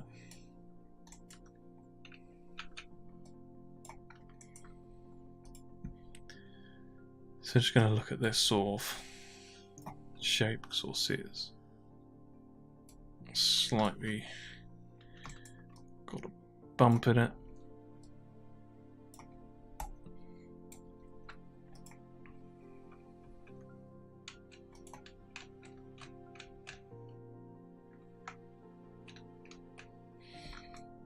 So I'm actually gonna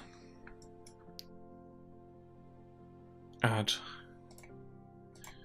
one more edge loop here. I'm gonna hide this.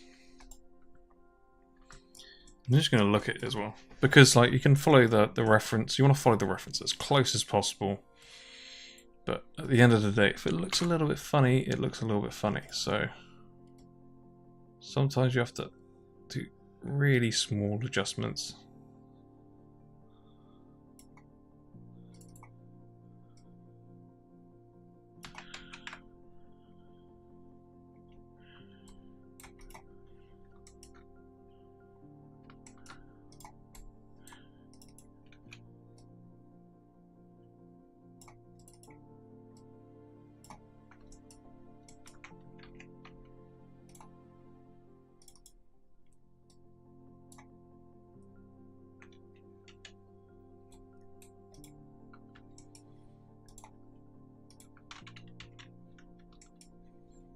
So it's pretty important that these both do actually match up as well.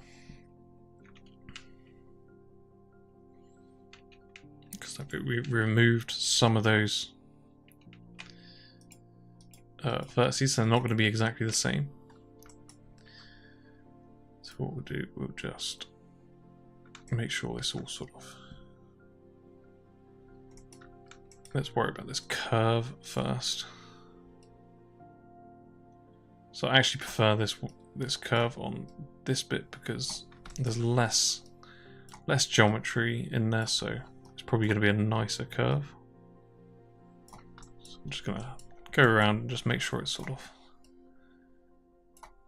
very small adjustments.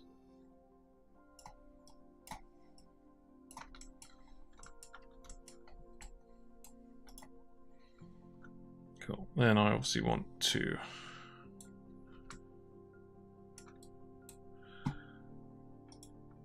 look at this one.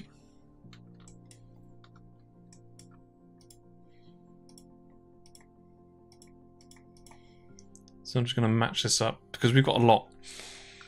The reason why I'm sort of, because we've got less geo, and the less geo means that it's going to be more rounded curves. It's going to be less sort of, I think there is a tiny kink here though, like the smallest kink. Just enough to sort of notice, and that's nice and smooth. So I'm just going to use this as a reference to match the other edges. So I'm just going to go around and select the vertices and make sure they sort of match up.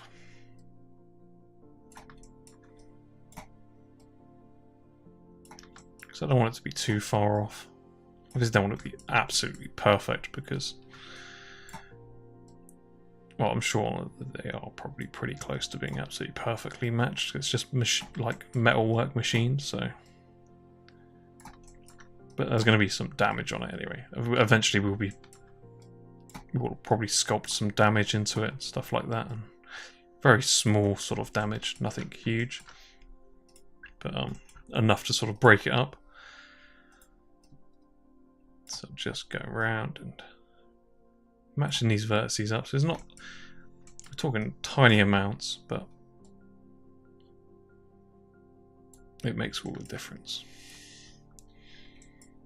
So now we've got those two sort of matched up.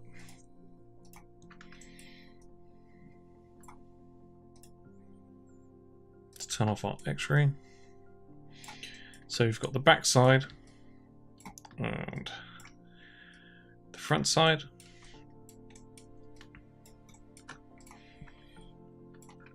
So I'm just going to press 1 on both of them. And you can sort of tidy up this topology. I think it's fine for what it is. If we just open up our reference,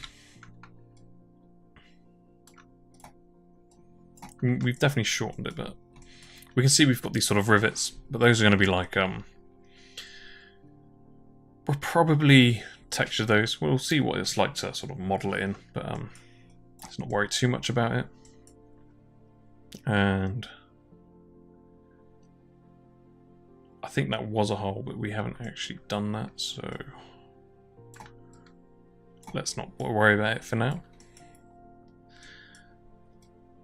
Cool. So I'm just going to hide this.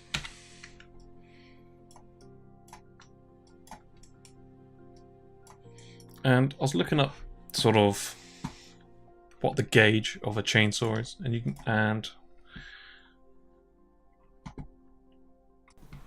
and the gauge is the sort of the gap between these two sort of sections here. So if I made a cube, and if I go to my attributes editor, and the gauge for, I just picked one random one, was 0.13, so 1.3 millimeter. 0.13. 0.13. So we've got a 0.13 cube here. Oh, I'm just going to scale it up. Probably should have just done it in the width. But now I know that's 1.3 millimeters.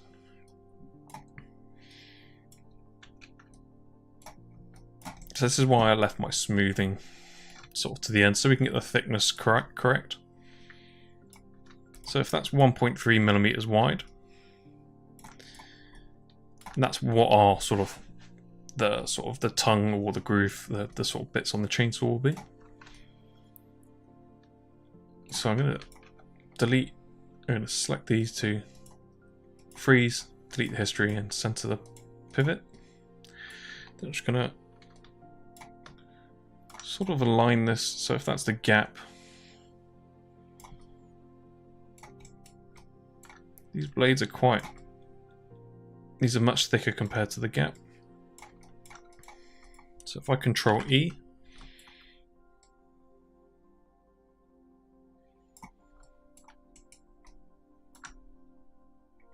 so I reckon the blade's probably, let's see if I can look it up.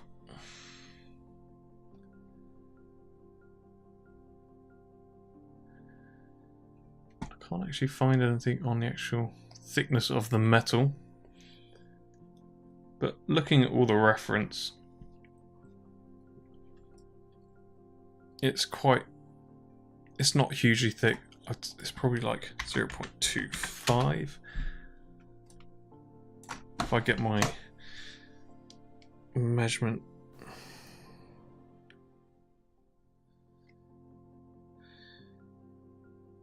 it's probably 0.3 millimeter, to be honest. 0.3.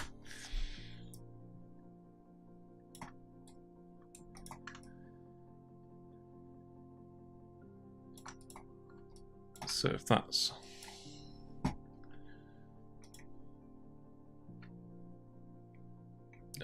Probably should have. Sorry, I'm probably making loads of mistakes at the moment. Sorry.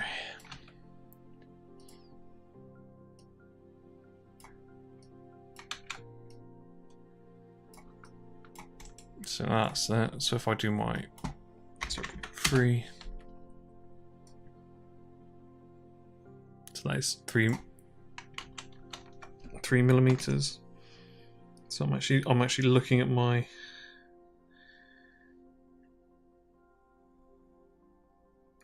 caliper now. And I think that's probably about right for the thickness of the blade. And let's do the same for this. Control E. Thickness 0.3.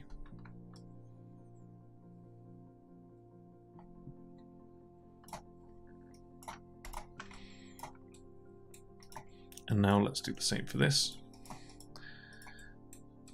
Select our faces. Control E and 0.3. And this is why, like, even though I'm using the sort of exact measurements of what I can find online, I kind of still want to make sure that, like, it still needs to look correct, right? So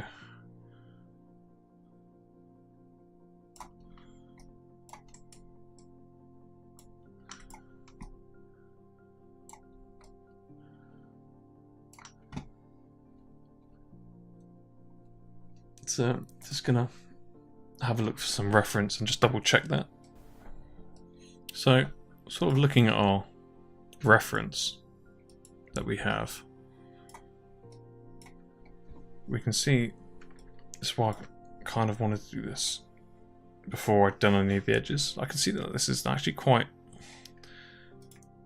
so if we hide that, bring back our reference, this doesn't look correct. It looks like we're way too thick. So let's go to our extrude face.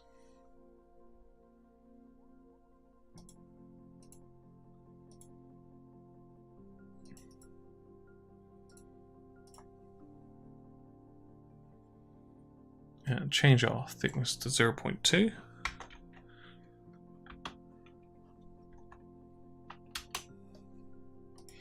Let's do that for all of them. Change our thickness. So I'm just in my Attribute editor.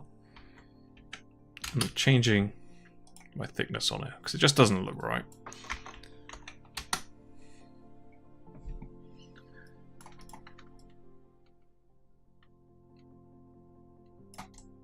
So let's just bring back our reference and have a look. So I think it's looking much more correct now.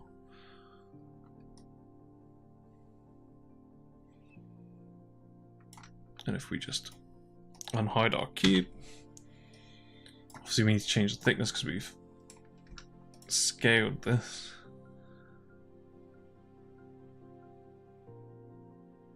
Let's just hide that cube again. Let's have a look at it.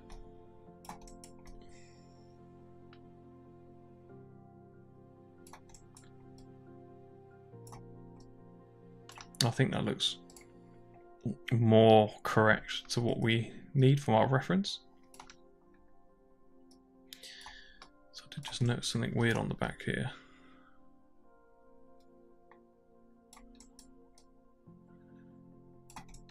I think it just might be my viewport doing something funny. Just in case, let's go to my orthographic top. Check we're not. So, see, somewhere along the line I must have moved something, which is not good. So I'm just going to go through all these edges. So even like being super careful, so sometimes just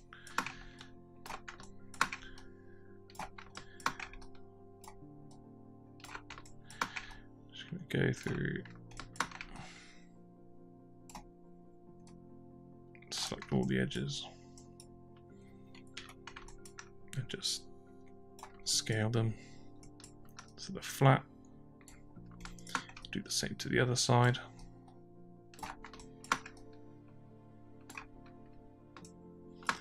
Actually, what I will do is not do it that sort of way.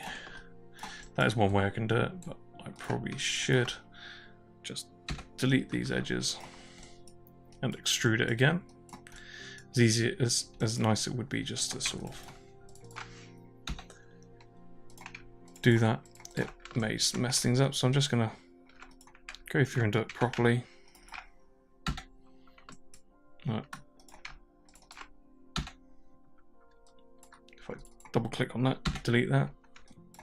Now if I select the in faces, press R, scale it so it's flat. So that should fix that. So if I press Control E, change to 0.2, go to object mode, hide, and let's bring back that gap. Cool, so we're looking pretty good here.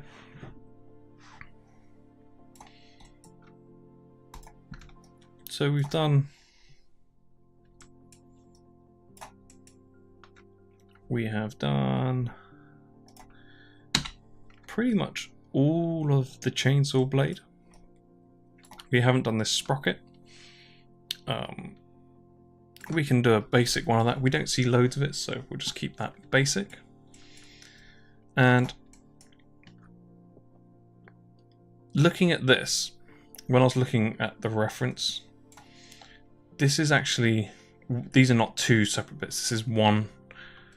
They must machine it to be sort of all like sort of edges around the edges, and it's probably like sprockets in here. But this is actually not gaps in here. This is actually a solid piece. So we will also do this into, we'll bridge these over so it looks like it's one solid piece. Cool, so let's have a look. Let's just minimize this for now.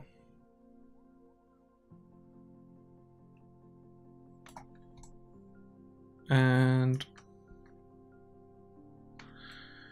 just looking over the entire thing, just double checking there's not anything that like I still want to do before I commit to this sort of, because effectively like I could just leave that as that and no one would notice, but we're trying to make this as best as we can. So I will, when we're 100% happy with this, we will merge these two together.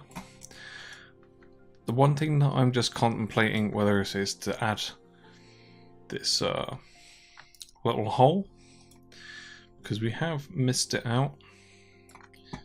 So I'm just gonna freeze my transforms. I'm just gonna go to my orthographic front view.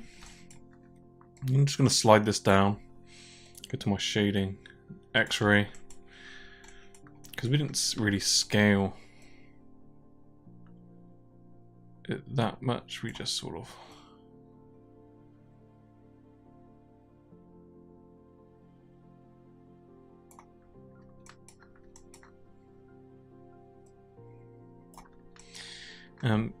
well, we did scale it down so it fits into our sword, because this is obviously a massive chainsaw blade.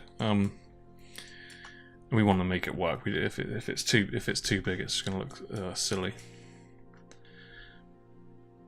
So we have got that hole there.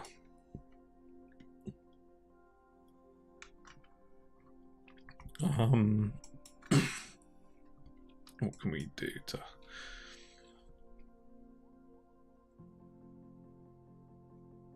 She doesn't notice this. I'm very. Hide that. So I don't know what's. There's 3.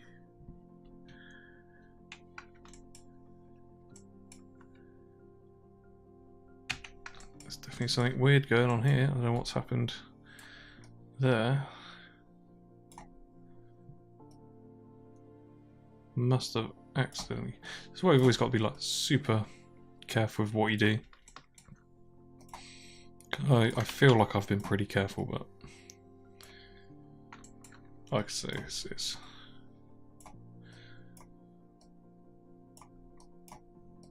It might have been something that I fixed on one side, but I didn't fix it on the other.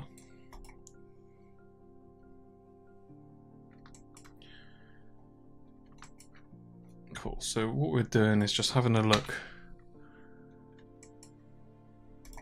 So if I just... I know I'm scaling it and changing it quite a lot at the moment. But I've frozen my transform so we can go back to our original scale. So as long as we don't freeze it again, we can go back to the original. What I'm doing, I'm just going to scale this back up.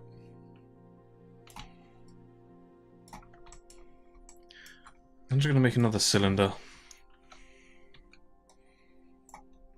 And I don't really, I could probably texture this in, to be honest. But I'm curious on just checking on what I would need to do to add it in.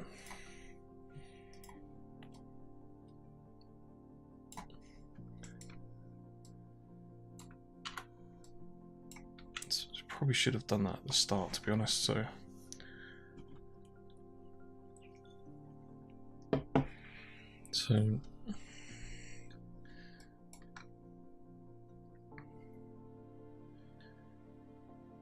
we would probably need to rebuild a fair chunk of this. So if I'm looking at it now, I can make this edge eventually go to here, this edge eventually going to here, one down here and one down there. This can probably follow along up to here. So what I'm going to do, I know I seem to be making a bit of a mess of this, but so I'm just going to select my faces and just leave the faces.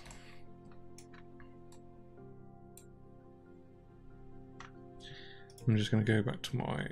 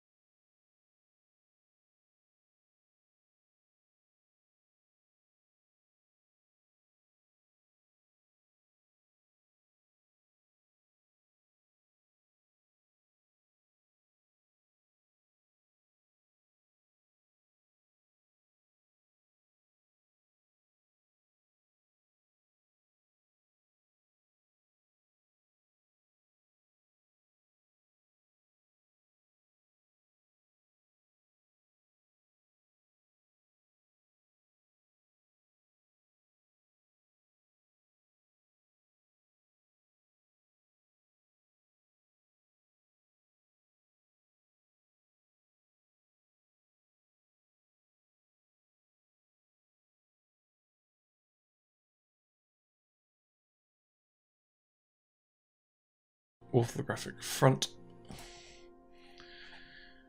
And I'm going to go to my modeling toolkit. And I'm just going to sort of model this out over the top. So I definitely want an edge loop here. Ooh. Let's undo that. Control E, an edge loop. Control E again, have another edge loop. So what I'm doing now, I'm just sort of planning over the top, so I can actually delete this. I seem to. So if this was to Control E here, if I just select my vertices, and hold V and just select up in there. What I'm doing, I'm effectively just making what I would call a patch. So I'm not actually adjusting the geometry yet, but I'm building something around over the top so I can plan it out so I can just drop it in. Because if you have to make edits like this in your sort of model, you don't want to go ahead straight away and just delete everything. It's better to make sort of patches than figure it out after that. Because then you can end up just causing more work for yourself. So this is quite a useful technique that I use quite often if I've messed up. So all I'm doing is matching the current topology that I have. KiloCode is a powerful, open-source AI coding assistant that supercharges your development workflow right inside VS Code. But unlike other AI tools that just autocomplete what you're writing or create lines and lines of AI slop, KiloCode is a full development partner that can handle complex tasks across your entire codebase. At its core, KiloCode uses specialized modes to adapt to different development tasks. Code mode helps you implement features and fix bugs. Architect mode plans your system before writing a single line of code. Ask mode explains complex code bases without modifying anything. And debug mode systematically troubleshoots problems. Need to handle complex projects? Orchestrator mode breaks them down into manageable subtasks, each handled by a specialized mode.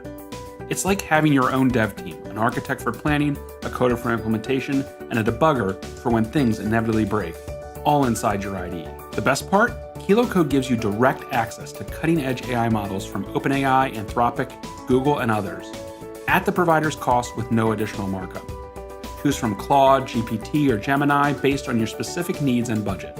You pay for the AI, not for Kilo. Using KiloCode is as simple as typing. Just open the panel and describe what you want in plain English.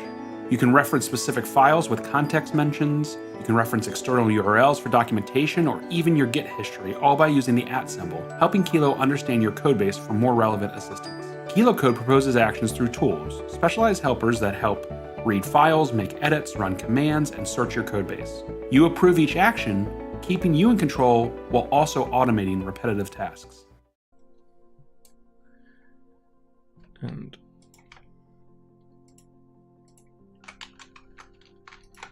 so Control E, straighten out.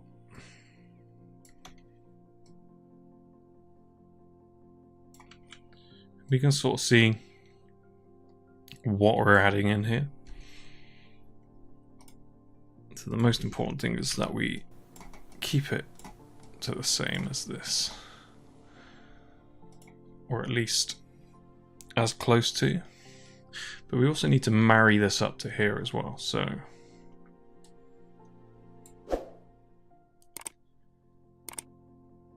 we've probably got quite a lot of edges there. That's my only problem that I'm seeing.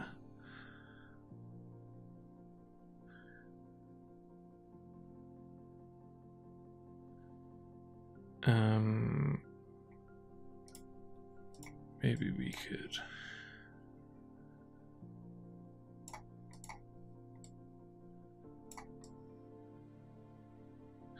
No. Let's leave that. Let's just work on this patch. So just Control E.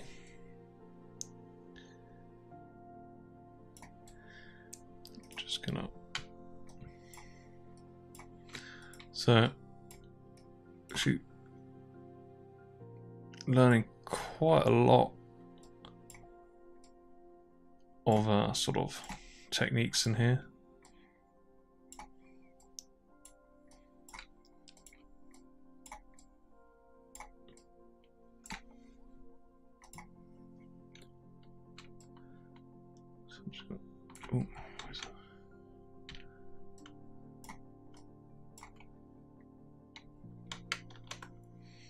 I'm actually going to keep that straight. So now if we look at this, we've created this patch and we've built it in a way that we don't have to affect any of this topology going forwards or going this way.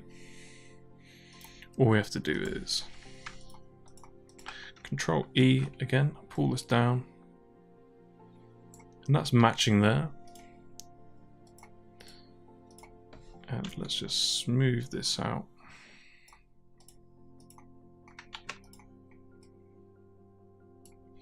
So all we have to do now is we would have to add edge loops up here, which is fine because this is on a hard edge, so it doesn't matter. Then we just have to replace this chunk of the geometry out, which should be fairly simple to do. So it's a lot easier to do fixes like this on a separate thing like a patch than figuring it out on this bit of geo. Because now effectively we can just go to our perspective, shading, X-ray, and let's snap this to there. Oh, let's center it so it is on there. So now we're right on top. Press F to center it. We can see how it's going to fit on. So we actually need to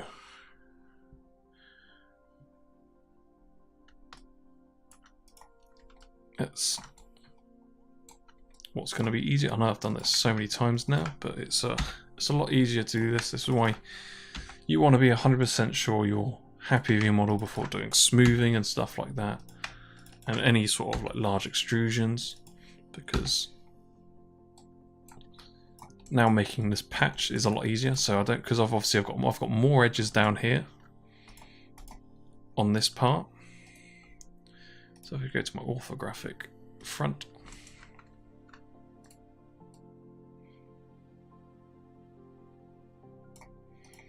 I'm gonna sort of spread these out so they're not so tight. So I don't want to cause any kinks. So we probably could have done this in the textures, but it's kind of nice to try and get as much in the modeling. I prefer to do it that way,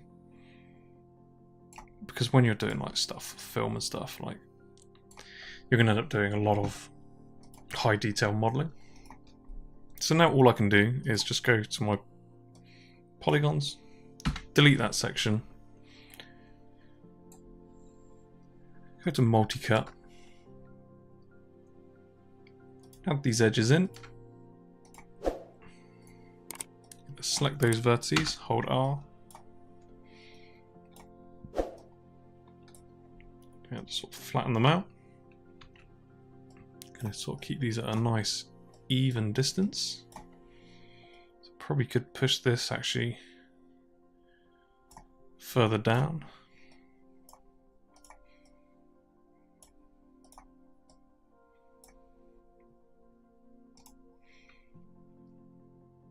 And all I'm going to do is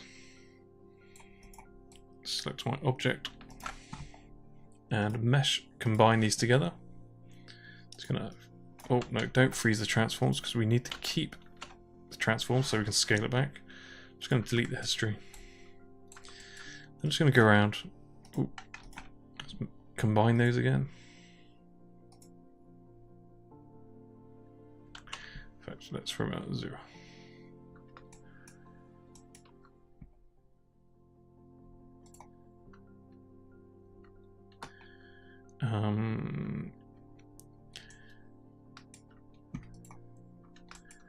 So let's remember that that's 0.1 1.07 bigger, because we're going to have to merge these. So if you remember, it's 0.7 bigger. We can then make it smaller by minus 0.7. Because when we mesh combine this, it freezes the transforms. So I'm just going to select the vertices, and I'm just going to go to mesh, so edit mesh, merge to center.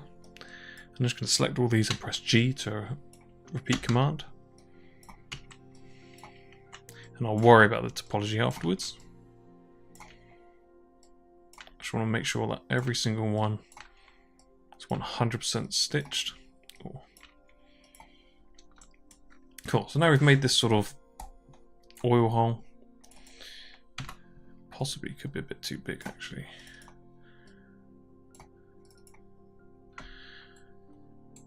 Cool, so if we press 3, we can see we've got something odd here. So it looks like we've actually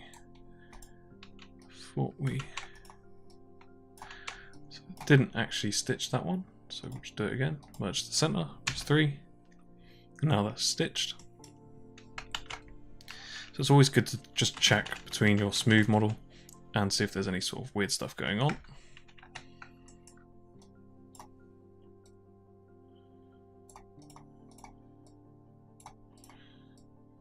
So let's try and even this out.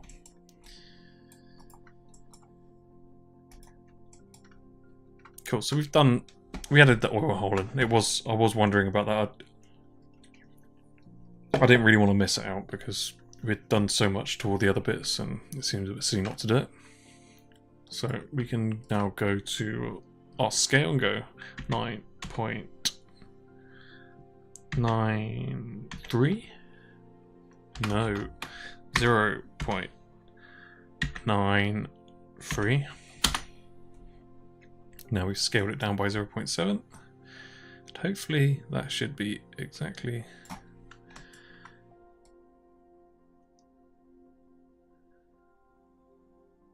the same.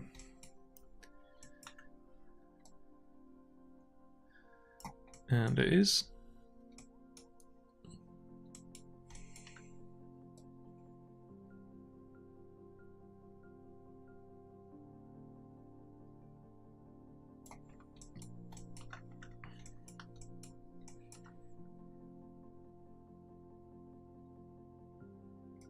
So it was actually 0.99. 0.993.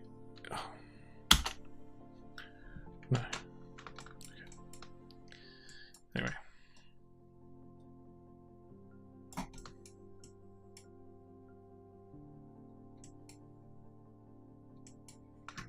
What's going on here?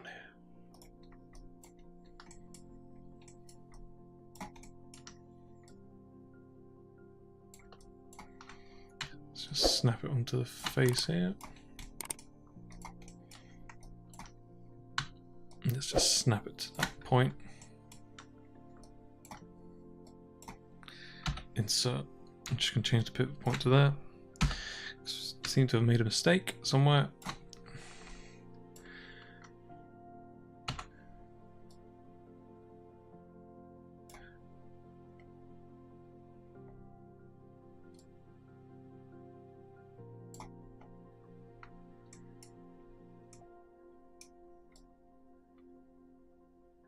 Cool, so that's now fitted. Let's hold V, snap that to that vertice. So now we've added in that sort of oil hole. It still seems very big. So we can just scale this down.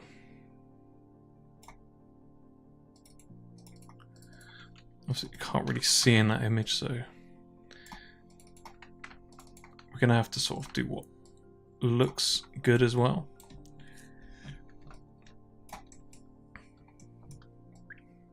Cool, so I'm just going to freeze the transforms, delete all the history of that. Select my faces, Control E, and extrude it by 0.2 for 2 millimeters. And I'm actually going to change my pivot point again. I'm just going to snap it to that point. Then I hold V and I'm going to snap it so it's aligned with that. So now we're pretty much done with that. So I will now want to just probably want to save it if you've gotten this far, and we will merge these together and bridge these gaps.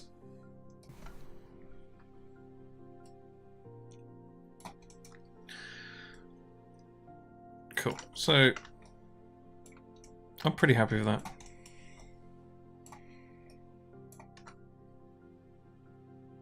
So I am going to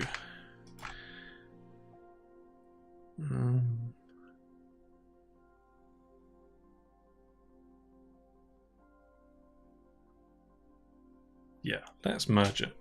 Let's do it. Because I want to do this properly. And it's... So let's go to Mesh, Combine. So now they're both... Let's hide this. We need that. So now we've combined those two.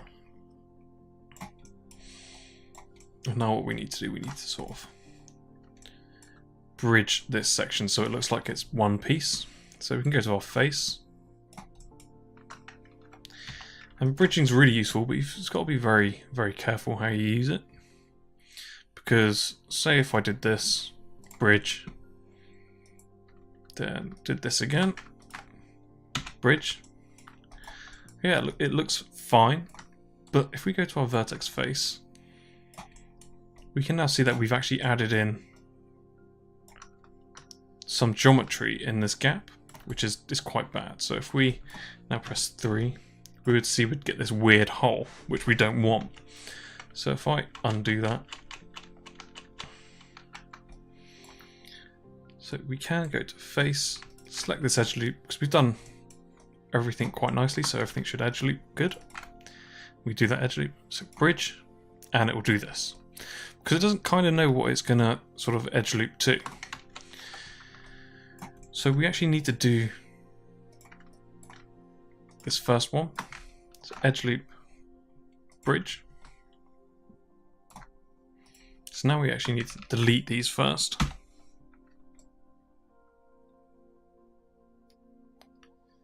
And if we, in fact, let's not do it that way. Let's delete that.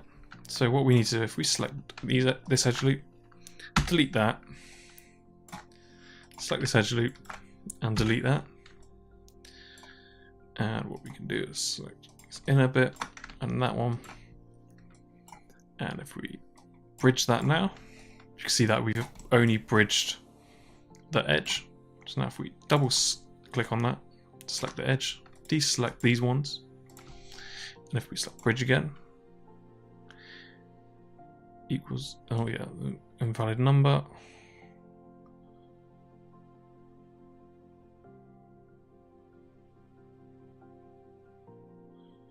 Okay, so what's it done here? Probably one that we've not selected somewhere, so let's just bridge that somewhere, bridge that there. I think it's not going to work because it's counting it all as one edge loop. If we bridge it again,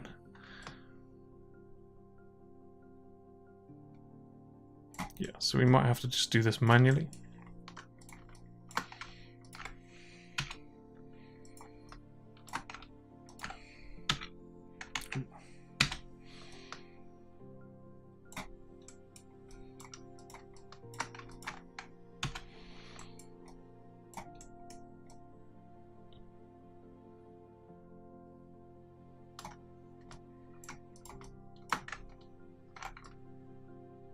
Oh, it's probably because there's not an equal... that's exactly why it's doing it, because there's not an equal number on that side. And also we've got some weird stuff again. I don't know. If I keep missing stuff, sorry.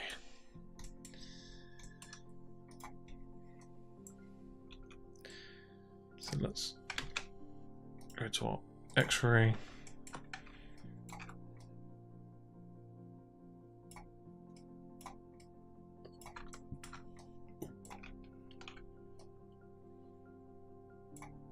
And what I'm doing is just matching it up both sides. Cool. And it's not doing the edge loop because we've got extra ones here. Obviously we did move that, so I forgot to add the changes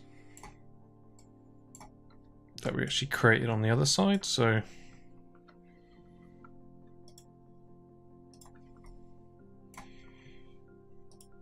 okay, turn my X-ray off.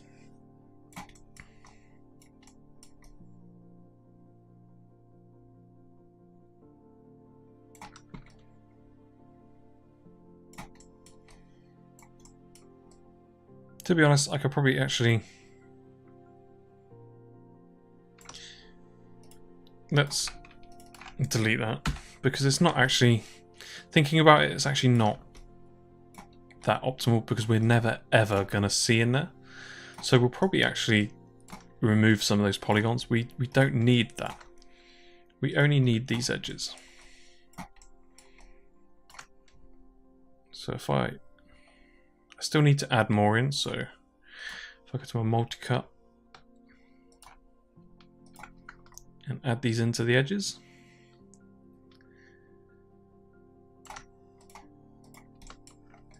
I select these edge and that edge, bridge, and that's bridged across. But now I need to go to my panels, orthographic, front. If I go to my shading and change my X-ray, I can see that I've got some really bad topology on the other side. So if I just hold V and snap it in just the axis, don't select the middle, because you will end up snapping it on top. So only do it in the axis.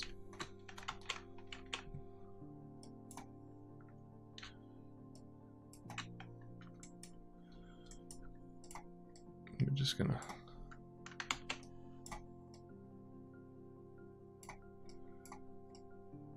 line these up.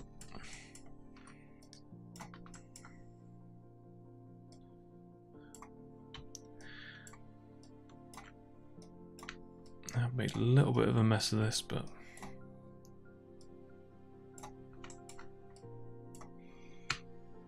sometimes it's good to see, because now you're seeing how I'm fixing it. So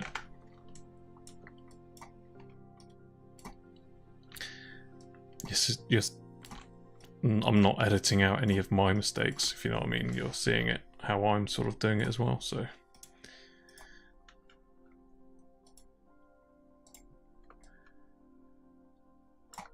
cool. So now if we just go to there, and now we can see.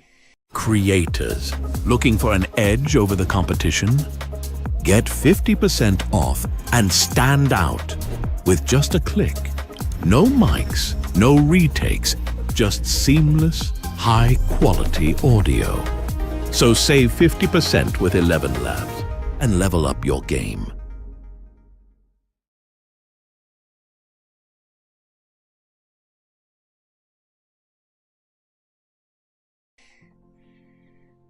We've filled that edge in,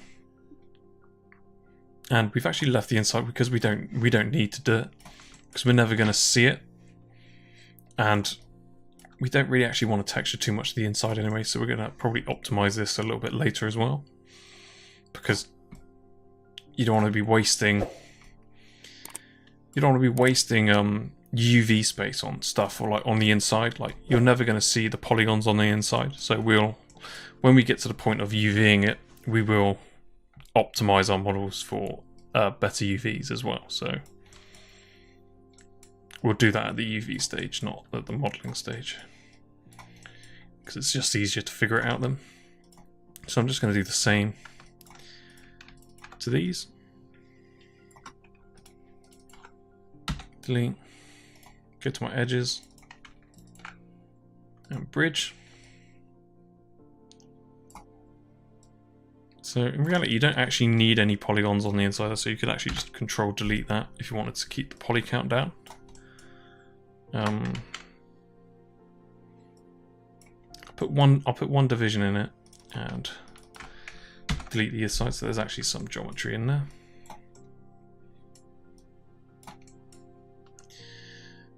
So I'm just going to do the same for these. delete.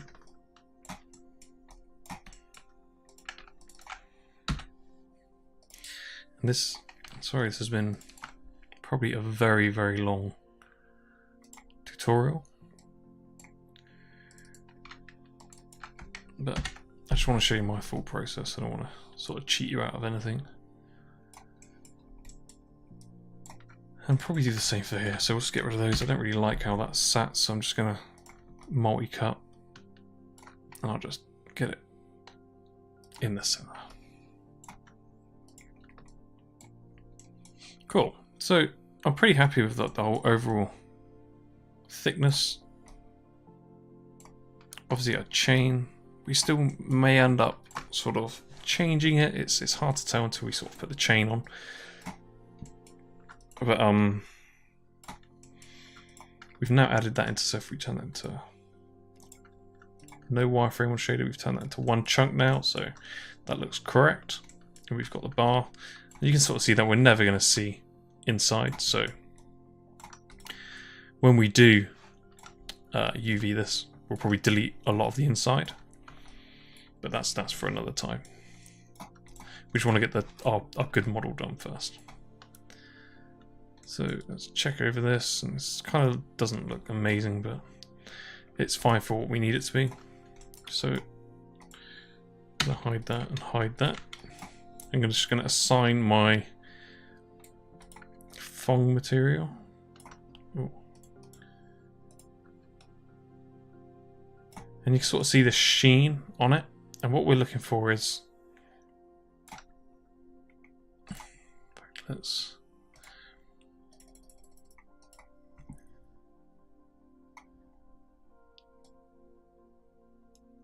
change the cosine on it so we can see it more.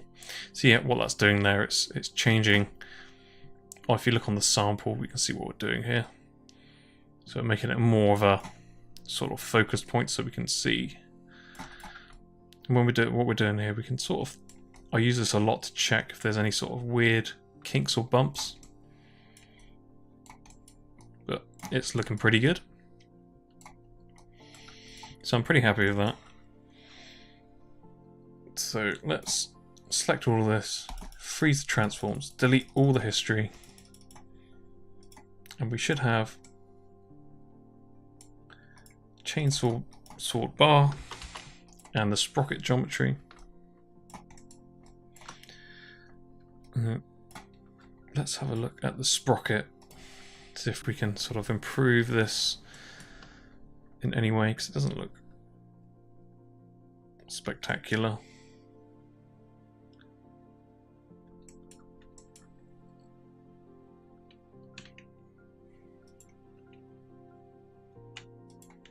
But I think it'll probably be alright.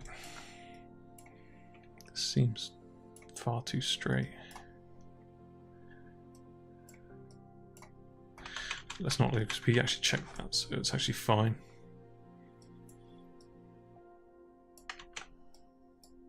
So let's leave that as it is. I'm fine with that.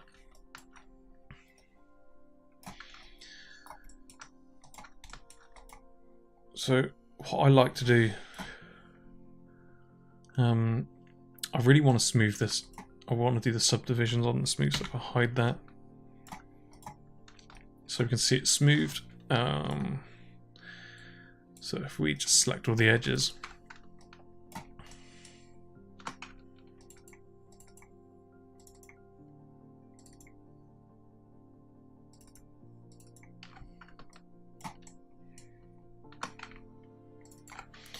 don't forget there's a little bit on the sprocket.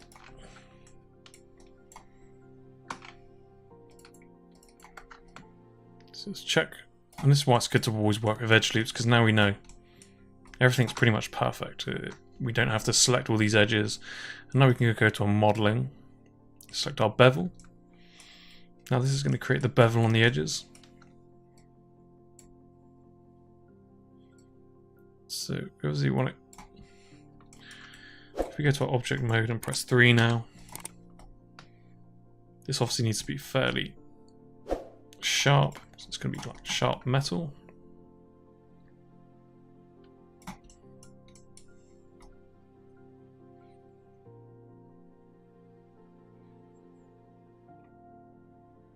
that's looking pretty good. Let's unhide our nose sprocket and do the same. Let's press Ctrl 1 and hide it. And you can see how, because we've got everything in edge loops, we can just double click and it selects everything. If we just bevel this again, change our segments to 2. And because this is slightly smaller, our bevel may not be exactly the same. So let's see how, because we've got smaller holes on this one and it's over a large thing, but we've got a kind of a relatively even sized object here. We need to make sure that our bevels are sort of at least matching. So you don't have like soft edges on one thing and hard edges on another. Because the bevel values will change as per sort of object size. So now if we press 3 on that, we can now see we've got a sort of a gap here, so let's have a look at that. Ooh.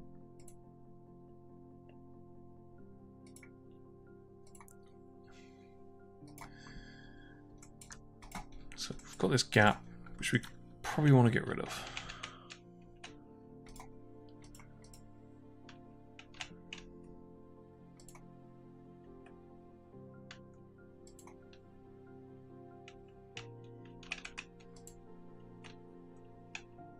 So I think it's probably coming from this. So we don't really want to add another edge loop because that's where it starts to get a bit silly with adding extra geometry. So we'll just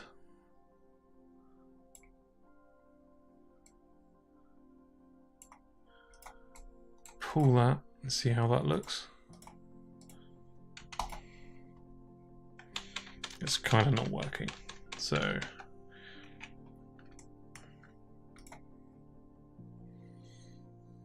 let's see what happens if we do add an edge loop here.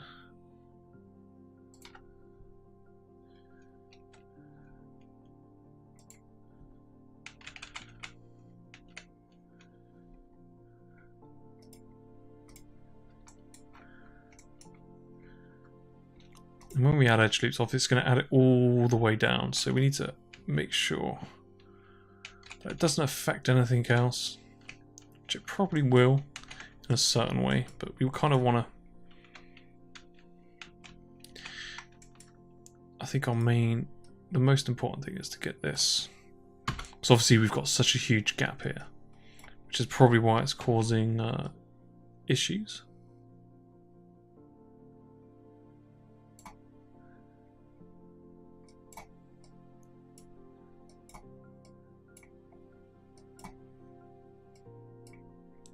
What we can do is tidy up this topology a bit.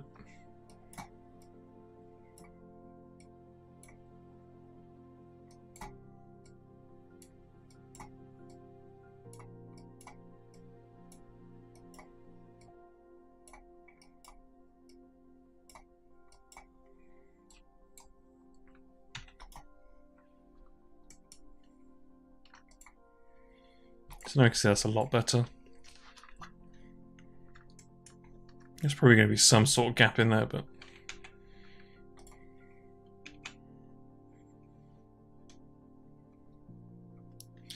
I think that looks fine.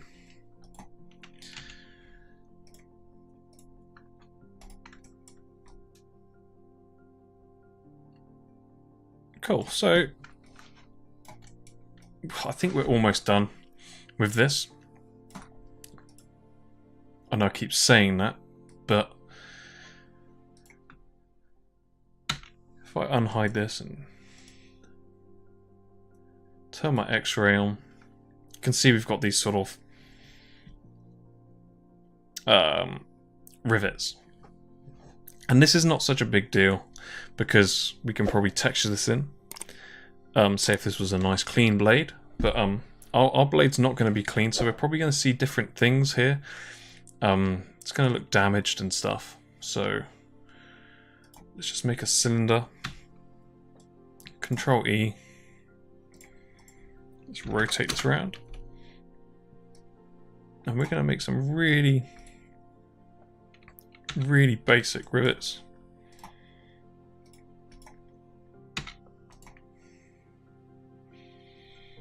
And I know it's really difficult to see.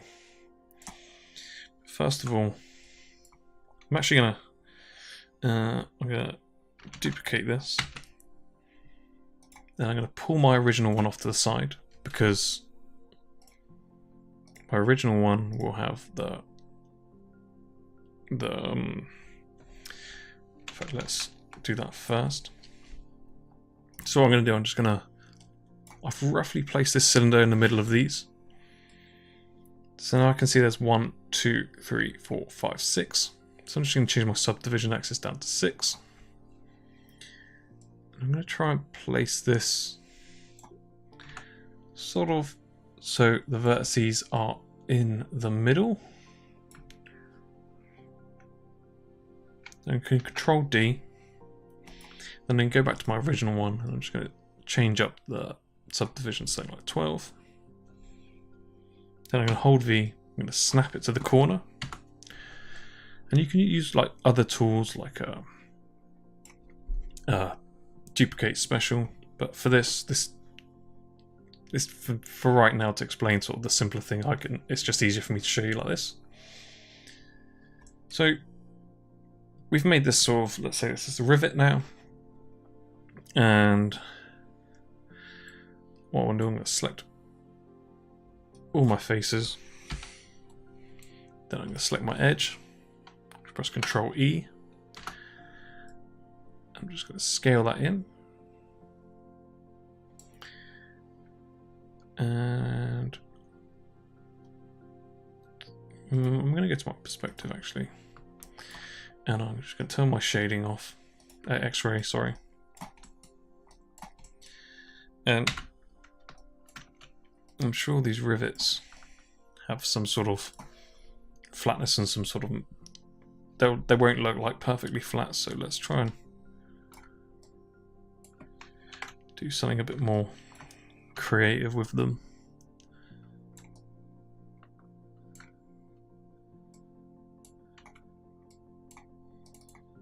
So let's just pull that out.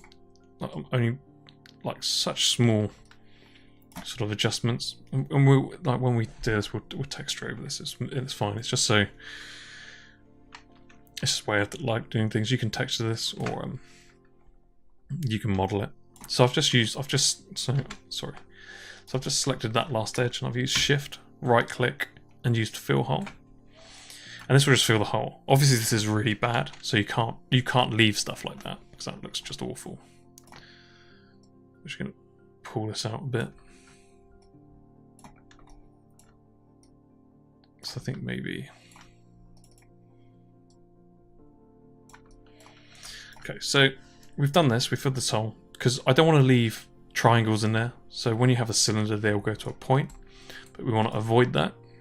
So what I've done, I've just deleted them out, and I've just used the fill hole. Then all I've used is the multi-cut. I'm going to select these edge, press enter. Select this edge, press enter. So now we've got this, but we've still got some weird stuff going on here. But if we now start to cut through to here, we now have quads. So I'm just selecting on the vertice. When the edge is highlighted, I'm just going to click on it, and click on the end vertice and press enter. So now we've sort of made this cylinder with some nice topology in the middle.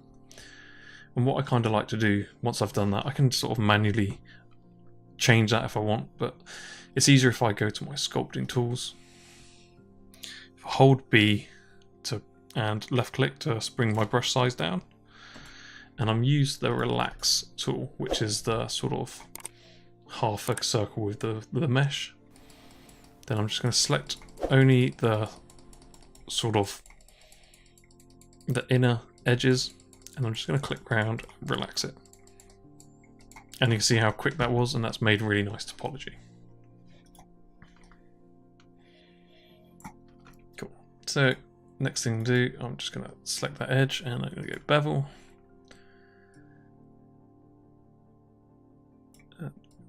give it some segments.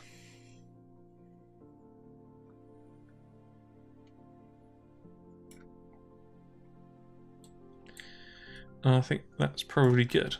So now what I can do is just select, because obviously I don't want it that deep.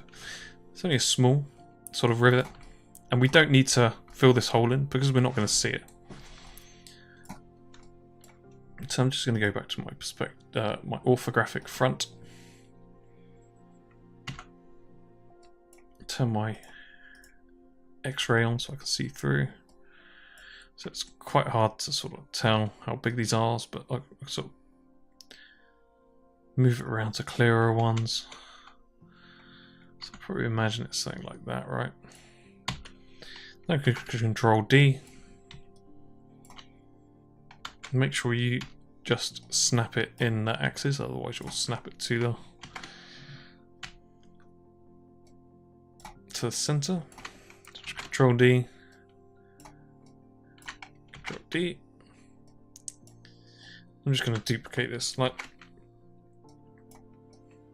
let's say when we come to UVing this, we'll probably delete these and UV it once, then reduplicate it. This is just for the modeling stage, so don't worry too much about that. So then we can actually delete that. And now let's Control D again. Let's sort of bring them to the other ones. Because these are only like really subtle things. But stuff like this really does make a massive difference. So Control D, select both and bring them down. It does get harder to see them.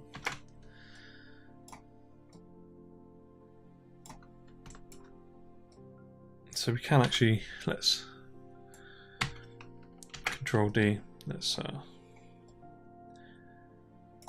because they're rivets, like if you don't know what a rivet is, it's basically like a piece of metal that's been, like a cinder shape that's been put into a drilled hole, then it's just been beaten with a hammer, so they probably will be all slightly different because this is sort of the overhang. So what we can do is just ever so slightly scale some of them so they're not all the same. Like just really tiny amount. Nothing too crazy, just enough to break it up. So we go to our perspective. Let's unhide our nose sprocket. Turn off our X-ray.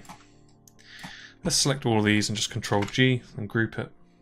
Go back to our modeling, freeze transforms and delete history and center them. Then I can just push these in. We only need the smallest amount, but it adds a really nice. So if I press 3, and we can sort of change this up a bit, we can add different depths and stuff.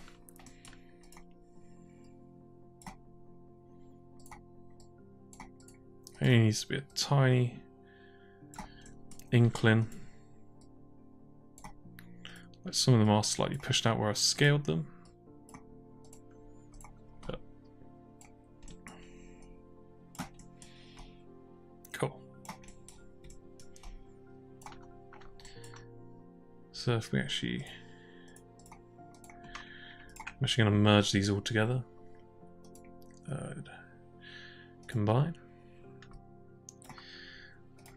So I'm just going to select all these edges.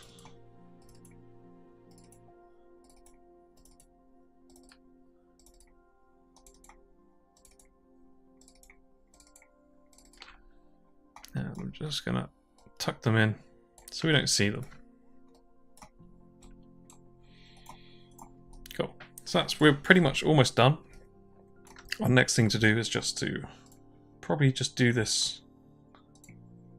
Let's delete all the history on that. Let's copy that name and rivets geo. Let's go to our orthographic front. So we're pretty much done. So the next thing we just need to do is make this sprocket. So I'm just going to quickly Maybe so if I hidden everything. So I'm just going to tidy it all up a bit.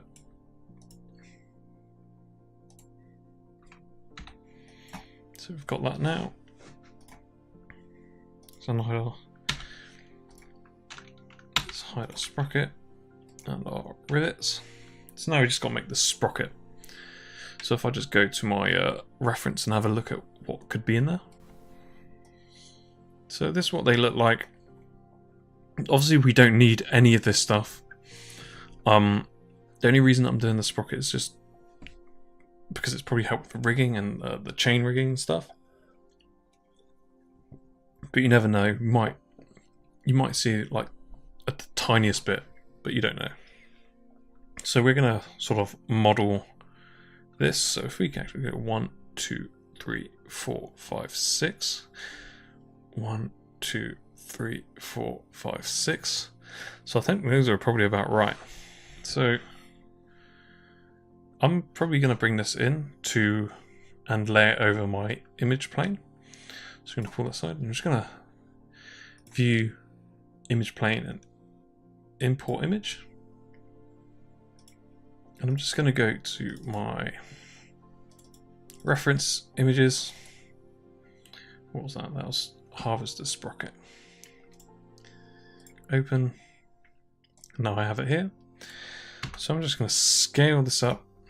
If I go to my attribute editor, I could just raise my alpha gain, or lower it, sorry. So I've just gone to my attribute editor on my image plane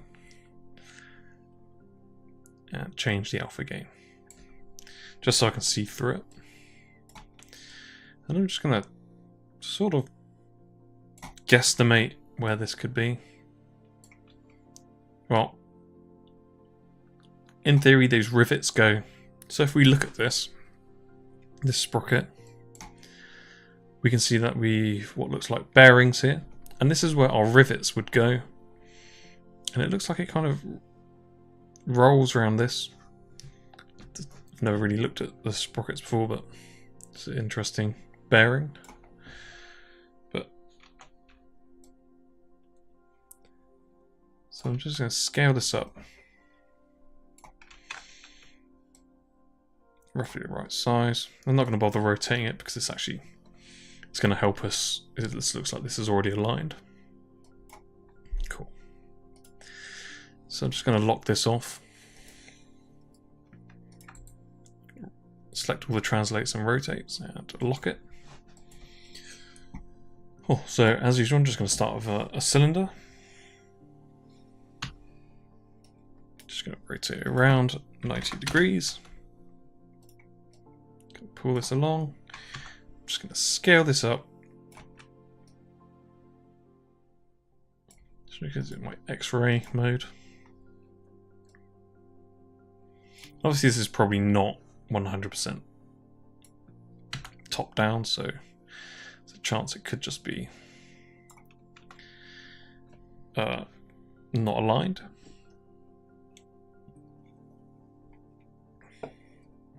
So there are loads of ways we can do this. We can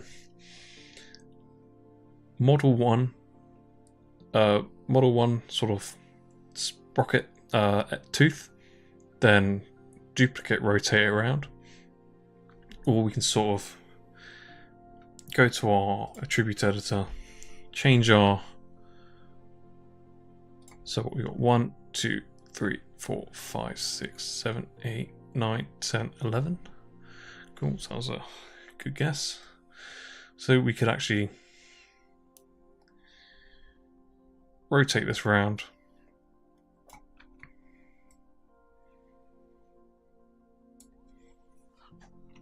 And we could select all these edges and extrude them out. Because we're clearly not top down, otherwise this would probably fit. Like if that fit in there, that would probably all fit quite nice. Well, it does. It's pretty close, but it's not perfect. Or you could double it, so now you have the bits in the middle.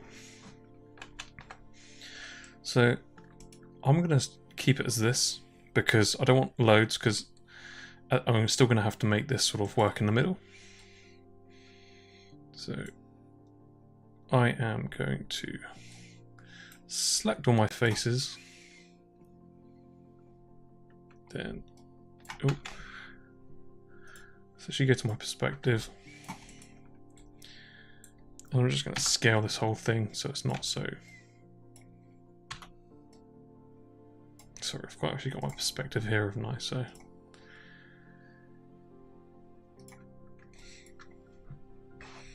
Cool. So I'm actually just going to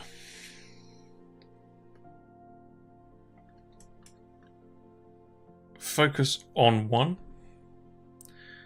Then I'm going to duplicate it around. So I'm going to select this. So I've now only got that top bit. I have to press Ctrl E.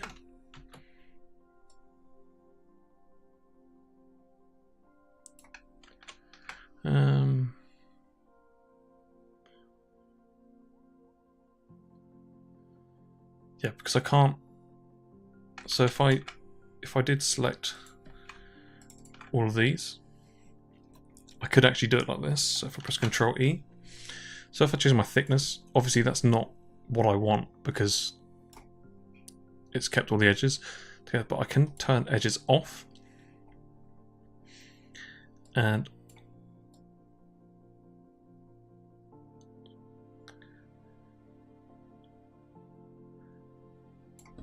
the problem is when I get stuff like this is that I can change the thickness of it, but what I can't do really is change the scale. I can change the offset, but that's not what I want. I want to be able to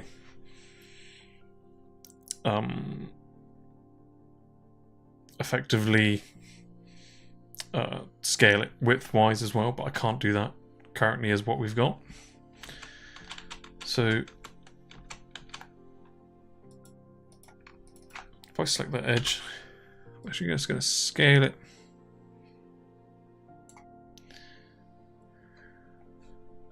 So I'm just going to scale it again.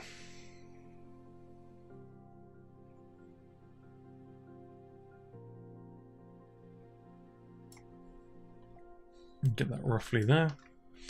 Because ideally you would actually want to have, to do this properly, you would want an edge loop going all the way around. So I'm actually, for something like this, it's going to look like I'm doing it the hard way. But I want to do it as correct as I can for you, so in fact, actually, it should be fine. So we could just go Ctrl E, bring that up. What is it? Scale is on object, so we can change it to component. So now it's only going to scale in the component axis.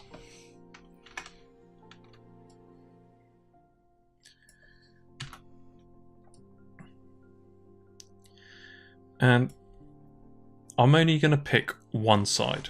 I'm not going to try and match both sides. I only want to match one side because then you start throwing off the symmetry of it.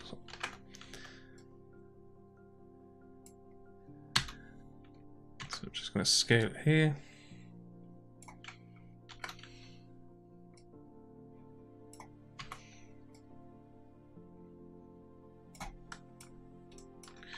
So you get to a point where it's kind of like,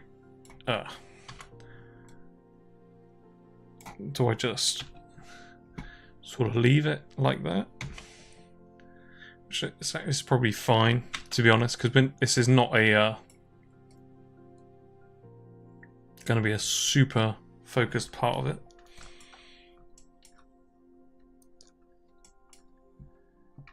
So if we go to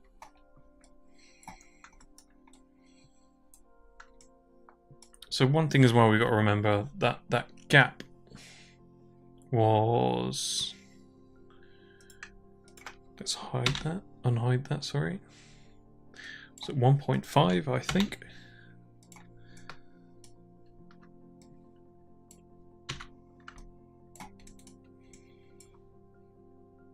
So So obviously our sprocket has to be, it's probably not chart, it's probably something with enough gap.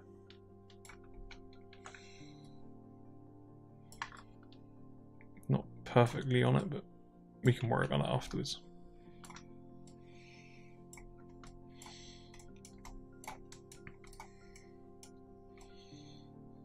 Cool. So we've got one sprocket.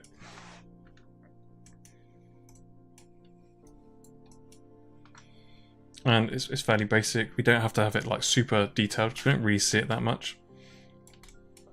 And what I'm going to do, I'm going to duplicate it and hide it just in case it all goes wrong. Now what I want to do is, because this is kind of a solid chunk, I imagine it probably sort of bends in a tiny bit, maybe. So what I'm going to do, I'm just going to go to my Deform tab, go to Lattice, and add a lattice to it. So now if I go to my lattice shape, I don't need 5 in that direction.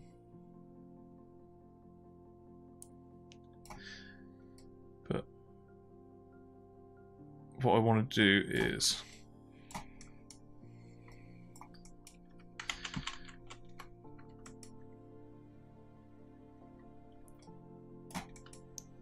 why is it not? So if I freeze the transforms and go for lattice, there we are. Now that's, I don't know why that wasn't square on there, but to remove that 5. Oh no, we actually do want that. So if I go to my shading wireframe, I only want to sort of do the tip, so I'm just going to add some lattices so it gets up to this point. I'm just going to hold right click and select lattice point. I'm just going to select the top 2.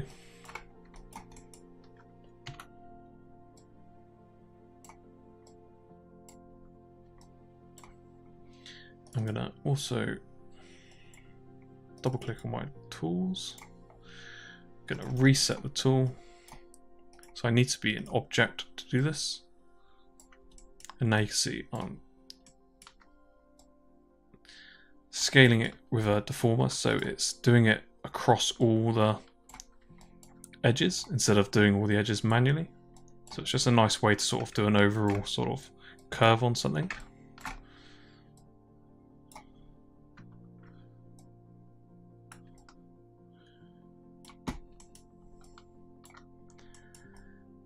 And maybe a really small bit there. But other than that, I don't need to do loads. So now I'm just going to select this, go and delete by type history.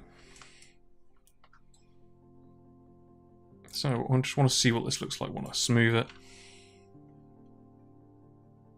It should be fine for what we need. So now I'm just going to, before I do that, I'm going to press insert and change my pivot point back to the center. Just hold V, snap it.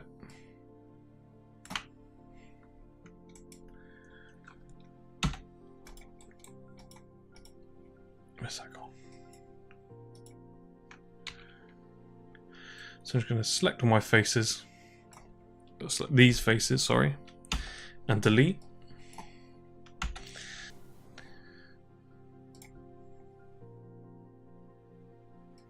So it's minus 32.7. Cool, and that's much better. I miscounted the sprockets. Anyway, so let's mesh combine. Let's select all these. Oh, select this one and mesh combine as well. If we go to all the vertices, in fact, let's go to our perspective, just so we don't accidentally merge things we don't want. So I'm just going to select all these, and they should be the closest points anyway. So I'm just going to go to merge, just going to change the threshold, so hopefully 011 should have done it. If I press 3 now, and it should all look nice and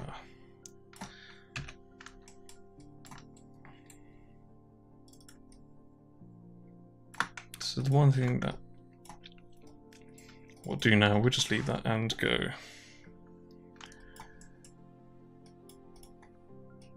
So what I wanted to do was actually add a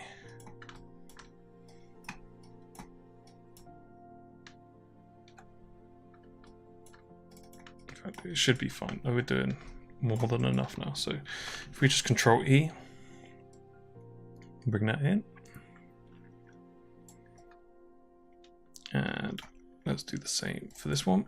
Control E, and we don't need to worry about the center of this. We can leave this. In fact, I will do that. What I was going to do, so I don't like the fact that this sort of goes into a point here, so I'm just going to select all these edges.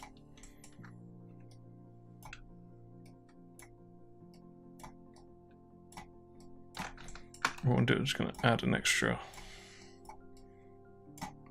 division in there.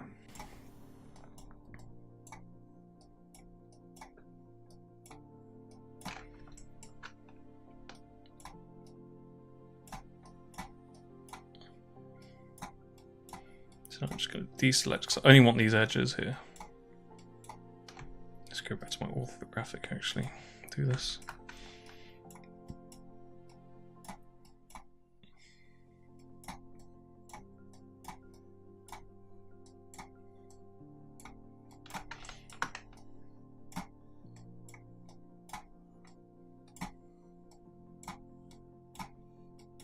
So I'm just deselecting them all. And you should only have those selected. So now if I go Modeling Toolkit, Bevel, I can bring this down. And what I want to do is I want to bring an extra sort of, not that window. Let's just go back to perspective. Add an extra edge in there, so it's not going to a point. So when you do actually smooth this, it does actually look nicer. Now all we need to do is just go around and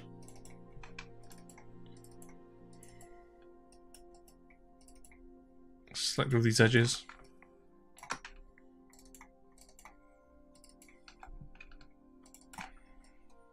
কিরে আয় বাস এসে গেছে আরে এখানে তো নিঃশ্বাস নেওয়ারও জায়গা নেই যখন লাইফ টু মাচ হয়ে যায় ক্যাফে স্টাইল কোল্ড কফি হয়ে যাক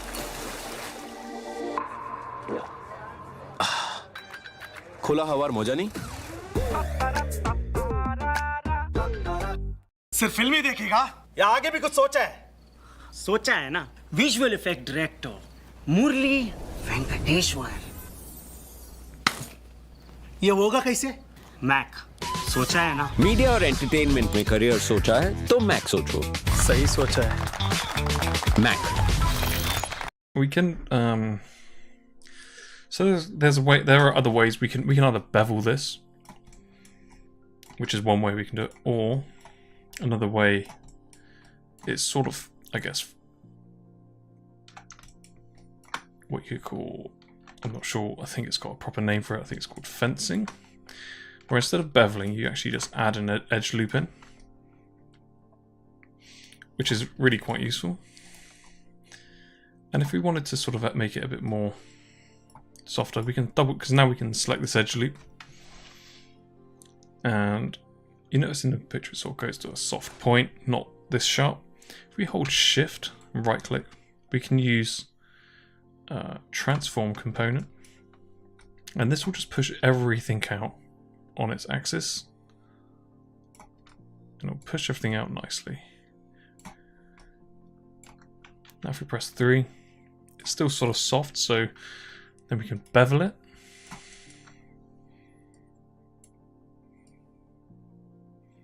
We can push that bevel more to the edges. So now if you press 3, you've got your sprocket.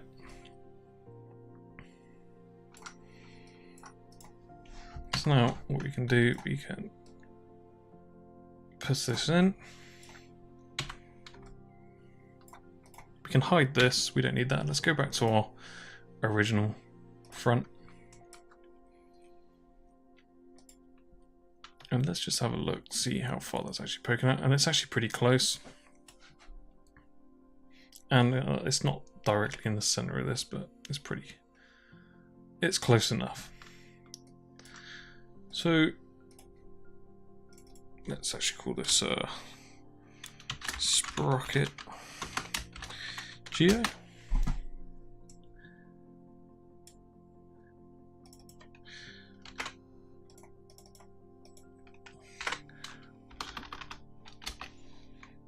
Cool, and I'm just gonna go through and I'm gonna tidy up my scene.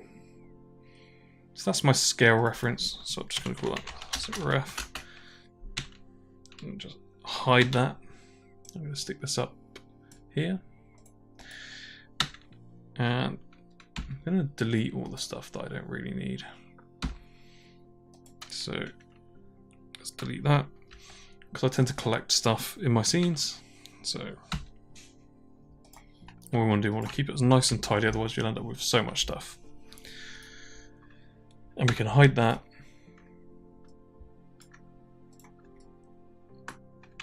And I think we may have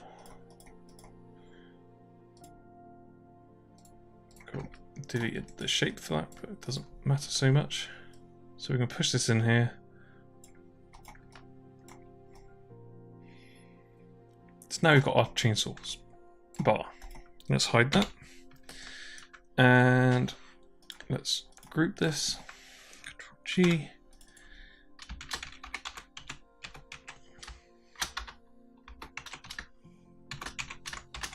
GRP. Let's delete that.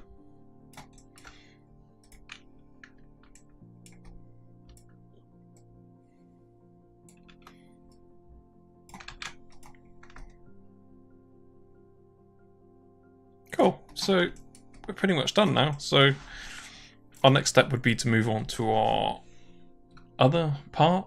I'm unsure which part that would be. It would probably be what we would figure out next is how to mount. Actually, we need to do the other one. So whether if we do the same one twice or make a different variant, I'll have a think. So we may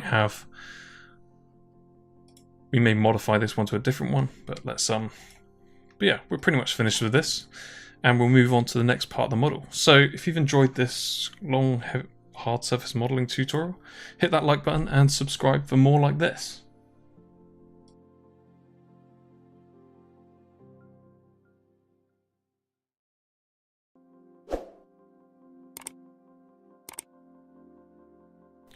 Hi, and welcome to VFX Tutors. I'm Josh, and in this tutorial we're going to be continuing with the hard surface modeling section.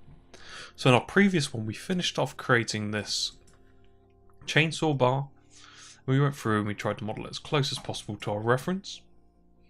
So now in this next one, because we're trying to make this as real as possible and logically as real as possible, because it's just how I sort of do things. You don't have to, you can make it as crazy as you want. My next step that I want to try and figure out is how. So let's unhide our concept. So we've got this concept here that we started off with, and we've got this chainsaw blade attached to this sort of katana. So if I just go to my concept and hide all these sort of rough bits. And I just want to leave this like real blade section. If I hide my model, we can see this is what we were trying to sort of create. Where's...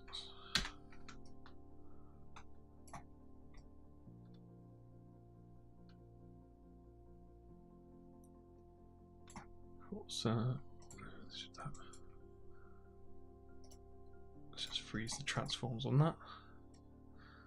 So I guess in theory that should be, let's hide that blade again. That should be tight against that.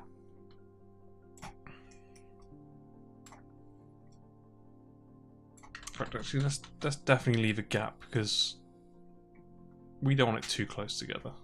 So I'm just going to leave it as that. We can figure out the spacings of things afterwards, but what I want to figure out is this sort of blade bit. So I know we don't see much of it, but we will see like small inklings of it. And I'm kind of imagining this to be sort of a broken sort of sword or something like that. So we don't have to model the whole thing. And if it was an old katana, the blade would probably like, it's not straight, but it would curve up out the top. And you can do that if you want. But let's just start in this one. We're going to model this blade part, then we're going to figure out how we attach this to the actual blade. So I'm just going to hide my chainsaw bar. And I'm just going to go to my panels, orthographic, and front. And I'm just going to go view, image plane, and import another image plane.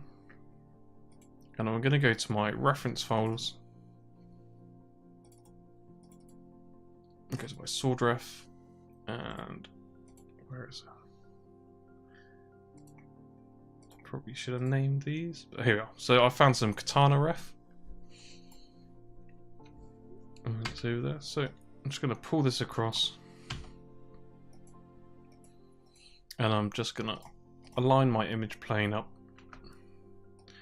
to my reference image, to my blade. And I'm just going to scale this up. So I can't see it at the moment, so I'm just going to go to my attributes editor, image plane, and change this to 0.7. So now I can see through. I'm just going to line this bottom one up because it's already pretty much there. And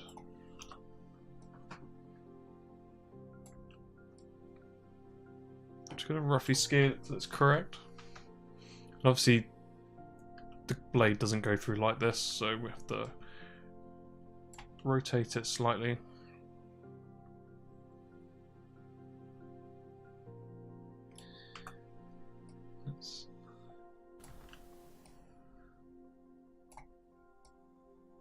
So you can sort of see what we're getting here. And you can already see that we've got, if we unhide our chainsaw bar, this is going to sort of decide where we're going to put the bolts.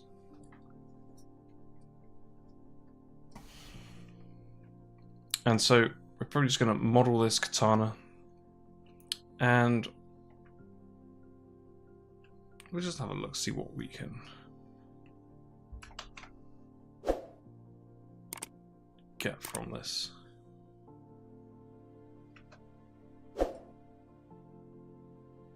Because maybe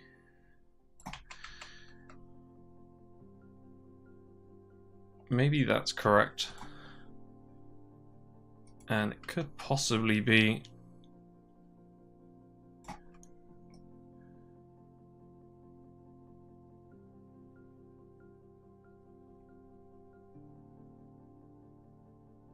something like this. So the concept is always up for being changed, because it's your model at the end of the day. So, but then we have to think about how we're going to power this.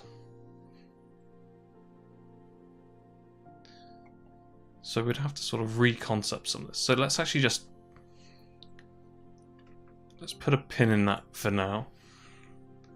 We can hide that. And let's just model this blade.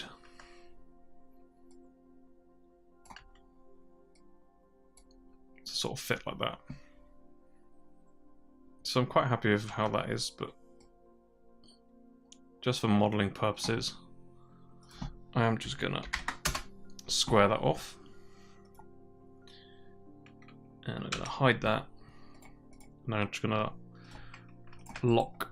I'm gonna select my translations and rotations and right click and lock. Now, we can sort of, if we look close, we can sort of see this sort of shape. We've got the main sort of thickness of it here. Then the blade thins out here and also thins out into a point. So let's just create a cube.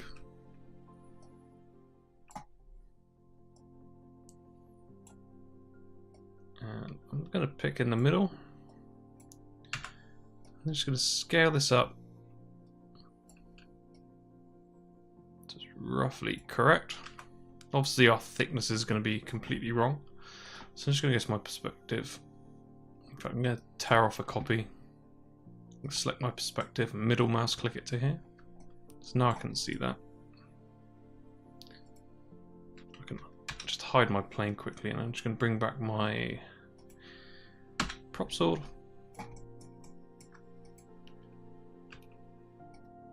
And do you know what? No, I don't want to use that because I want to keep that as ref. Well, I could have just, in fact, why don't I just do this? Control D to duplicate that, and Shift P to get that out of the group. And I can hide that, and now I've got my blade. Doing things the hard way, as usual. Cool, so I'm just going to push this forward. And I can keep my perspective here. And I'm just going to pull this up. I'm going to go to my X-ray so I can see through.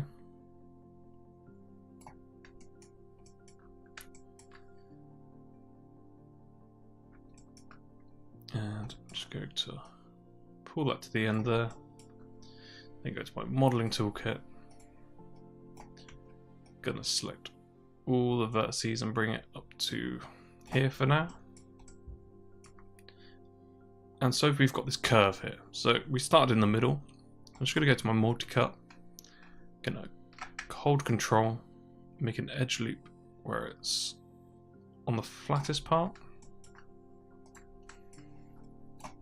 Then I'm going to bring this up to match. Also, make sure you rotate it slightly as well so it matches the rotation of the curve. Then I'm also going to use multi-cut again. Hold control, left click, and then I'm going to pull these down to match. I'm just trying to keep this consistent all the way through.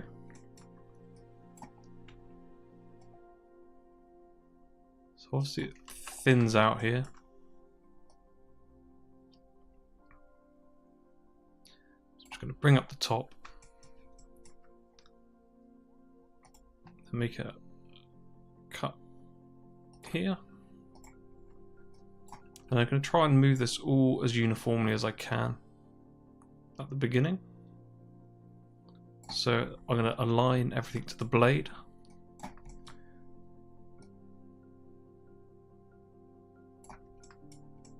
So I know that all these are uniformly aligned there.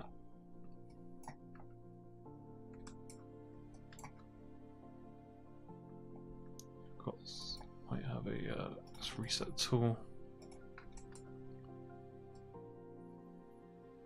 Just pull that across.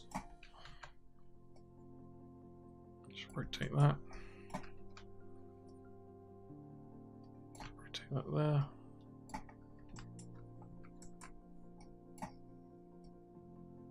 And now let's readjust.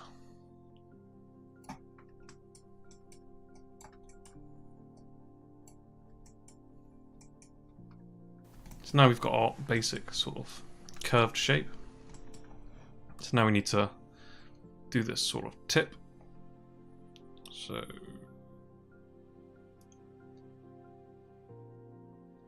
let's just think how we do this. So I'm just going to select this and deselect and Control E.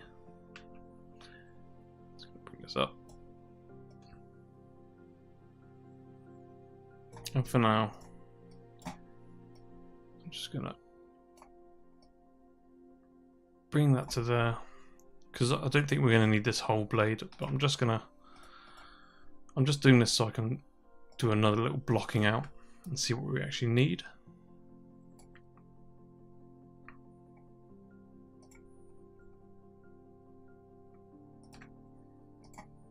So I'm just gonna make edge loop there.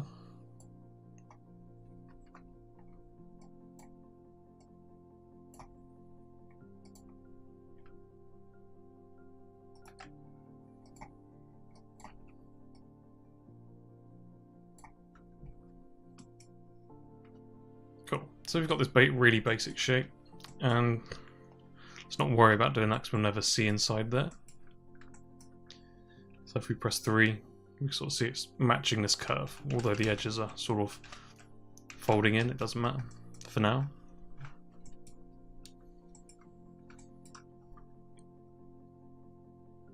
So we need to figure out, before I go into any detailing of this, I'm just going to hide this. Bring back our chainsaw bar and bring back the prop.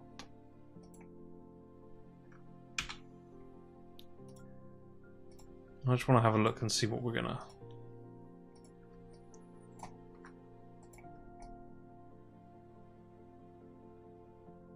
So I had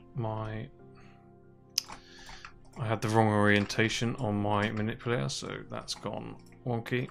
So it's always good to check that you've got the right orientation, otherwise you'll end up doing silly things like that. But it's easily fixed by selecting all the faces and scaling them. But it's one thing to keep an eye out for.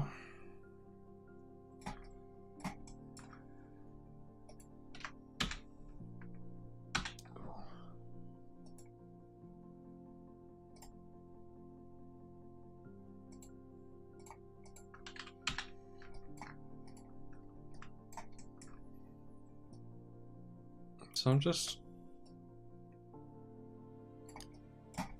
going to do a quick rough concept of what this would look like if we left the curved blade.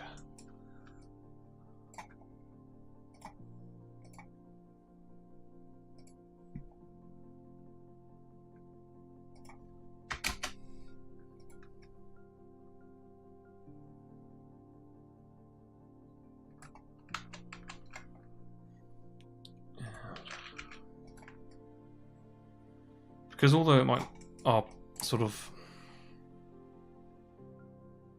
plan is to also not paint out a lot of stuff,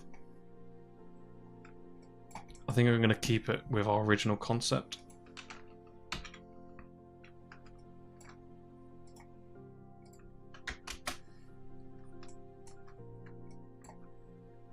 I don't really like how the sword, so let's unhide everything. Because this is not, I'm not following a client brief or anything like that. I'm just creating something of my choice. And say if this is the concept or something, you'd have to obviously follow it. But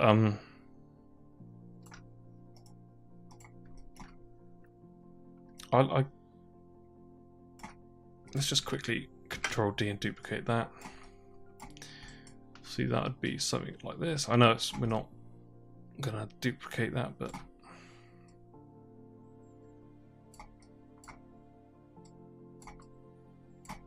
in fact, actually, let's pull that.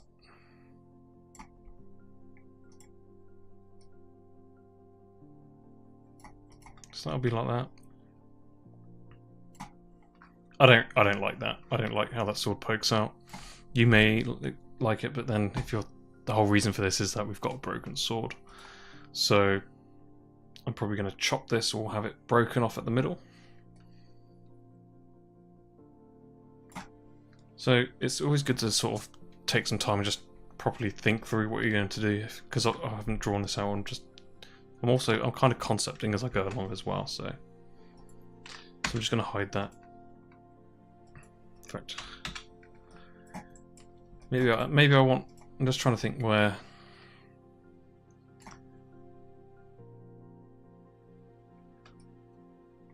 If I look over this side, where do I actually want this blade? Yeah, I think I'm going to chop it off here, so I don't break the shape of the whole sort of chainsaw. So I'm just going to hide that. I'm going to hide all my concept stuff and bring back my plane. I'm going to go back to my orthographic.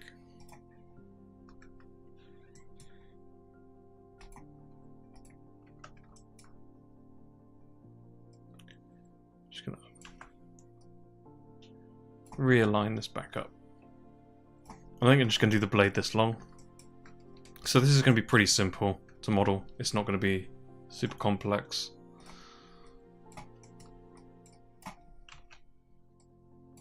So I'm just going to select my edges.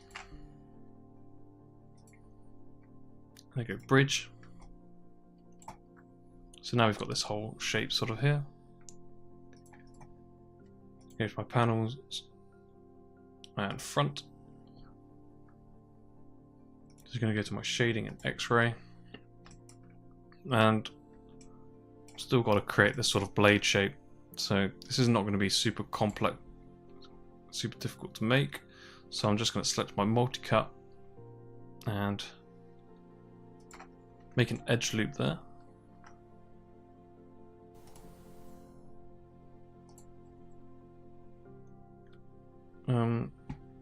They do have that sort of bracket around there, some of them, the samurai swords, so we'll have a look at that as well. So I'm just going to get to my perspective.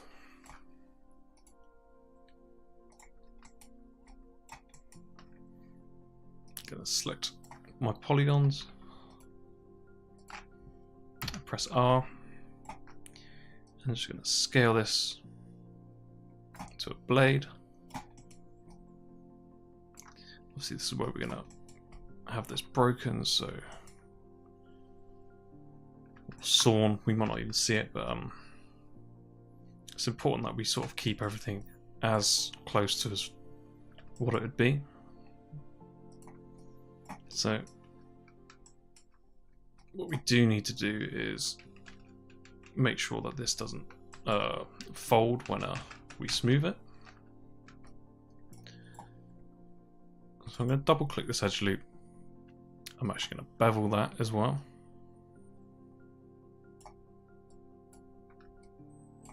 Because I want that noticeable edge in there.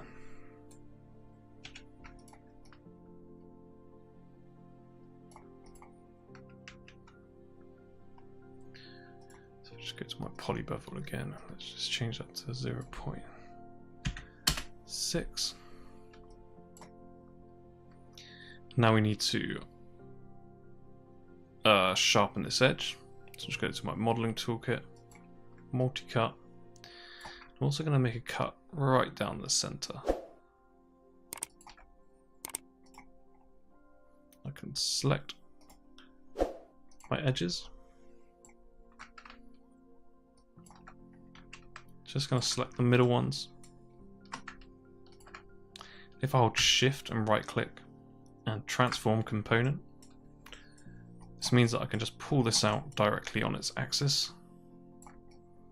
I don't want to bring it out loads, because I'm also going to bevel this as well. This just helps with the smoothing. So now I'm just going to select all my edges.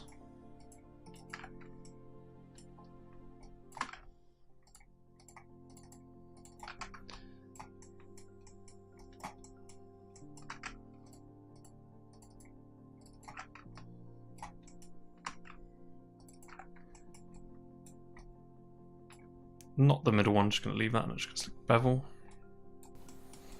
And I'm going to keep an eye on this smallest edge.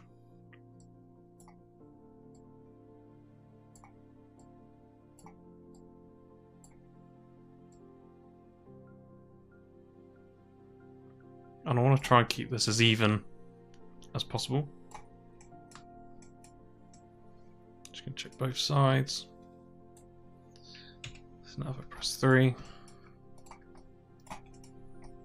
I've got a pretty sharp edge there now.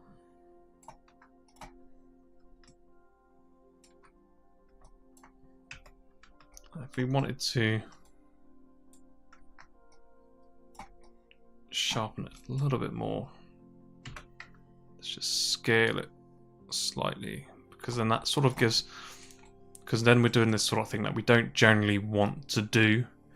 Like, you wouldn't necessarily want to do this unless you're specifically making a blade, because this, when you scale a beveled edge, it scales the bevel as well.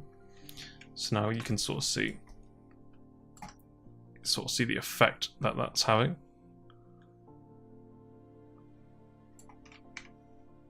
And you can see it's scaling everything sort of, it's almost breaking the bevel in a sort of way, but a way that we kind of want it to. I'm just gonna,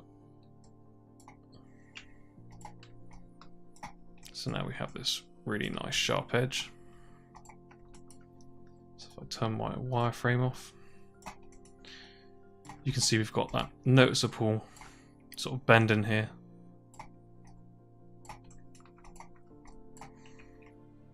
But you notice that we've got this weird shading here, because we've got quite a long distance. When it's smoothed, you see this sort of like smoothed edge here, and this one here, it's traveling quite a long way, so we need to sort of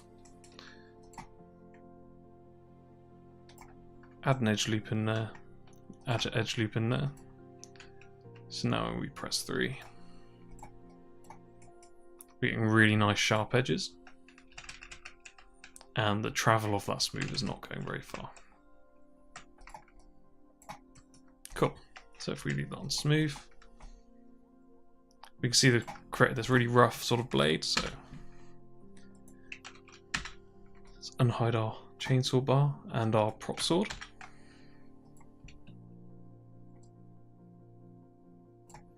Let's hide all the parts.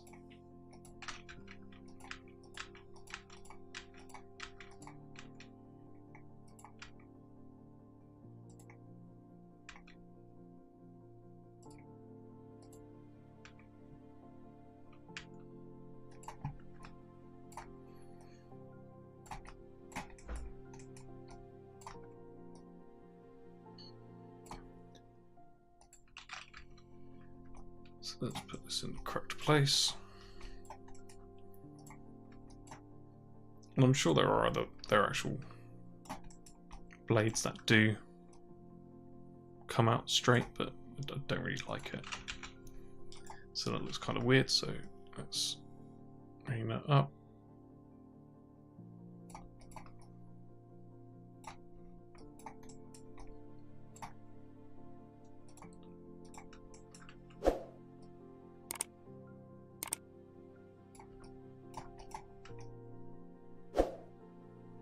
So if we do like to duplicate stuff and just have a look what it looks like. It's always good to sort of give it a good look.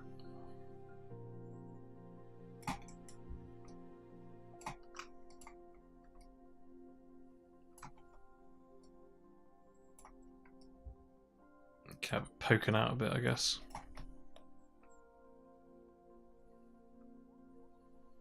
So this is also going to sort of determine where we're going to put our bolts. Oh, not those bolts. These bolts.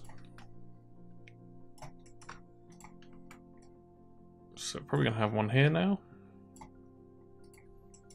No, we can't really have one there.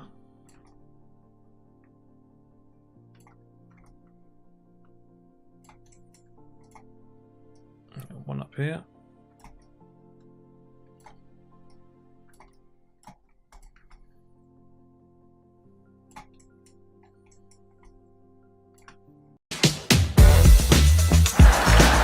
Even on the team.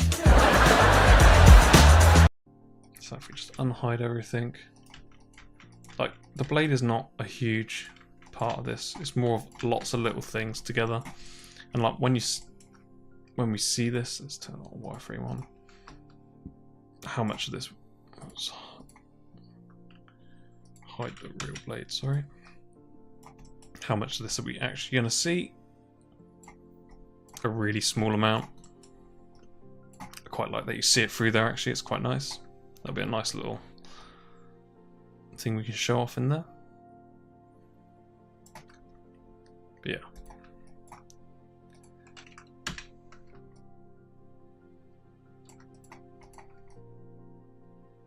Cool. So we've made that part. Let's name it. So let's call this the... Let's just copy that so I don't have to keep typing it every time. Chainsaw real blade Geo. That wasn't the most complicated model, but yeah, it was a necessary part for it. Let me have a look about those sort of, because they have those bits around here, and we can have a. In fact, let's actually see. I don't think you're ever going to see that because we don't. Let's not worry too much about that. Cool. So for this part of this tutorial, we're done. We've just made the blade. So in the next one, we'll start going into like the little fixings and making bolts probably. So if you've enjoyed this tutorial, hit that like button and subscribe for more like this.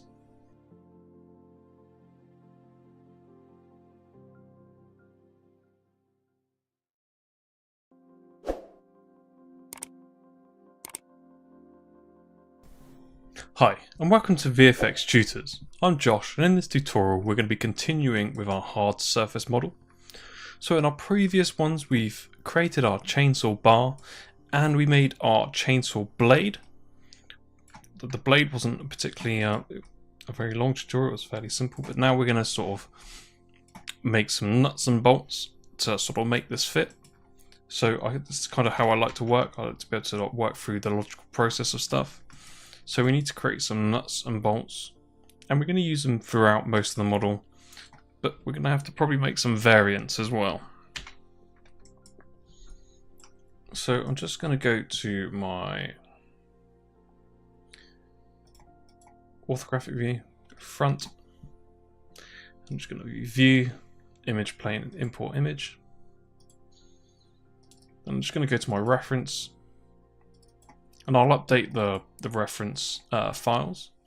So where is it? We got some nuts and bolts for this guy. He's pretty happy with his chainsaw blade. You see, I've updated it with the switches and stuff. Where is it?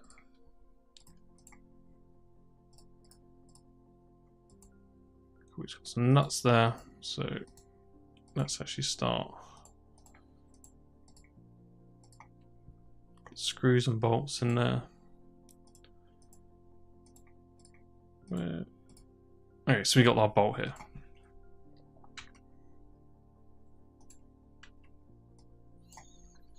So I'm just bringing this in so because I kept opening up the windows, and every time I click off wire it hides it.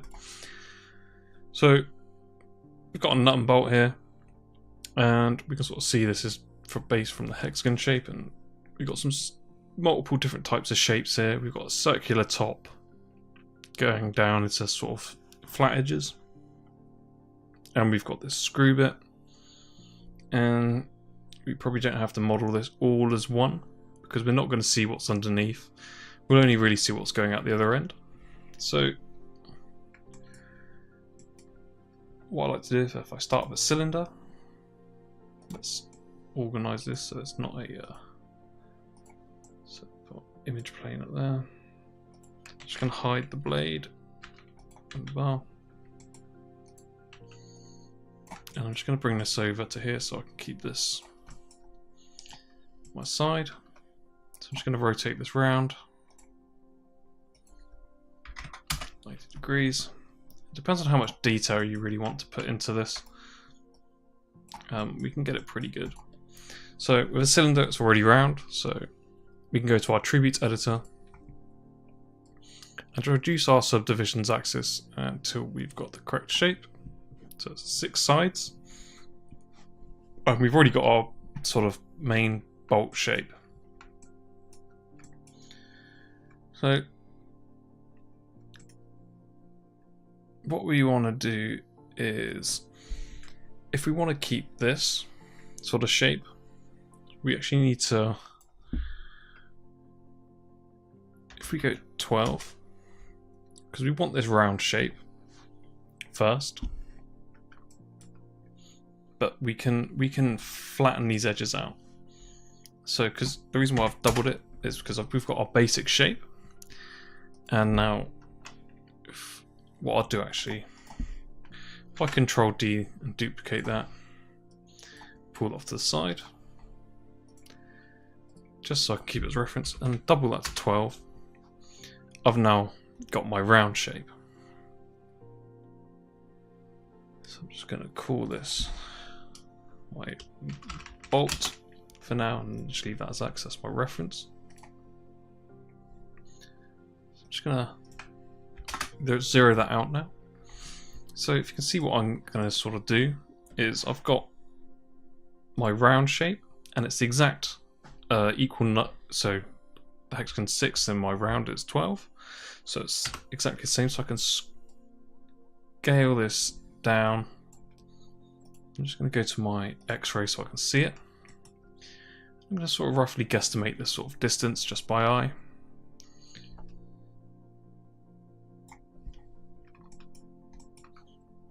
And you can see we've sort of roughly got.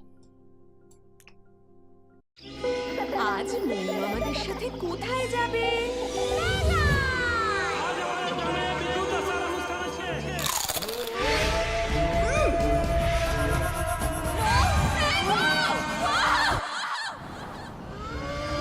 হয়তো ঘাড়ের কাছেই নিঃশ্বাস ফেলছে অপরাধী। আজ মনু আমাদের সাথে কোথায় যাবে? ক্রাইম ডায়েরি, সাবধান হও বাংলা, 16 জুন থেকে প্রতিদিন রাত 9:30টায় সান বাংলায়।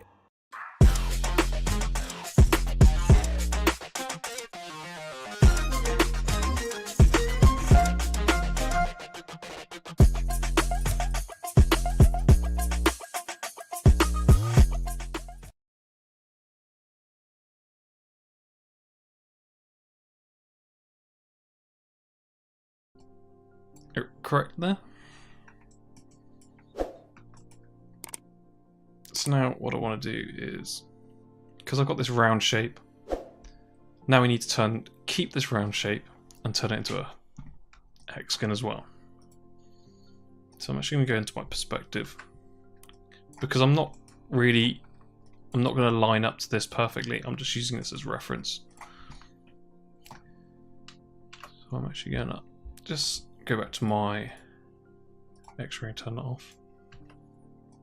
Just pull these out, scale it to a roughly what a bolt sort of head be like. We can change this afterwards.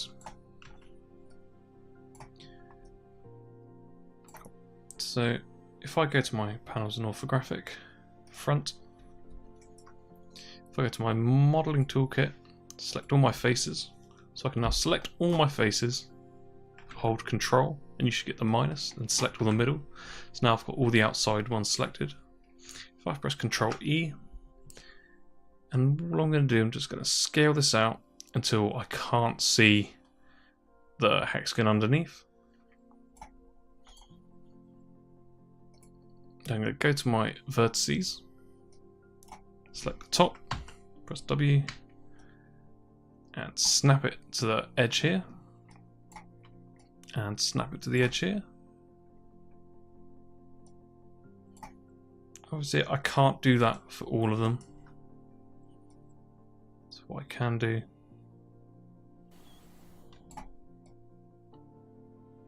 is just using my X and Y axis. If you want, you can turn your X-ray on to help as well, to sort of align it with the geo underneath.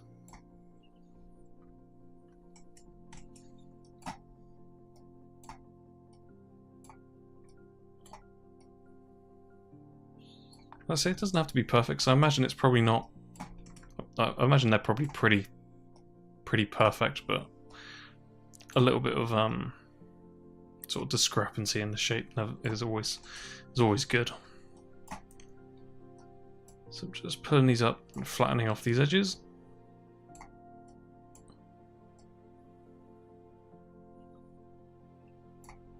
Cool. So now you can see how we've got this round bit on top, and now we see it perfect. So if you out my bolts, just pull these out. Get it to a rough afterwards. So faces unselected. If I press the faces, select. So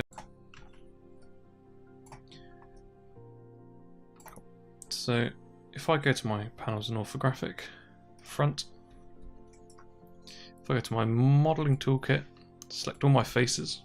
So I can now select all my faces, hold Control, and you should get the minus, and select all the middle. So now I've got all the outside ones selected. If I press Control E, and all I'm going to do, I'm just going to scale this out until I can't see the hexagon underneath. I'm going to go to my vertices, snap it to them.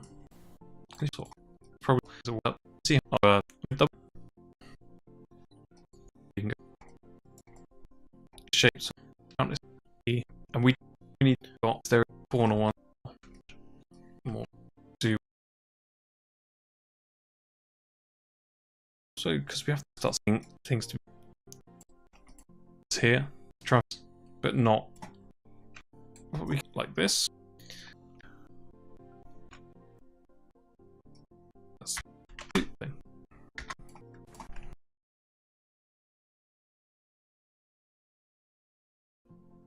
We can see if we look at our reference, we're getting pretty close with that, although I feel that maybe we've done it. If we go to our attribute editor, change our bevel to maybe a little bit softer.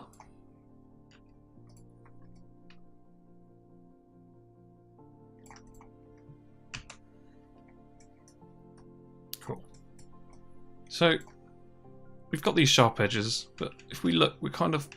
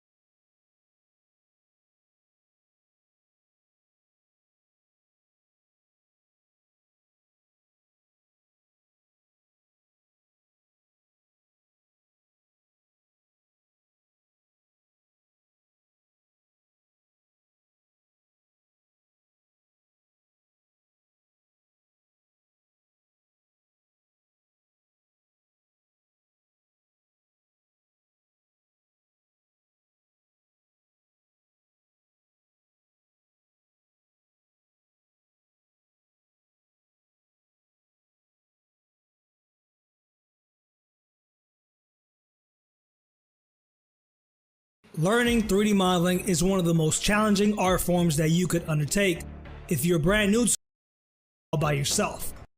Years to develop, and now move on to the blockout, repeatable patterns to create lights, HDRI images, and different render passes to create a final polished render.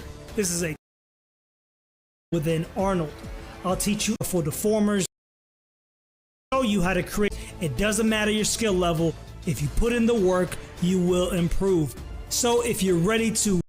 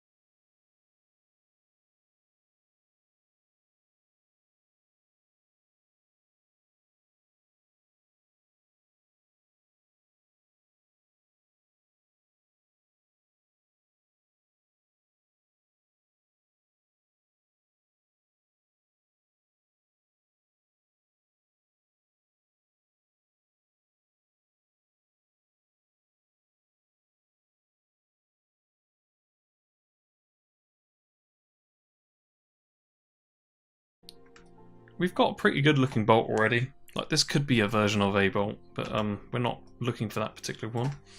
We need to sharpen this edge, so if we go to multi-cut, and what we're doing here is kind of a mix of beveling and fencing. So if we press 3, and just go to our object mode, we can see that we're getting this sort of bolt shape now. And we've tightened up these corners here. So now our next thing to do is to fix this bottom part. So we're going to multi-cut again. And if we press 3, we can see we're having the same problems here at the bottom. So now let's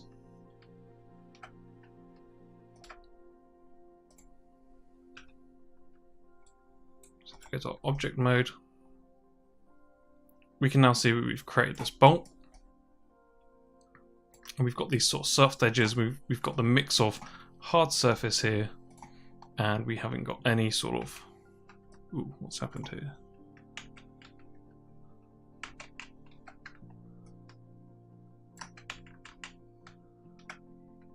It looks like we may have... I'm not doing too well on keeping this... So if you accidentally extrude something, you can select all the edges, press Control Delete, and that will delete all the edges and the vertices.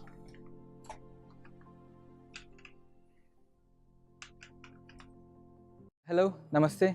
I'm Hetal Nimje. I'm from Nagpur, India. I'm Chinmayi and I'm from Bengaluru, India. My name is Shivendu Shekhar. I'm from Sitamarhi, Bihar, India. I'm from Pune, Maharashtra, India. I'm from Chennai, India. I am from Karnal, Haryana in India. My name is Kanam Gupta and I'm from Delhi, India. I decided to come to ASU because of its reputation, great professors and the diverse student body. ASU is the #1 university in terms of innovation. ASU stood out for its unparalleled cultural diversity, cutting-edge laboratories, and of course, their well-structured programs. But one of my most interesting class which I took in this semester is Nursing 336, which is lab and simulation, in which you work with the mannequins and you treat them as a patient. Certain classes in my major map involved Introduction to Software Engineering, which actually gave me a glimpse into the real world of software engineering. I'm currently also working as a research assistant with Dr. Redkar, who is also the head of robotics department. It has helped me reduce the cost of living at ASU. Also, it was my first American corporate experience, which would also help me get a full-time job after I graduate. The professors have a lot of in-depth knowledge, and it really ensures that you get the best out of the courses that you choose. The professors here are very knowledgeable and they have a very rich industrial experience. For someone who's keen about exploring new things,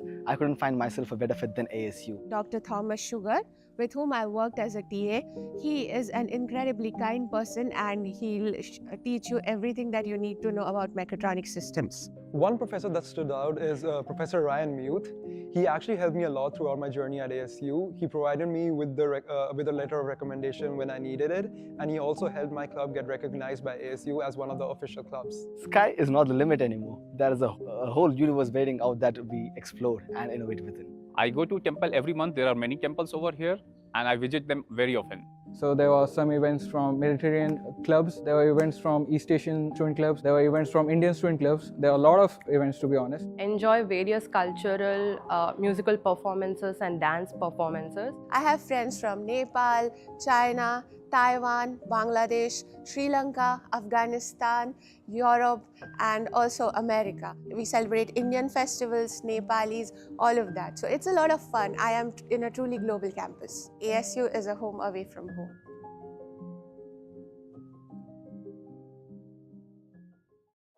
Step into Wix Studio, the web platform for agencies and enterprises, where creative freedom meets absolute efficiency.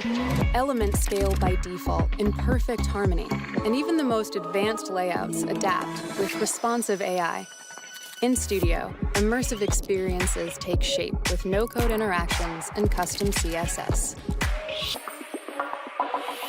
Components are developed once, deployed across sites, and sold on the app market.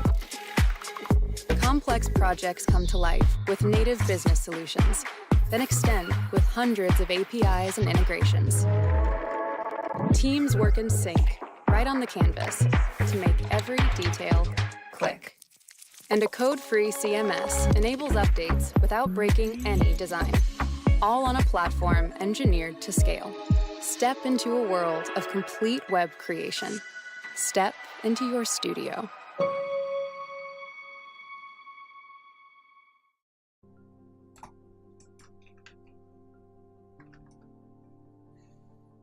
It's now a final thing that we need to do. I think we just undid that. So multi-cut. And let's make an edge loop around there. Press 3. We've now got a nice sharp bolt with the sharp edges and the sort of corners around here. We have got some funky bits here.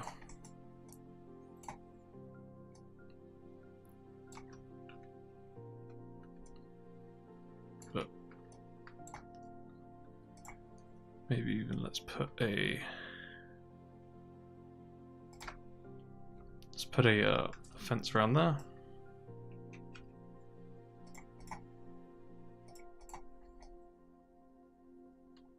And you can see we've got a pretty nice looking bolt. We just need to tighten this bit around the bottom.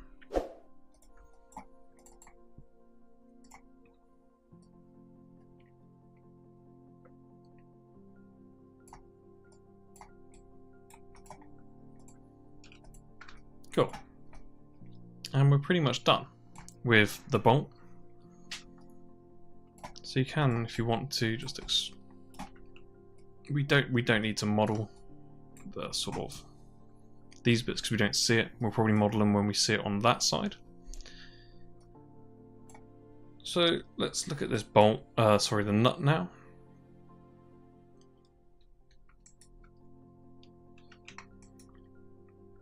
So what we can do, we can probably just duplicate this.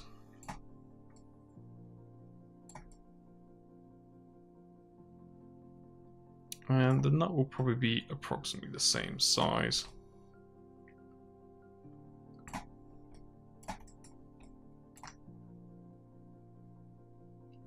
So let's... But it's going to be more symmetrical. So what we can do is... I try to reuse as much of the model as possible. So I'm just going to make an edge loop down the middle, select those edges, hold on, scale them. So now I'm going to delete all the polygons on that side. So now we've got this, we've got top of our bolt here, and we've trimmed it. So now all we need to do is, let's just flip this around for reference.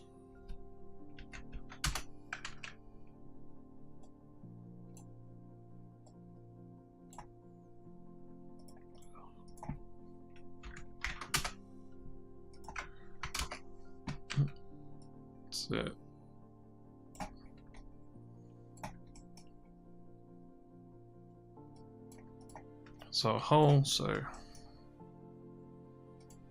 we now actually need to, because we smoothed this on top, probably was a bit preemptive. Let's go to our faces, and we can delete that. So I do like to use other pieces of geometry as reference. I'm just going to press insert and align my pivot point to this far flat side. Hold V. I'm just going to snap it to that part. So now I'm just going to go to my modeling toolkit, select my vertices, and I'm just going to snap them. So if you go to your X-ray, see what I'm doing. So I'm going to hold V, snap them, and bring them back to their round. Or you could just delete them, then re-extrude it. It's entirely up to you.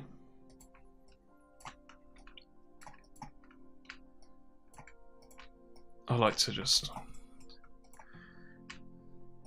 reuse geometry as much as I can.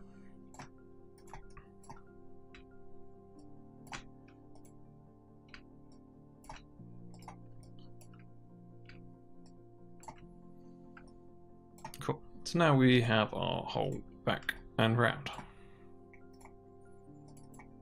So I'm just going to scale this up now, because albeit it's not tight on there, so it's probably like Control E,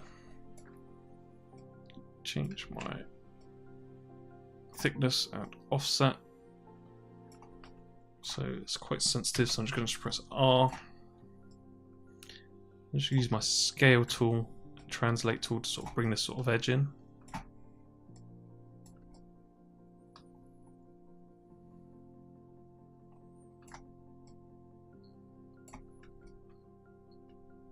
And because we're not, if we were doing this like super close up, we'd probably want to model all this thread in as well. But I think for this case, we can get away with just doing this sort of outer part.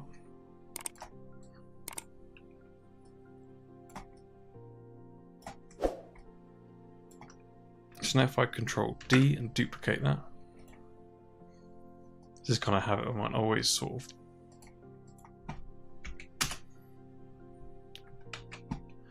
You don't even have to, you can just minus 90 degrees it and bring it back.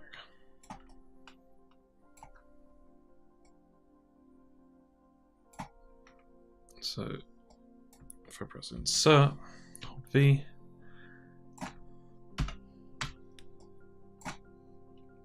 in fact I'm going to delete it because I've noticed that these are probably not as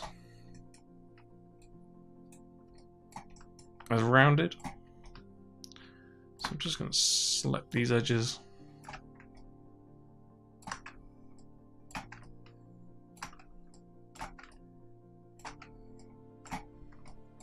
I'm just going to reduce some of the roundedness.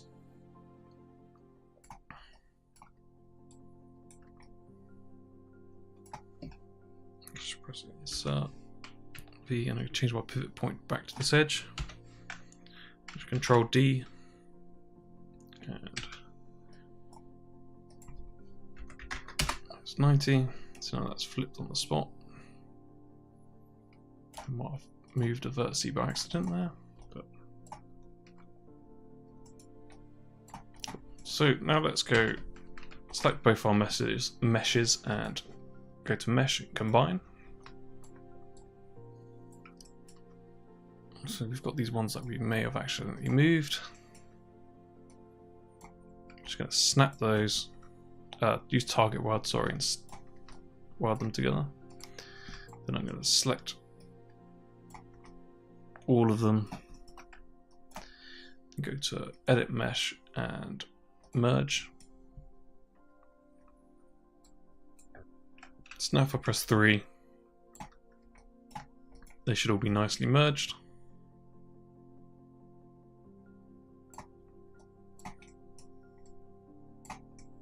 And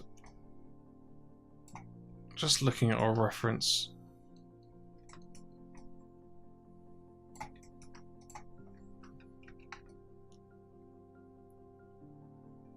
this is a much smaller,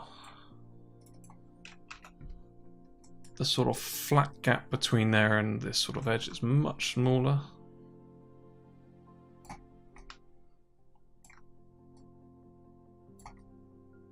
Creators looking for an edge over the competition? Get 50% off and stand out with just a click. No mics, no retakes, just seamless, high-quality audio. So save 50% with 11 Labs and level up your game.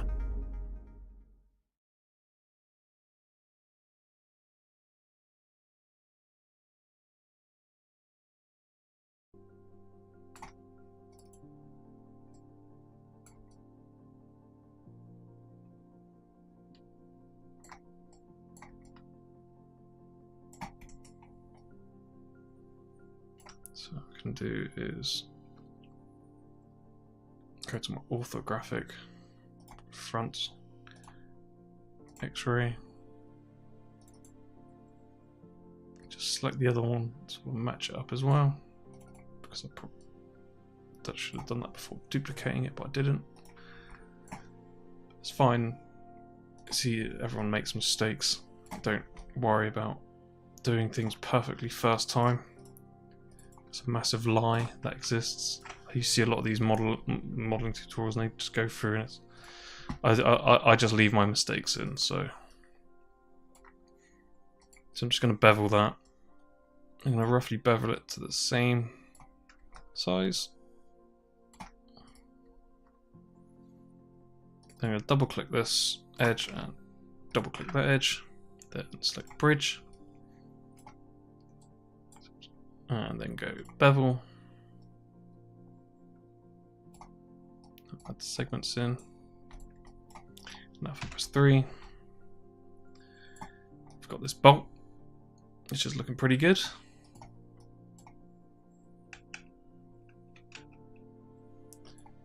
now if we just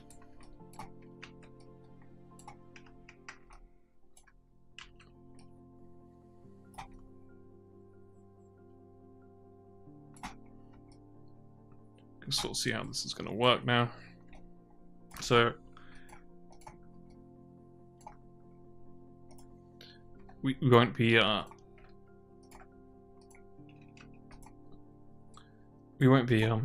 modeling the thread in, but we will make something to sort of cheat it. Cool. So we're almost done with our first bolt variant, I guess, and now we're just finish it off doing the thread.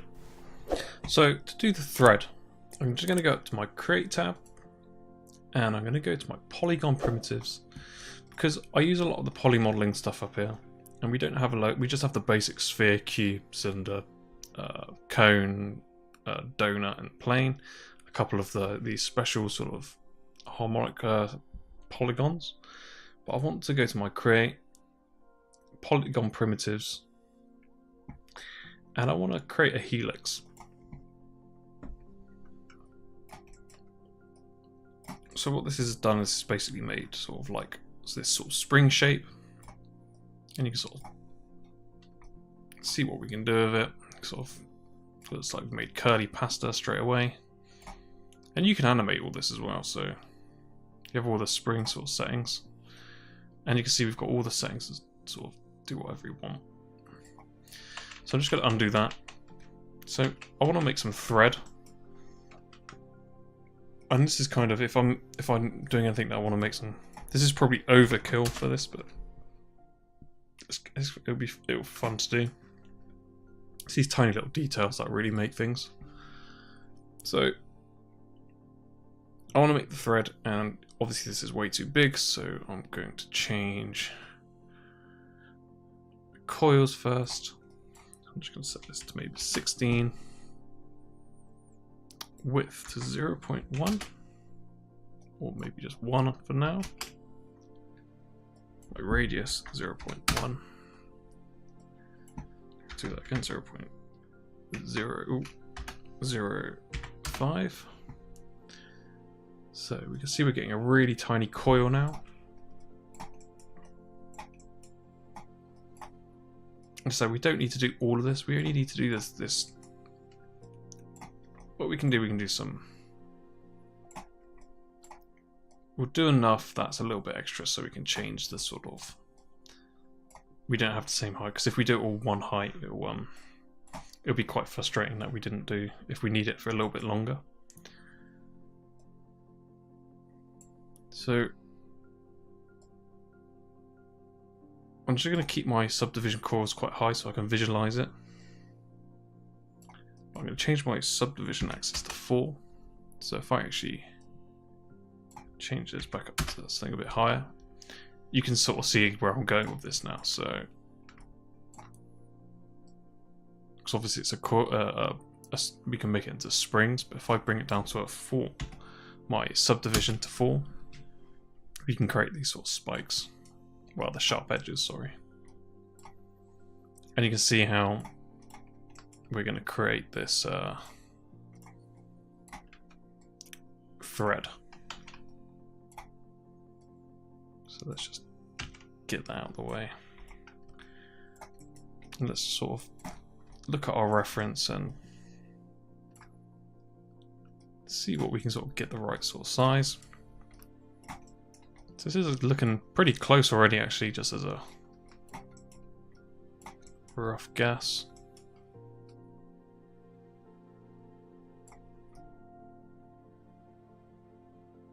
Cool, so I'm actually pretty happy with that.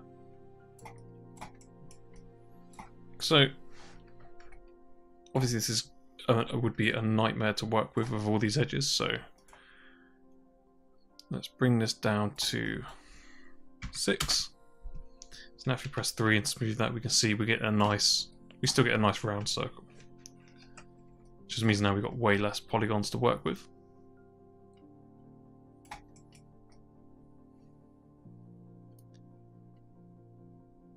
So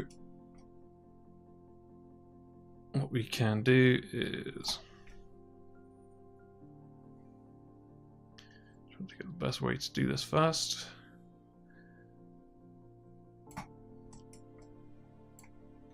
Let's go to our let's get this tighter so they're just touching. So I'm just changing my radius so they're almost on. So they're pretty much on top of each other now. Because I don't really want to go through and weld or attach all these manually. So now I've got them so close I can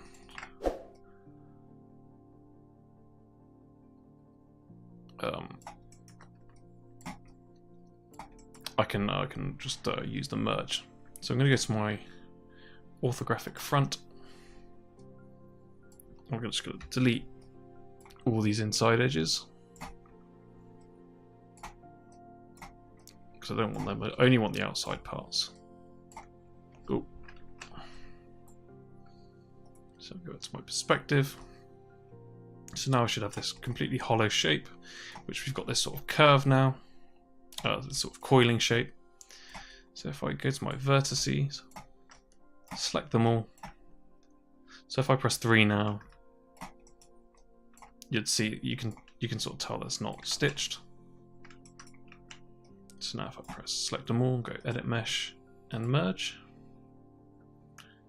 I can change my threshold. Nothing's changed, so they definitely would have welded. So now they should have.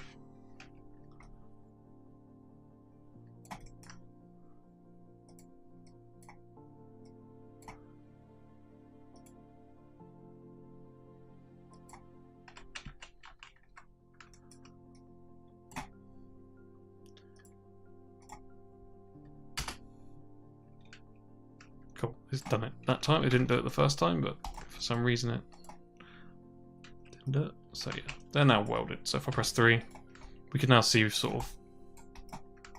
we've lost our sharpness and we've got this sort of ribbed thing, which doesn't look very nice. So before we do any of this sort of fixing any of these sort of sharp edges, let's fix this top part and make this because if we can't really see it in that picture, but I think everyone knows what a bolt looks like. Yeah, sort of. But we need to bring this in. We need to make that sort of sloping part so it screws in.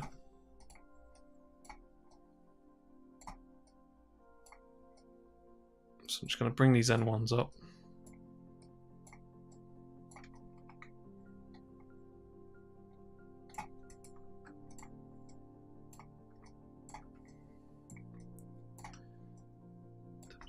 Sort of make this, press F so it's centered around it.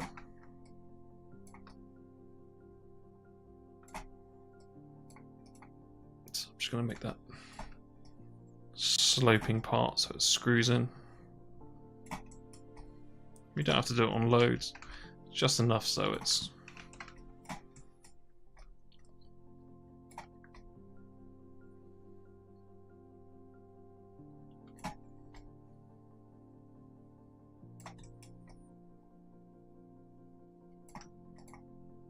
so what I'll do is This is at a really weird angle. I don't know why. So I have to rotate this round because my viewport is not liking that angle. It's being a bit funny with it. So what I want to do, I want to make sure that this is flat by the time it gets to there. So I'm just going to go around and make this one flat. Make sure that's evenly spread. Because when I sharpen this, I don't want any sort of weird, strange stuff to happen. Because I'm going to have to add some extra geometry in here as well. মা তেষ্টা পেয়েছে cold drink খাবি cold drink Horlicks milkshake দুধ সহ cold drink মাত্র 20 টাকায় Gotta keep it moving, running on the time, no time to waste.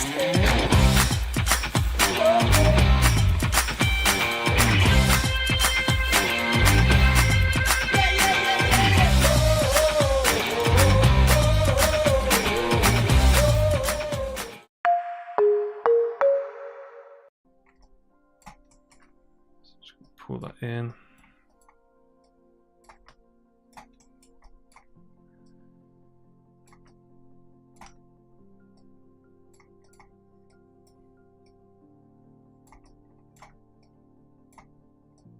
Just making that slope up from the flat.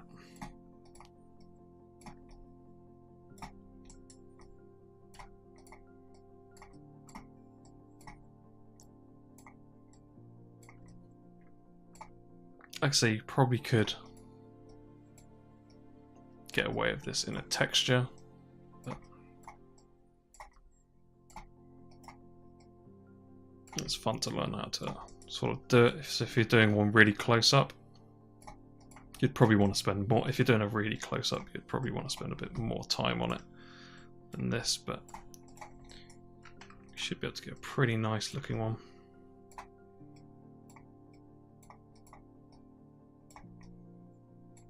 So if I press 3 now, we can see we've got that nice curving bit.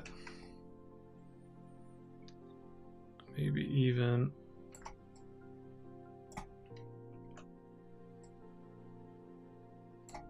just scale them all in a little bit. Cool. So our next problem is that we've got this. We've got a load of extra geometry up here. We don't want we don't want to add an edge loop to fix this because it's going to completely mess up our sort of cylindrical shape. So we're gonna have to figure out how we're gonna fix this.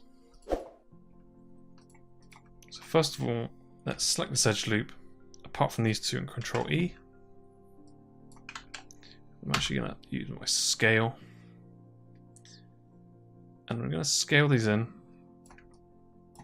I'm going to keep scaling in until this is far enough away from the edge. I'm going to go to my vertice, select target weld, and weld that one. So we've not fixed our problem yet. I'm just removing it away from this edge because we're going to have to add some sort of loop in there. So I'm just going to do that again. Control E, scale. Because we're gonna have to do some stuff that's probably gonna make it a little bit funky at the top, but I don't want it to affect that.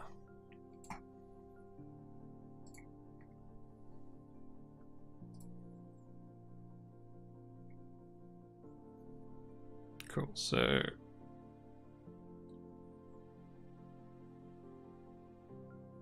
yeah, so if we select this edge and this edge, can I bridge that? You can see we've got quite a large. So if we press 3 now, we've got quite a big polygon that's being stretched over it. So I'm just going to select all this, and we're going to have a problem that we've got. No, we're not. If we just go to fill hole now. So one of our problems will be is actually none. So either way, we're going to have... No, let's do it. So we've got this sort of weird shape here. So we need to make sure that we cut across here. So now when we press 3, we've got this sort of pretty soft screw shape. So I'm pretty happy with the top. Maybe even we can press B for soft select. So soft select allows to sort of add a little bit more, but my soft select's set really high at the moment, so I'm just gonna double click on my tool settings and change my fall off to a lot lower. It's got a bit 0.1 probably. I'm just gonna pull this up so it's not going to a complete flat end. We're gonna scale it. And let's change my fall off again. So maybe 0.3. Scale the whole lot so I've got... You see how it's affecting... It's not just affecting the polygons I've picked, it's pulling all these other ones in. Cool. So if you press B and turn that off, if I press 3 now, I've got this nice sort of sloping part. So I'm not too bothered about this end because it's going to be hidden, so we can leave that open. So I'm just going to double click these edges.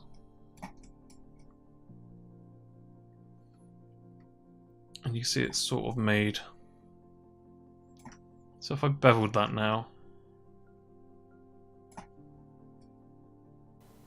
you see that we've created something quite bad here. So I want to undo that.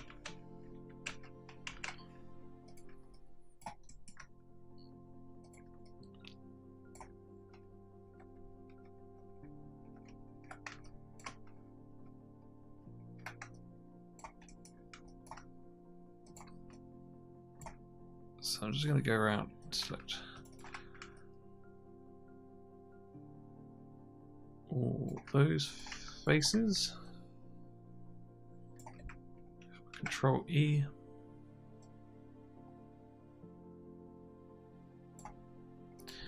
Tiny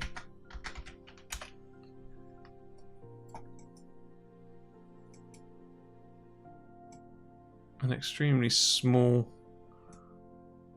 That's a bit too small, maybe.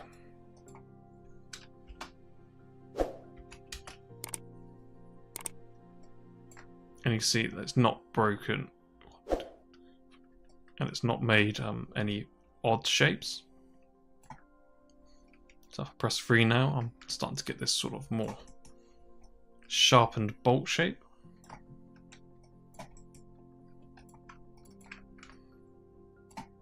So if I do Control E again, do my offset 0.004.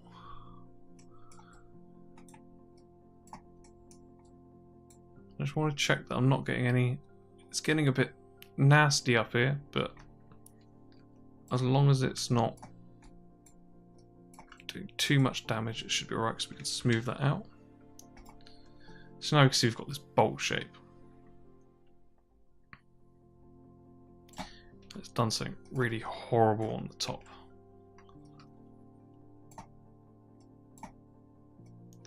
So what we can do, sculpting, relax. Let's relax all this stuff on the top.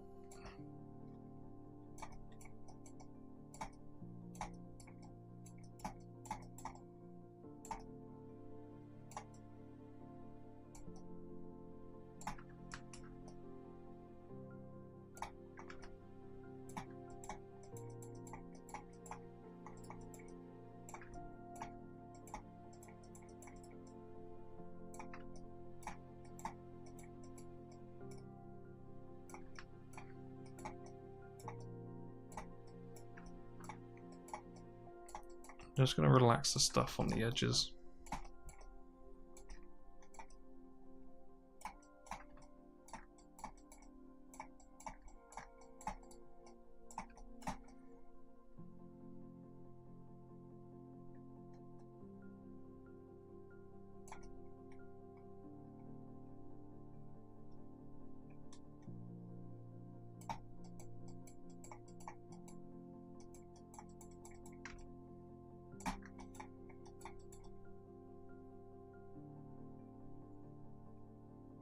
Taco Bell. Naked chicken taco. Chicken tender है naked, juices अंदर है naked, seasoning naughty है naked, crunchy patty है naked, spicy drool है naked, chicken shell है naked, nonveg crunch है naked, yummy मंच है नेकेड, फिलिंग्स है नेकेड, हर बाइट की फीलिंग्स है naked, naked for real.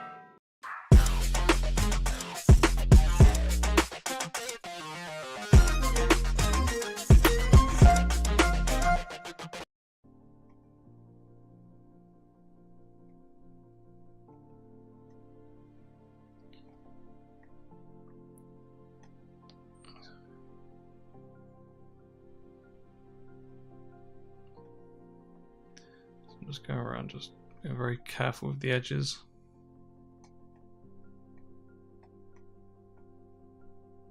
There is a possibility that something else is going on here.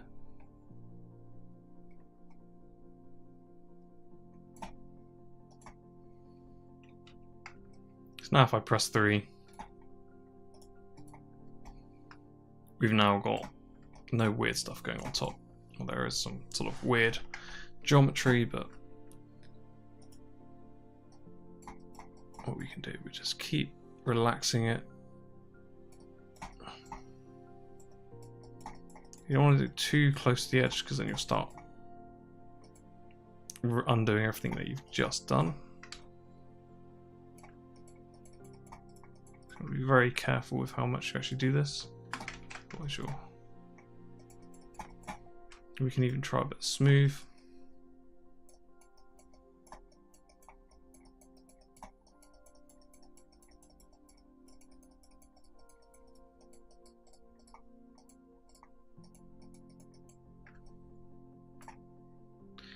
And if it's a bit too strong, my strength is up really high. Change the brush size.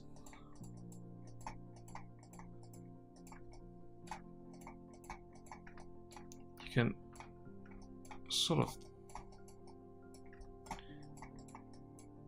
just relax it enough to sort of,